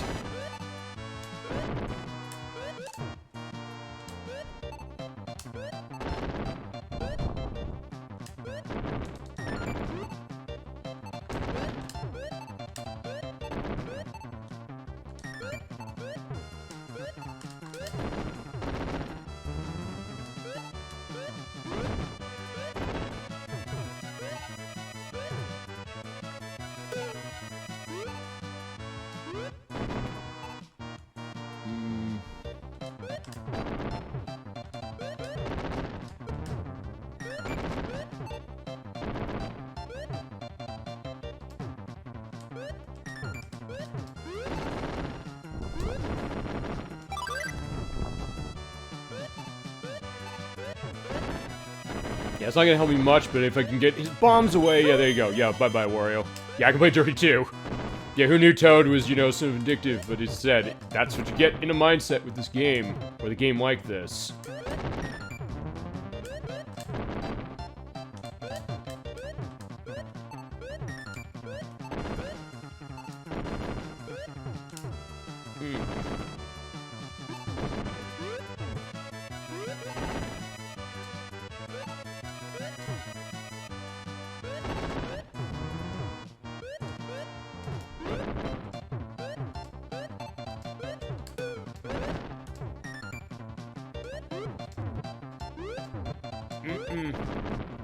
Cool.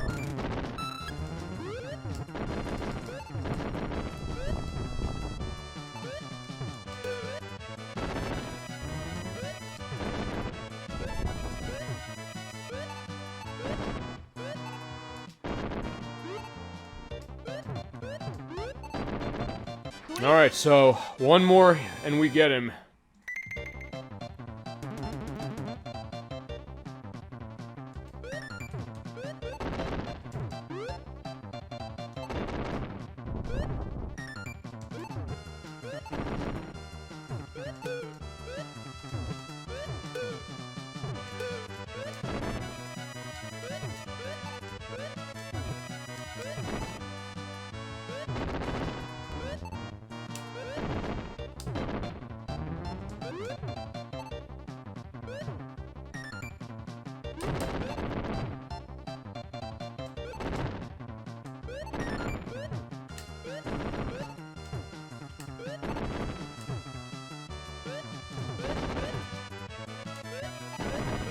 Cool.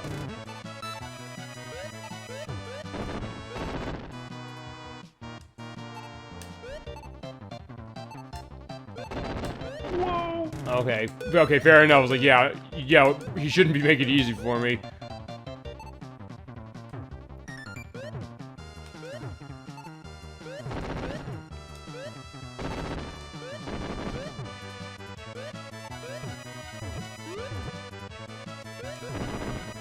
Cool.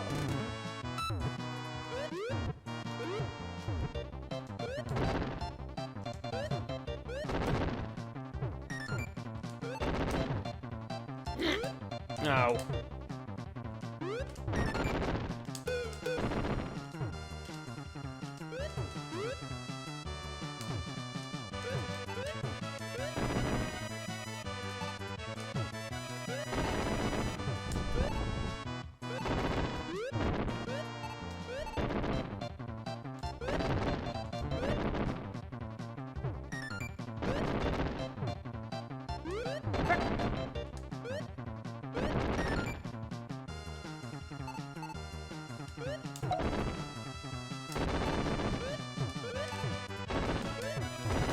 Whoa! No! Okay, there we go. Whoa! Alright. Yeah, it sometimes happens in the NES version as well. It seems like the crystal's gonna crush you, but yeah, it never does.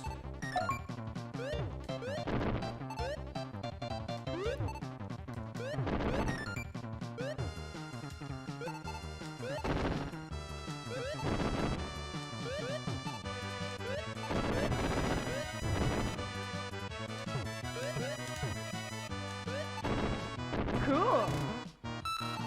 Alright, yeah, I feel it. We almost have him.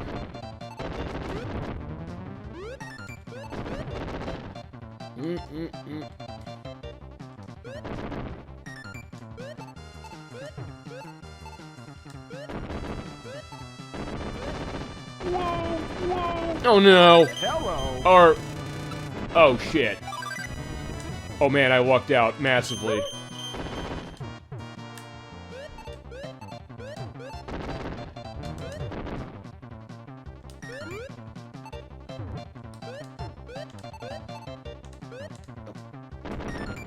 Cool. Okay, yeah, I kind of wanted to hold on to that so I could get another crystal, but alright, fine. No! Alright, there we go, we're getting another one.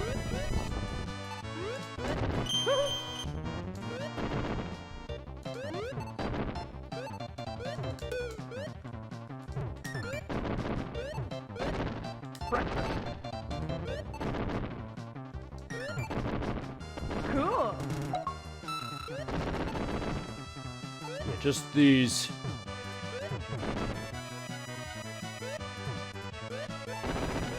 Yeah, I'm not getting any of the blue one. Okay, now I am.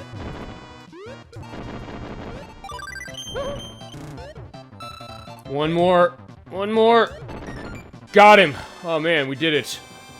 I think that's the end of the game. I don't think there's anybody else after Wario. 3-0, but yeah, he did make me work for that last battle. Oh my god. Alright, there we go. That is it. That is the end of the game. We beat Wario's Woods. Holy shit. Oh man.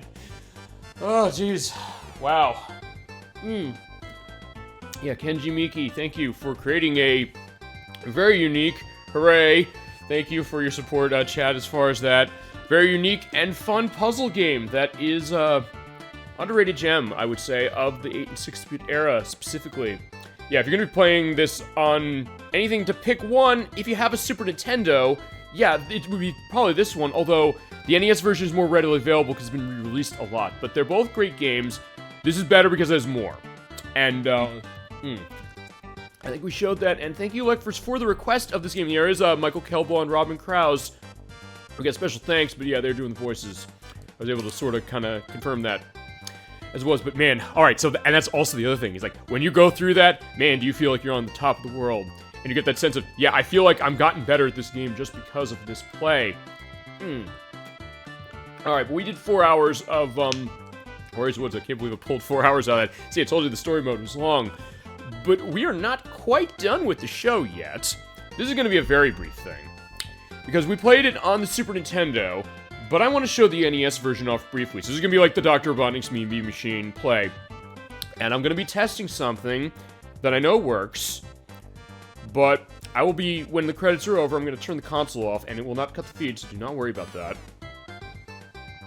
And we'll have a brief look at the NES version to show what was 8-bit like for this, as a compare and contrast. I was like, hey, it's fair to do that. Alright, there you go, Wario. Yeah, we beat you. We're gonna beat you again next month when we do, what is it? We do, Super Mario Land 2. Congratulations, you've beaten all your opponents. Now the opportunity to play against the same opponents will be more difficult for you than previous matches. You are ready for this since you have made it this far. To access the special mode, select versus computer and press and hold left on the D-pad and press start to try the new challenge. Yeah, I can't do that. See, that was the easy mode, but as I said, I think it's more just what level you start on. Lekfors, I think you're right about that. But alright, there is your bonus for going through the versus computer mode. And it is there, so yeah, if you want to do that, highlight versus computer mode, hold left, and start to give it a try. Alright, thank you, Toad. And there is Toad waving us goodbye. We're not by with the show quite yet, though, because I'm going to give a little bit of a look on that. But as I said, most of our play was with this, because it was asked for this. Thank you, Lekfors, for requesting this, and thank you for coming in. Thank you for making this literally a family show in a lot of ways for the purpose of that. But, alright, so yeah, there we are back at the screen. I'm going to do something. I will be right back, because damn, I need to get up and stretch, and this is for a reason. Yeah, you should still be there. Have you seen, like, why has my voice gotten, you know, quieter? Because I moved away. I switched the S-Video into my GameCube, and this is how we are showing off the NES version of Wario's Woods. Yeah, in order to go back one generation, we're going up 2. Nintendo. Alright. So yeah, we saw the Super Nintendo Wario's Woods, but let's talk about the way I first experienced it with this. This is Animal Crossing. This came out in 2002 for the GameCube, as the technically third game in this, you know, virtual life simulator. I mean, they clearly were playing, I think, with The Sims and stuff like that when Nintendo was developing this. It was on the N64 initially in Japan, under the name Animal Forest. Then they made another one, Animal Forest Plus, and then they said, okay, let's try this on GameCube at the time. Congratulations. Well, thank you very much. Thank you for the suggestion, Lecverse. As I said, but of course, you got the game you wanted to see, but I'm also giving you a little more for it. So yeah, Animal Crossing came out in 2002. Nintendo said, we're going to take this Nintendo 64 game that was Japan only and say, like, okay, with GameCube, let's give it a shot. They weren't sure with stuff like Dash and the Giant, and I think they sold Cubivore off to Atlas, or Cubivore is now one of the most expensive games on the GameCube. Yeah, here's Animal Crossing. Within it is a classic game compilation. In some ways, it's the best game on the system, or the best Animal Crossing game for that. Alright, well, I'm gonna go to my town with Lobo, and also me indicating one other thing. I realized this doing the test. It's saying it's May 5th at 5:32. You're looking at the clock, you're saying like, what the hell is that all about? It's 11:02. Well, my GameCube's internal battery, or internal clock, doesn't work. That last match made my head spin. Yeah, I was nervous as anything on that, but of course, that's the perspective of watching that, and, you know, as I said, I was kind of getting quiet into it too, but yeah, we did it. But there you go, and, yeah, as I said, that's what I also meant of, you know, giving you the game as you want to see it, you know, putting that effort in to make it so that, yeah, you look at it, and you're just like, yeah, I'm glad I got to see this, and got played right for your fandom of it. Alright, yeah, it's saying it's 6 hours ago, or, yeah, 6 hours ago. The internal clock on my GameCube I don't think works anymore. Get started? You know what? Fine, I was gonna say before I go, you know, fine, we'll do that. Yeah, what we wanna do with Lobo? There's rumble, there's sound. I can set the clock to it, you know what the hell, let's do it.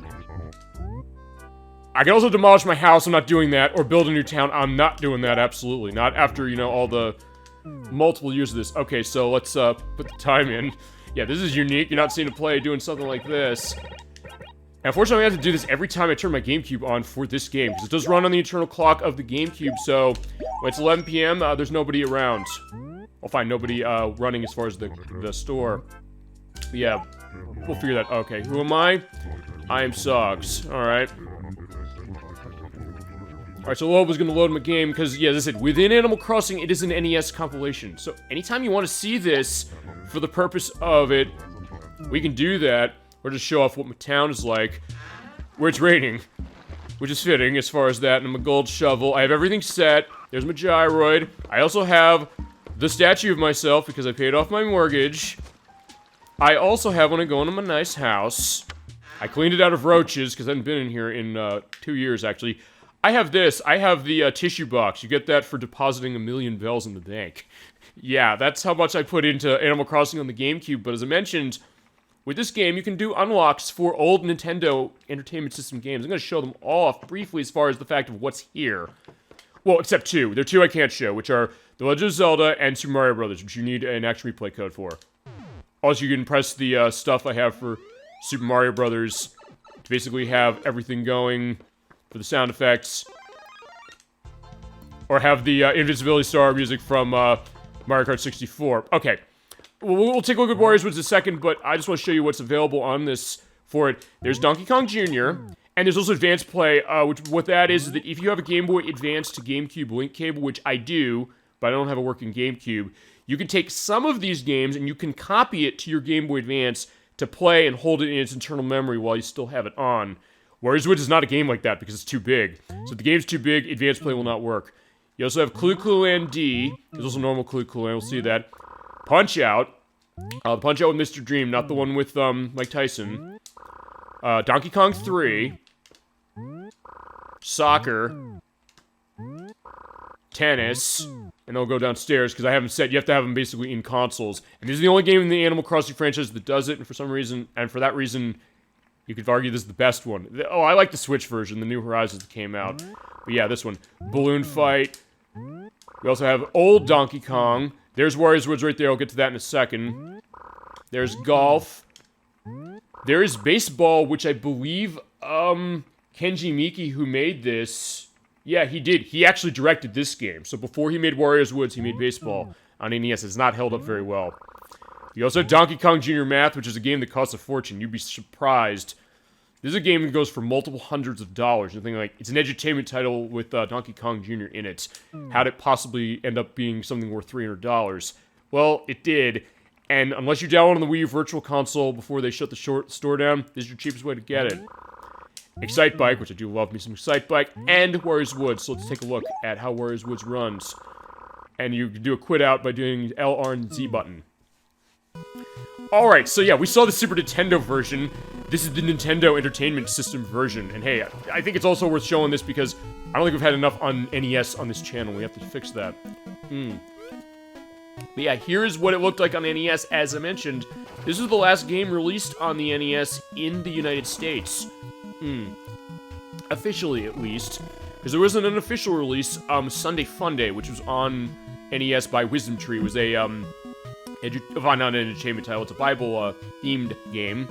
Where you have to try to go to Sunday school, specifically. And in Europe, I believe the last game released on this was The Lion King. Which we didn't get The Lion King on NES in the US, but Europe got it. But yeah, okay, so it is the same as far as what the demo is showing. Not much going on with this, and also, unlike the Super Nintendo game we just saw, you do not have any case of versus for single-player play. You do have it for 2 players, so you can do a 2-player with that. You still have the time race as it was, and here are all my records as far as all the time I put into it, and I believe I do have the gold medal feasibly on easy at least. And then round game. This also shows you how much time I put into this NES game, and how much of all the NES games that Animal Crossing has. As soon as I unlock this is the one I was playing the most. Yeah, I have up to level 90 for Game A and Game B in the round select. I'm gonna show 90. Yeah, that's where they start you. They start you at the top, so yeah, you better be careful of it. So yeah, same deal as before. The only difference is you don't have as many buttons, so you don't have as many options for your controls, although you can still do a lot of the same things that you could do on the Super Nintendo game, in that you can still grab on the end like this, or like that. Although it is weird also playing with the GameCube controller for this, but yeah, and same rules apply as before. You still want to go for chains and combos, but you don't get the voices. There are no voices in this game, which I guess makes sense. And when time runs out, yeah, Wario comes, and he's gonna be an asshole to us. I do love the music, though, that plays to this. In some ways, actually, I don't know if I like the Super Nintendo or the NES music better. I'm more used to this one, I'll say that right now. But yeah, in this case, yeah, right there, I'm already gonna lose. That's how hard that could get. And also because I put so much time into it. But at this point, it's more about, you know, just kind of let my hair down to relax and show off this version. I said, it's mostly the same. And here, but the thing about it also is that, hey, if you have not played Wario's Woods, this is the easiest way to play it, in that it's available on every Nintendo console known to man of more modern contexts. So GameCube is where we're playing it, but it was on the Wii's Virtual Console, it's on the Wii U's, it's on the 3DS's, and it's on the Switch Online Plus, or my normal Switch Online. You don't need the expansion pack for this baby. So, yeah, if you've never played it before and you have one of those new systems, it's worth playing this way, although, as I said, like first, I think you made me realize, yeah, the Super Nintendo version is a better game. But hey, you still want your puzzle fixed, this is good, and as I said, this also has historical significance to it, as the perspective of it, because yeah, this was 1994 when we had a new Nintendo game. But yeah, there you go. I'm gonna see how far I can get, you know, digging my way out while Wario is doing this. I said, it's not easy because same rules apply. Wario comes in, the enemies come down, you get trapped, and yeah, I've already lost. I do like the way he rams into you with the back of it for that. But yeah, alright, and you know what, I'll show the, you know, fine, we'll show the, yeah, let's show the course select. I do like this piece of music, although honestly I think I like the round game music more. It is very happy and playful in the same way that the Super Nintendo game is. Although, I'm trying to remember if the people who made the music for the NES, or for the Super Nintendo version, are the same people who did the music for this one. Whoa. Okay, at least I could show a crystal getting, you know, gotten and destroyed, because I think it's worth doing that. There we go. It's still satisfying regardless of how it is. There you go, and instead of the cool, you get that ding-ding-ding, as far as, you know, getting your combo running. That's still your way to get points, and also to get good clearances going on the time game.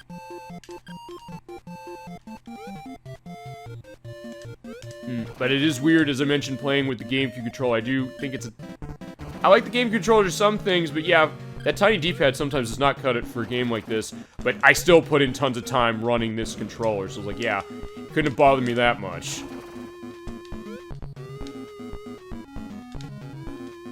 Actually, also, I think this might be remixed in the Super Nintendo game as far as this music, but I don't know.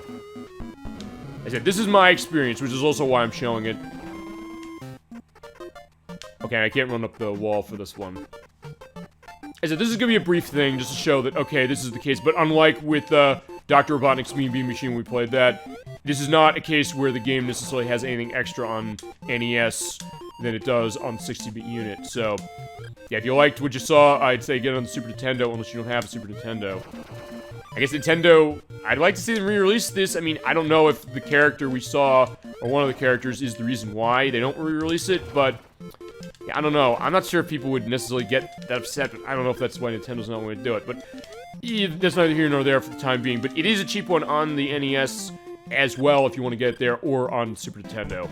Yeah, Super Nintendo just gives you more. Which I guess makes sense as far as, you know, you wanting that to have happen with your, classic, or fine, with your, puzzle game case where you have a game on NES and Super Nintendo. You expect the Super Nintendo version would be the better one, and it is. But hey, it's no slouch on NES as well. And as far as the last game to be released for the US on this system, yeah, it's not a bad one to go out on, honestly. And ending, I guess, a legacy that the NES basically saved video games. Let's not lie about that. Without the NES, gaming probably wouldn't be a thing nowadays as it is. But yeah, this was a nice way to go out, and a nice tie to, I guess, what would come later with the Super Nintendo as far as that. There's our goal. Alright. And so you do have your totals there as far as that. Okay, fine, I wasn't gold as far as that. Great show, thank you. Okay, and my all-time records, or what all-time records are. Right, because what happens when you go through the time mode, or the time tag mode, if you get a combined time as far as everything, basically it gives you a little medal. Yeah, in that case, I have 21 minutes total on hard. Okay, fine, there we go. There is my certification rank. Got silver, silver, and bronze. Okay, so not bad. Alright, now that hit Z, L, and R. That's a quit out, by the way, and it does a save. Also, the other thing I'm gonna do is... I'm gonna make sure to do this, because if I reset my game, Resetty's gonna come, he's gonna give me a lot of trouble saying, like, does your life have a reset button? How dare you reset? And if you reset too much in this game, I believe he will evict your entire town. Briefly. And they'll complain, so like, what the hell did you do to us? Yeah, we are gonna save, and we're gonna have a nice, night case. And actually, with it, I think what I'll do is... Alright, there's Tom. Yeah, we're gonna save it quick. Yeah, save your town data. Alright. And also, thank God I have a 1019 memory card, so I can save that and everything else I need on GameCube. Fine, I'm done. See you later. Alright, but before we see you later, I'm gonna turn off the Wavebird I'm running. This was amazing. I'm glad you had a good time. I'm glad that I did this game justice. I wanted to do that, as I said. Whenever there's something like that, I want to do it. And I'm keeping it on the screen as well, because you have the nice, you know, night, you know, lullaby music of, you know, the Animal Crossing theme. But alright, there is Tom, and that is a look at Animal Crossing sort of on the GameCube and the collection of it.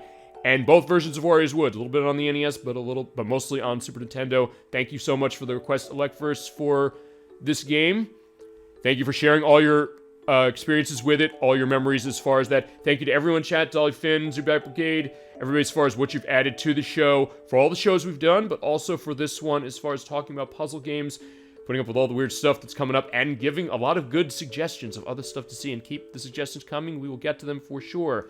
Have a good weekend, everyone, and yeah, so yeah, there's a Friday show, but yeah, that's going to be the end of our Friday show this time for Super Old Game Saturday, so about 45 minutes it'll be Saturday, so it'll be Super Old Game Saturday in 45 minutes.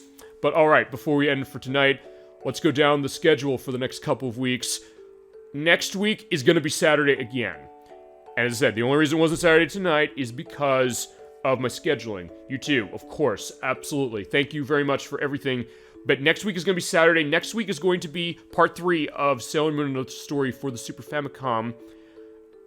I talked with Protorova sort of as far as what we're going to do with Zelda Ocarina of Time for the finale. I have not actually heard back from him, but I'm going to have to insist on it's going to be the week after that. So next week we're doing part 3 of Legend of Zelda Ocarina of Time. Oh, no, we're not. That's 2 weeks. Next week we're doing Sailor Moon Another Story's 3rd part. And then on the 21st of May, we're going to be doing the finale of The Legend of Zelda Ocarina of Time. I know he's looking forward to us finishing that game and, concluding our experience with it. Got that going in 2 weeks. At the end of the month, we have another compilation case. Yeah, I guess I'm sort of showing a little early with Animal Crossing for this. But yeah, we're going to be playing Midway Arcade Treasures 2, the Xbox version. So we got a bunch of games from Midway to celebrate the Memorial Day weekend. A lot of stuff there of going into the 90s, because we did the first one last year. A lot of stuff of the 80s, stuff like Defender and Robotron and Tapper and things like that. This one moves into the 90s a little bit with stuff like Mortal Kombat 2 and 3 and Primal Rage and Narc, amongst other games. So we're going to go through everything that is in that collection in a couple of weeks. I'm looking forward to doing that. And then we get into June, where June is going to the debut of the Crochet Nerd, who I've mentioned before multiple times in this program. He is looking forward to joining me for the games we have on tap. First weekend of June, we are going to be doing Space Channel 5 for the Dreamcast. We've not touched the Dreamcast as much as I think we should, as much as I love the system, but I said, as soon as I knew he's a fan of this game, I said, you wanted in on this? He said, yes.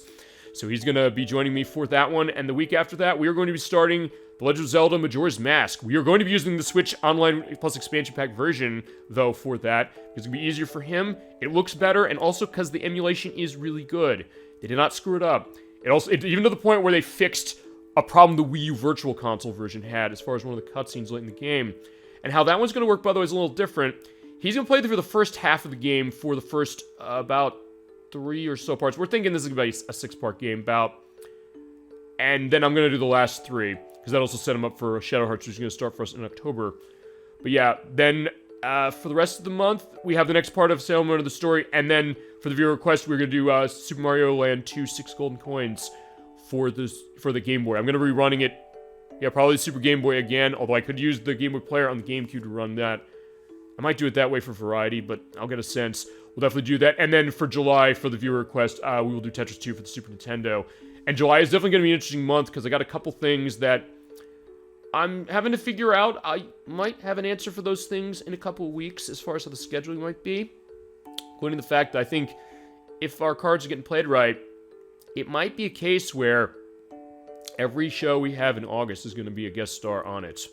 So, yeah, there you go. So some stuff to look forward to as we go through the rest of the year, starting into the summer soon enough. But, yeah, nice spring game and a great time with Warriors Woods. Thank you so much, Alec, for making the request. Thank you, Dolly Finn and Zubet Brigade for joining in. Thank you, Alec versus Mom as well, for, not being too harsh on my skills. Maybe, I don't know, maybe I've earned some respect points for how eventually we got through that. But, yeah, you're clearly the master on this game. But thank you very much for everybody joining in and making this such a nice show, such a unique case to the point where, as I said, I want to do this every week, even though it's like, I can't do Saturdays. Like, we're not going to do just Saturday. We're going to do it on Friday if we have to. Good night, Dolly Finn says, and it was fun, says Zubak Brigade. Thank you very much. And is there any other games you want to see on the show? Let me know. They will go on the master list, and we will get to every one of them you want to see. And as I mentioned, this year, every month, something you want to see from the master list is coming off, and we will play it. But all right, with that, thank you very much. Have a great weekend. Have a great week coming forward next week. I will see you next Saturday, 7 p.m. Eastern Standard Time. Same time, but the actual day it's named after for the show.